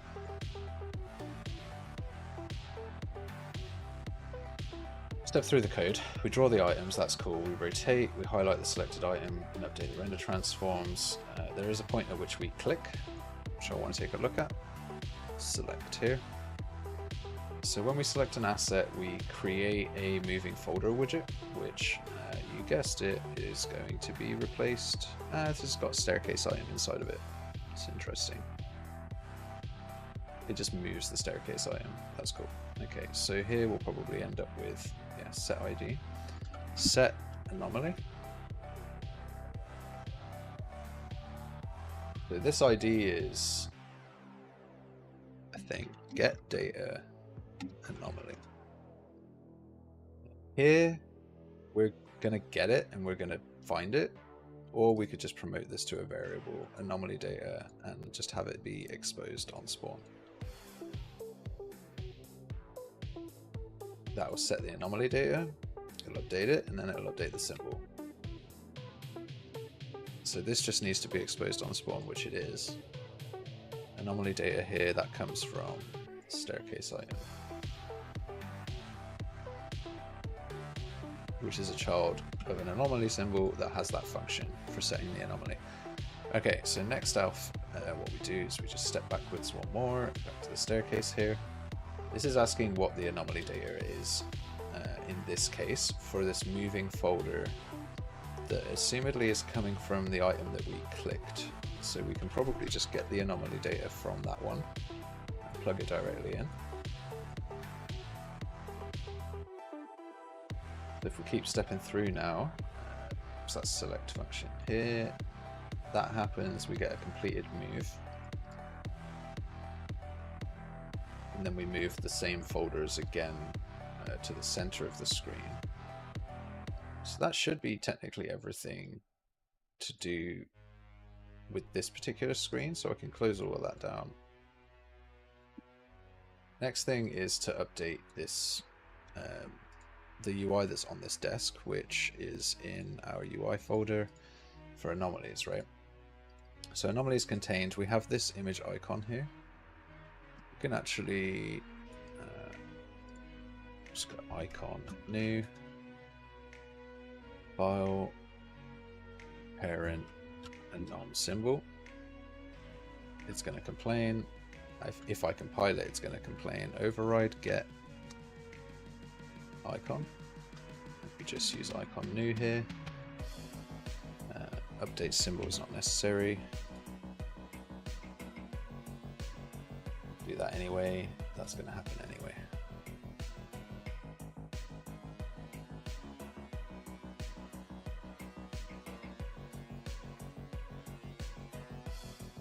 Size of this, I'm going to go as big as we can, so 128. Well, let's go 512. Okay. So that's the anomaly contained. Then we've got this asset. Sorry, not this asset. This asset. Yeah, this creates some anomalies from the save data, current rooms, IDs here. We do have a reference to the dungeon.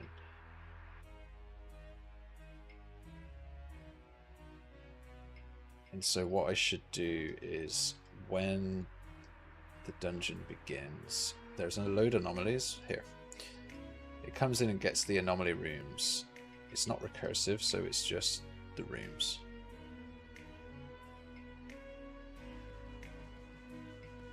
Yet, because that folder has, let's just put anomaly core in here. Yeah, so it's just going to get the rooms, right?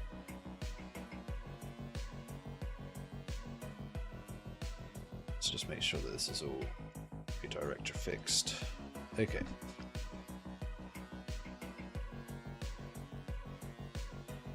Massive tons of cleanup, which is what that is. BP dungeon, anomalies, right.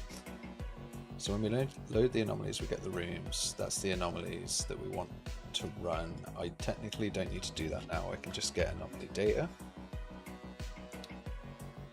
So I don't need to get the rooms. This is an array for anomalies, which I also don't need. I can just say L anom data. Okay. So promote this over.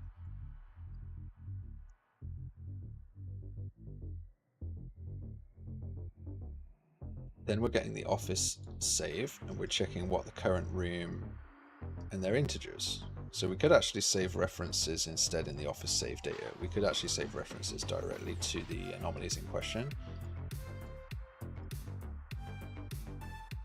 What we're doing here is we're checking, is there a valid index for the element that we're checking.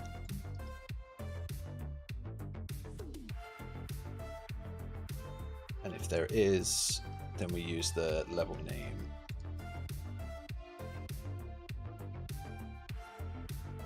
the get assumedly for the index. And so we could clean that up. We could clean that up. But I'm gonna retain it because I think a lot of the teleporter logic is based on the indices.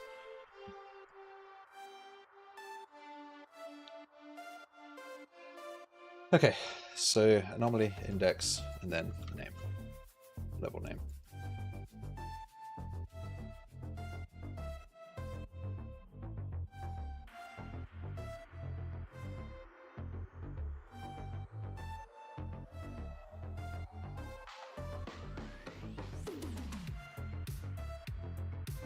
So if it's not valid, it just uses element 1.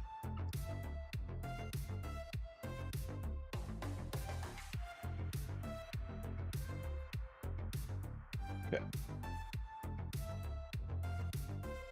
Good. Good. Right. Not enough anomalies. Quit the game. Don't need to do that anymore. Okay, so where are we now? We have our anomalies drawn. When we load the anomalies, we do this. I want to promote this to a variable loaded anomalies. Loaded anomaly data. Let's put all this in.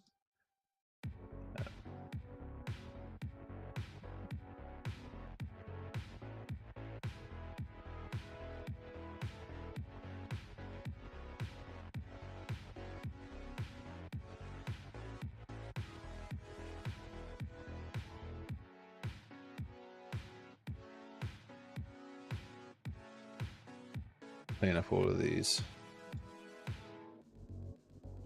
degrees here, just make my life easy. Okay, so it's anomaly levels, loaded anomaly data, add this item.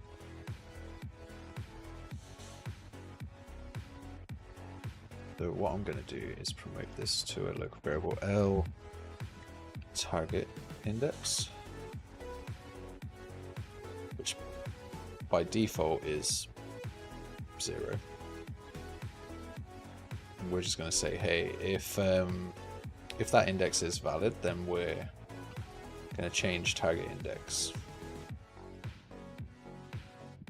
We don't need this. We just always update it, and we always add it, because there's always one, otherwise the game doesn't exist. It's actually just something from a previous iteration anyway. Okay, let's get rid of this stuff.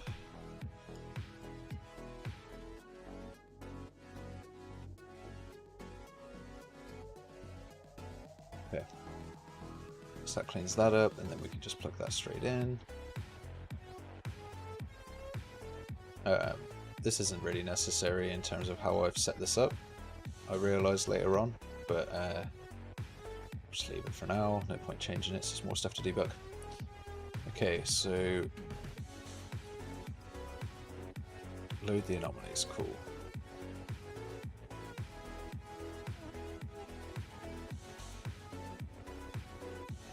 Get loaded anomaly data.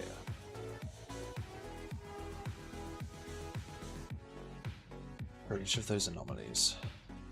That's only if it's valid though.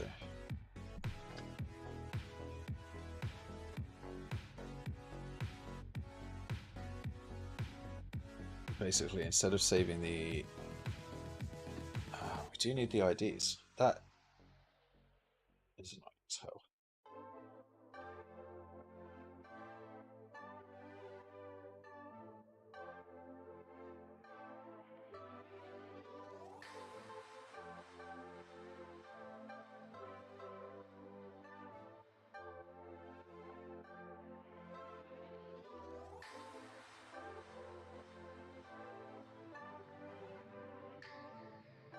I don't want to use index here.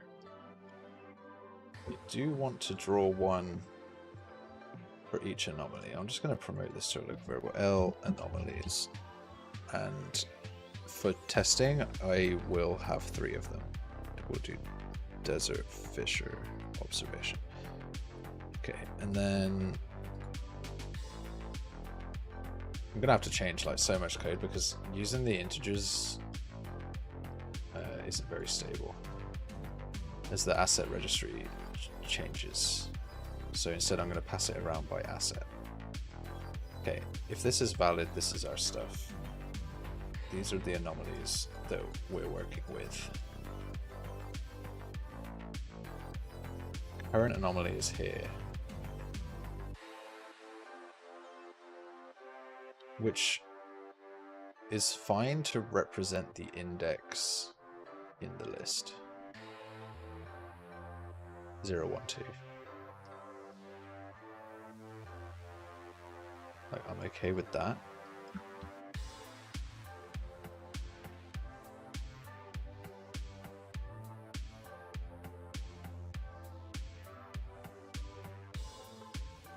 And so here we would say 1. And then which ones are complete could be 0 and 2.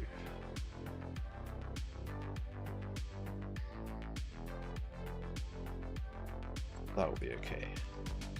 Current rooms here, we wouldn't do that. We would be eaching on this. Plug this in here. Whether it's complete is just whether the index is current anomaly or if the index is contained in the completed indices.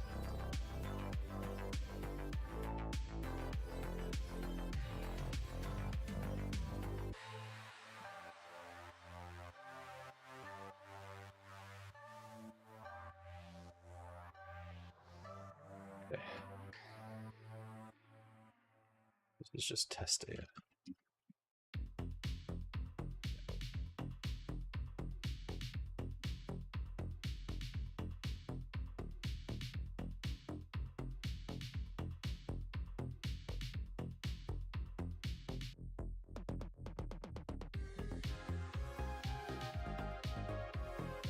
No rhyme or reason to just sticking a bunch of reroute nodes in. Yeah, this needs to have a size.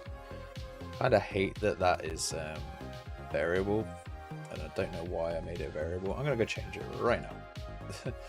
Getting annoyed that that is exposed. You're not exposed anymore. Yeah, okay.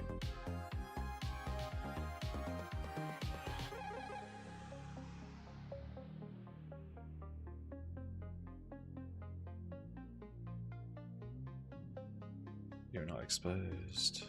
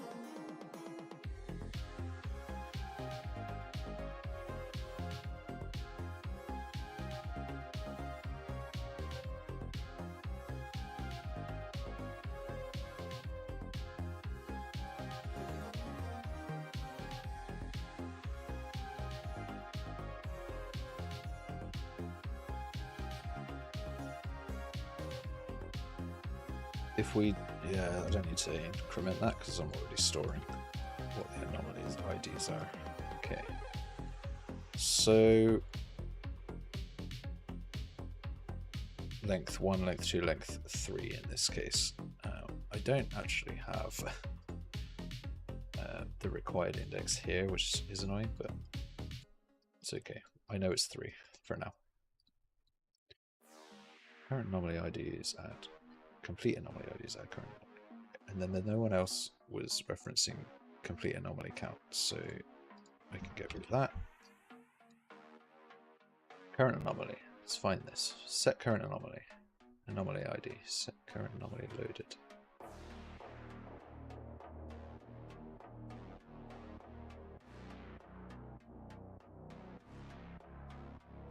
So what happens on begin play is we go and we init all of the... So cache the refs does nothing. Load anomalies. In fact, cache refs. If cache refs does nothing, I'm not doing it. Load anomalies. Get the anomaly data. Get the save data. Go through the current rooms from the save data, which is just the indices from the list, and add them. So that's the anomaly levels that we're going to be playing against. Then it should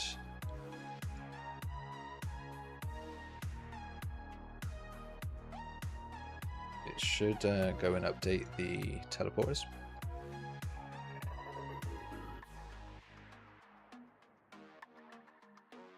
It sets up the pace manager, which is fine. Phase 2 in it. Get the OPA door. Deactivate the OPA door. So where's the...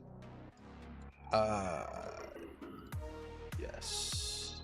I think I recall anomaly teleporter. I think I recall doing this on begin play, but I guess not.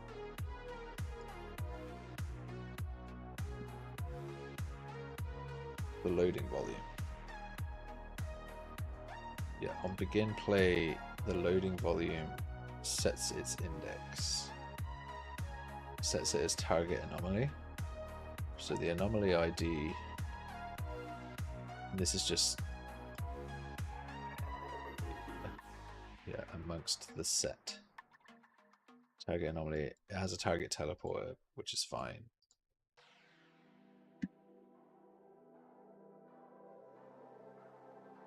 That target anomaly, yes. When you overlap this, we do this and we go through the anomaly levels and we load 0, 1, or 2. We set that to visible.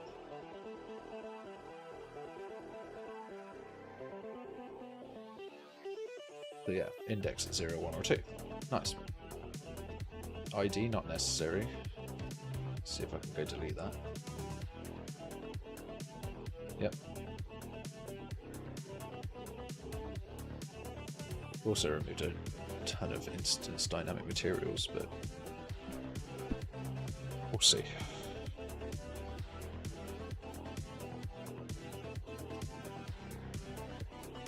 That's loaded. Teleporter, dungeon. It's just like refactoring this whole loop. Okay. Gonna be cleaner for it. I'm going to jump into level_dungeon and double check where we're at with basically everything here now. Main, run editor, reset, play. Run in, click, click, go. So we should only draw 5 elements. Cool. Element 1, 2, and 3. So observation, worship, and suburbs. Immediately breaks. Why? We find 5 of these. Observation, worship.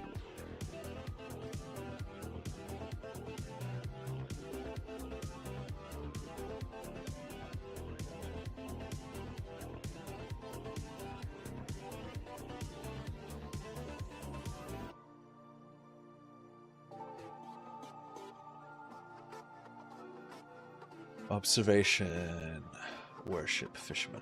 Okay, sure. And then the current selected rooms are 0, 1, and 3. The observation, worship, suburb. That's correct. That's what I picked. So we come in here and the level name is M Anomaly 05. but doesn't exist.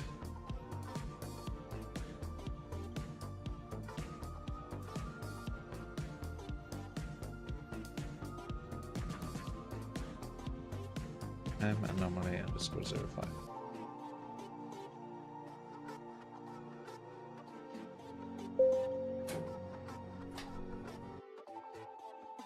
What?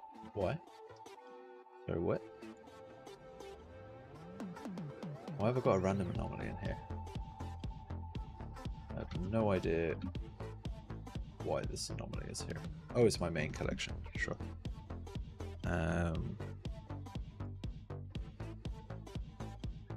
Anomaly rooms. Oh, would you look at that? I named that one incorrectly.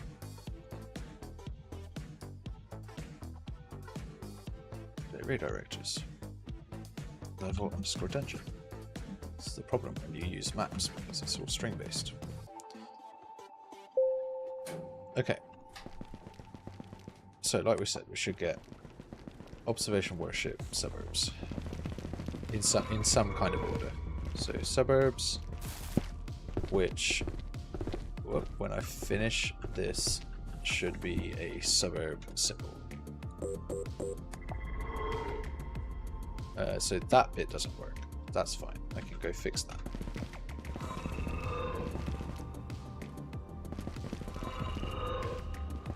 This is observation. So this should be the 3x3.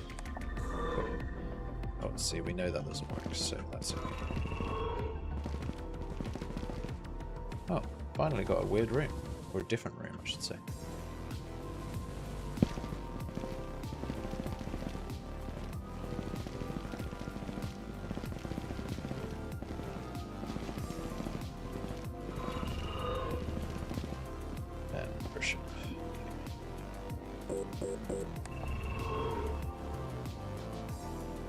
And then finishing the level also not working. So contain an anomaly. If this is equal to 3, 1, 2, 3, go to phase 1. It should have gone to phase 1. It definitely should have.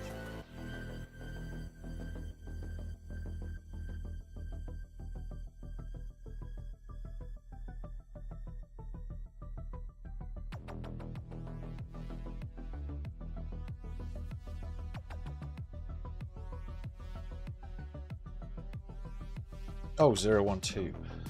Yes, an index, not a length. This isn't length, this is index. Okay. And then the other thing that wasn't working in that iteration was in the anomalies, we have an anomaly contained UI that we're creating on the desk.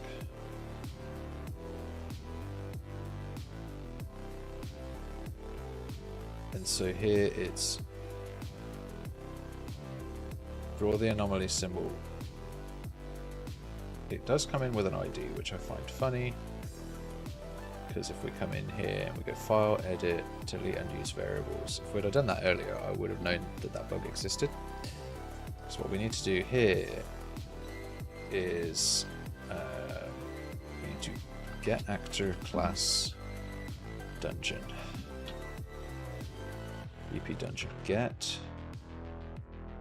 loaded anomaly data, get a reference to this asset, and that's the anomaly that we're reading from. So a lot more stable than just throwing integers around everywhere. And I have the ability now to add any other data that I might want to these anomalies, like the music that plays during that anomaly, the secret of that anomaly, or any combination anomalies. So let's say the order of rooms changed, and I've gone and I've created a combo set of anomalies that's number 1, 7, and 12. But I've added a new level that's changed the indices from the asset manager. Those combos would all break, like all of the combos would break. And then say I've made 20 different multiple ending combos, for the rooms, then now I've got to go through a bunch of stuff and debug and fix. Now that it's asset driven through data assets, I get to just say when these 2 or these 3 assets are spawned in, that's a combo. Doesn't matter if the names of the levels change as long as I update the assets. Doesn't matter if I add new levels. It's never going to mess with the combo system. And like I said before, I can hold more data in those assets if I need to. It's lightweight. I don't have to load all the levels in order to... Previously I would, and this would have been a problem in the main game, I would run an asset registry on the rooms, which I'm unsure if it loads all those rooms. I'd like to think that it doesn't. I'd like to think it just returns the names, and then if you get the asset, that loads it. But at least we're not doing that now, so less loops as well.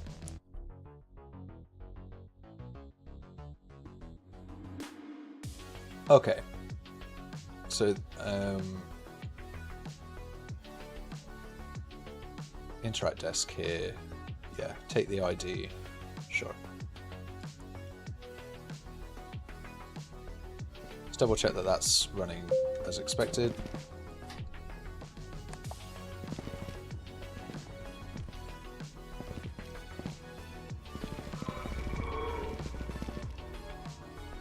So this should be the 7. Yeah, and the 7's on the screen. Okay, so the last thing to really do is let's check this one out.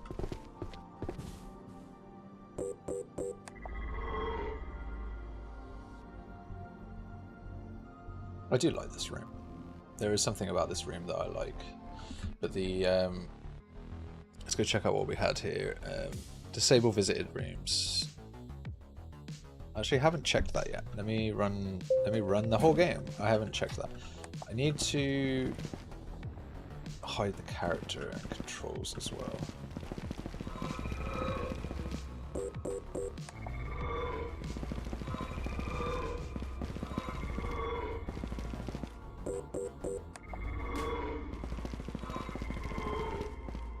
Obviously I'm speedrunning, but hopefully the main game isn't boring. I mean, it will be after a while.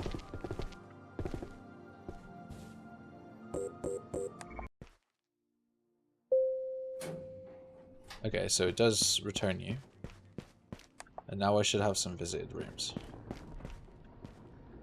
We'll find out.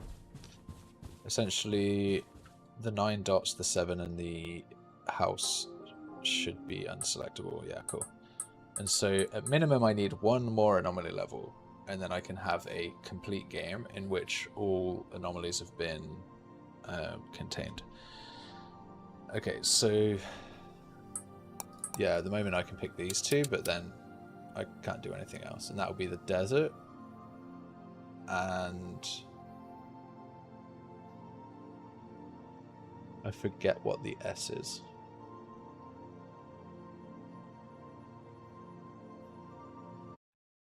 Yeah, I forget what the S is. But it's easy to find out now because I can just look at this. Oh yeah, it's the fisherman hut. Cool. Right, yeah, I need to make a better symbol for that. Hide the character and disable the controls when we observe the desk. So here we have the contain anomaly animation. We need to get player pawn and disable input on it from get player controller, and then do the reverse as well. Enable it here, the player controller, once we're at the other end. So disable input, that just needs to happen once the teleport has happened.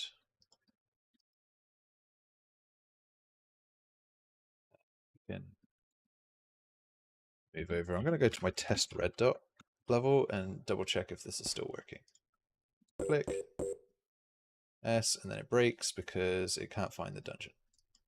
So we just go valid. We say hey loaded anomaly data. Yeah, that's not going to work.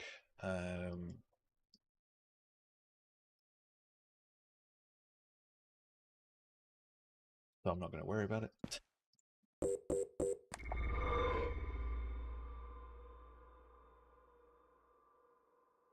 What was the test? Oh, right, yeah. Can I move? No, so I can't move while that's happening. Although I can change... I can sadly change my look vector. No. Yeah, and so this will be different in the main game because this path will actually work. Okay, so that's cool. We have not hidden the controller, but we have disabled the controls.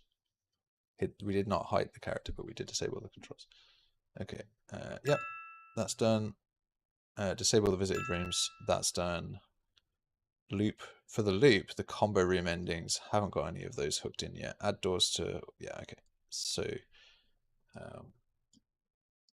mostly there.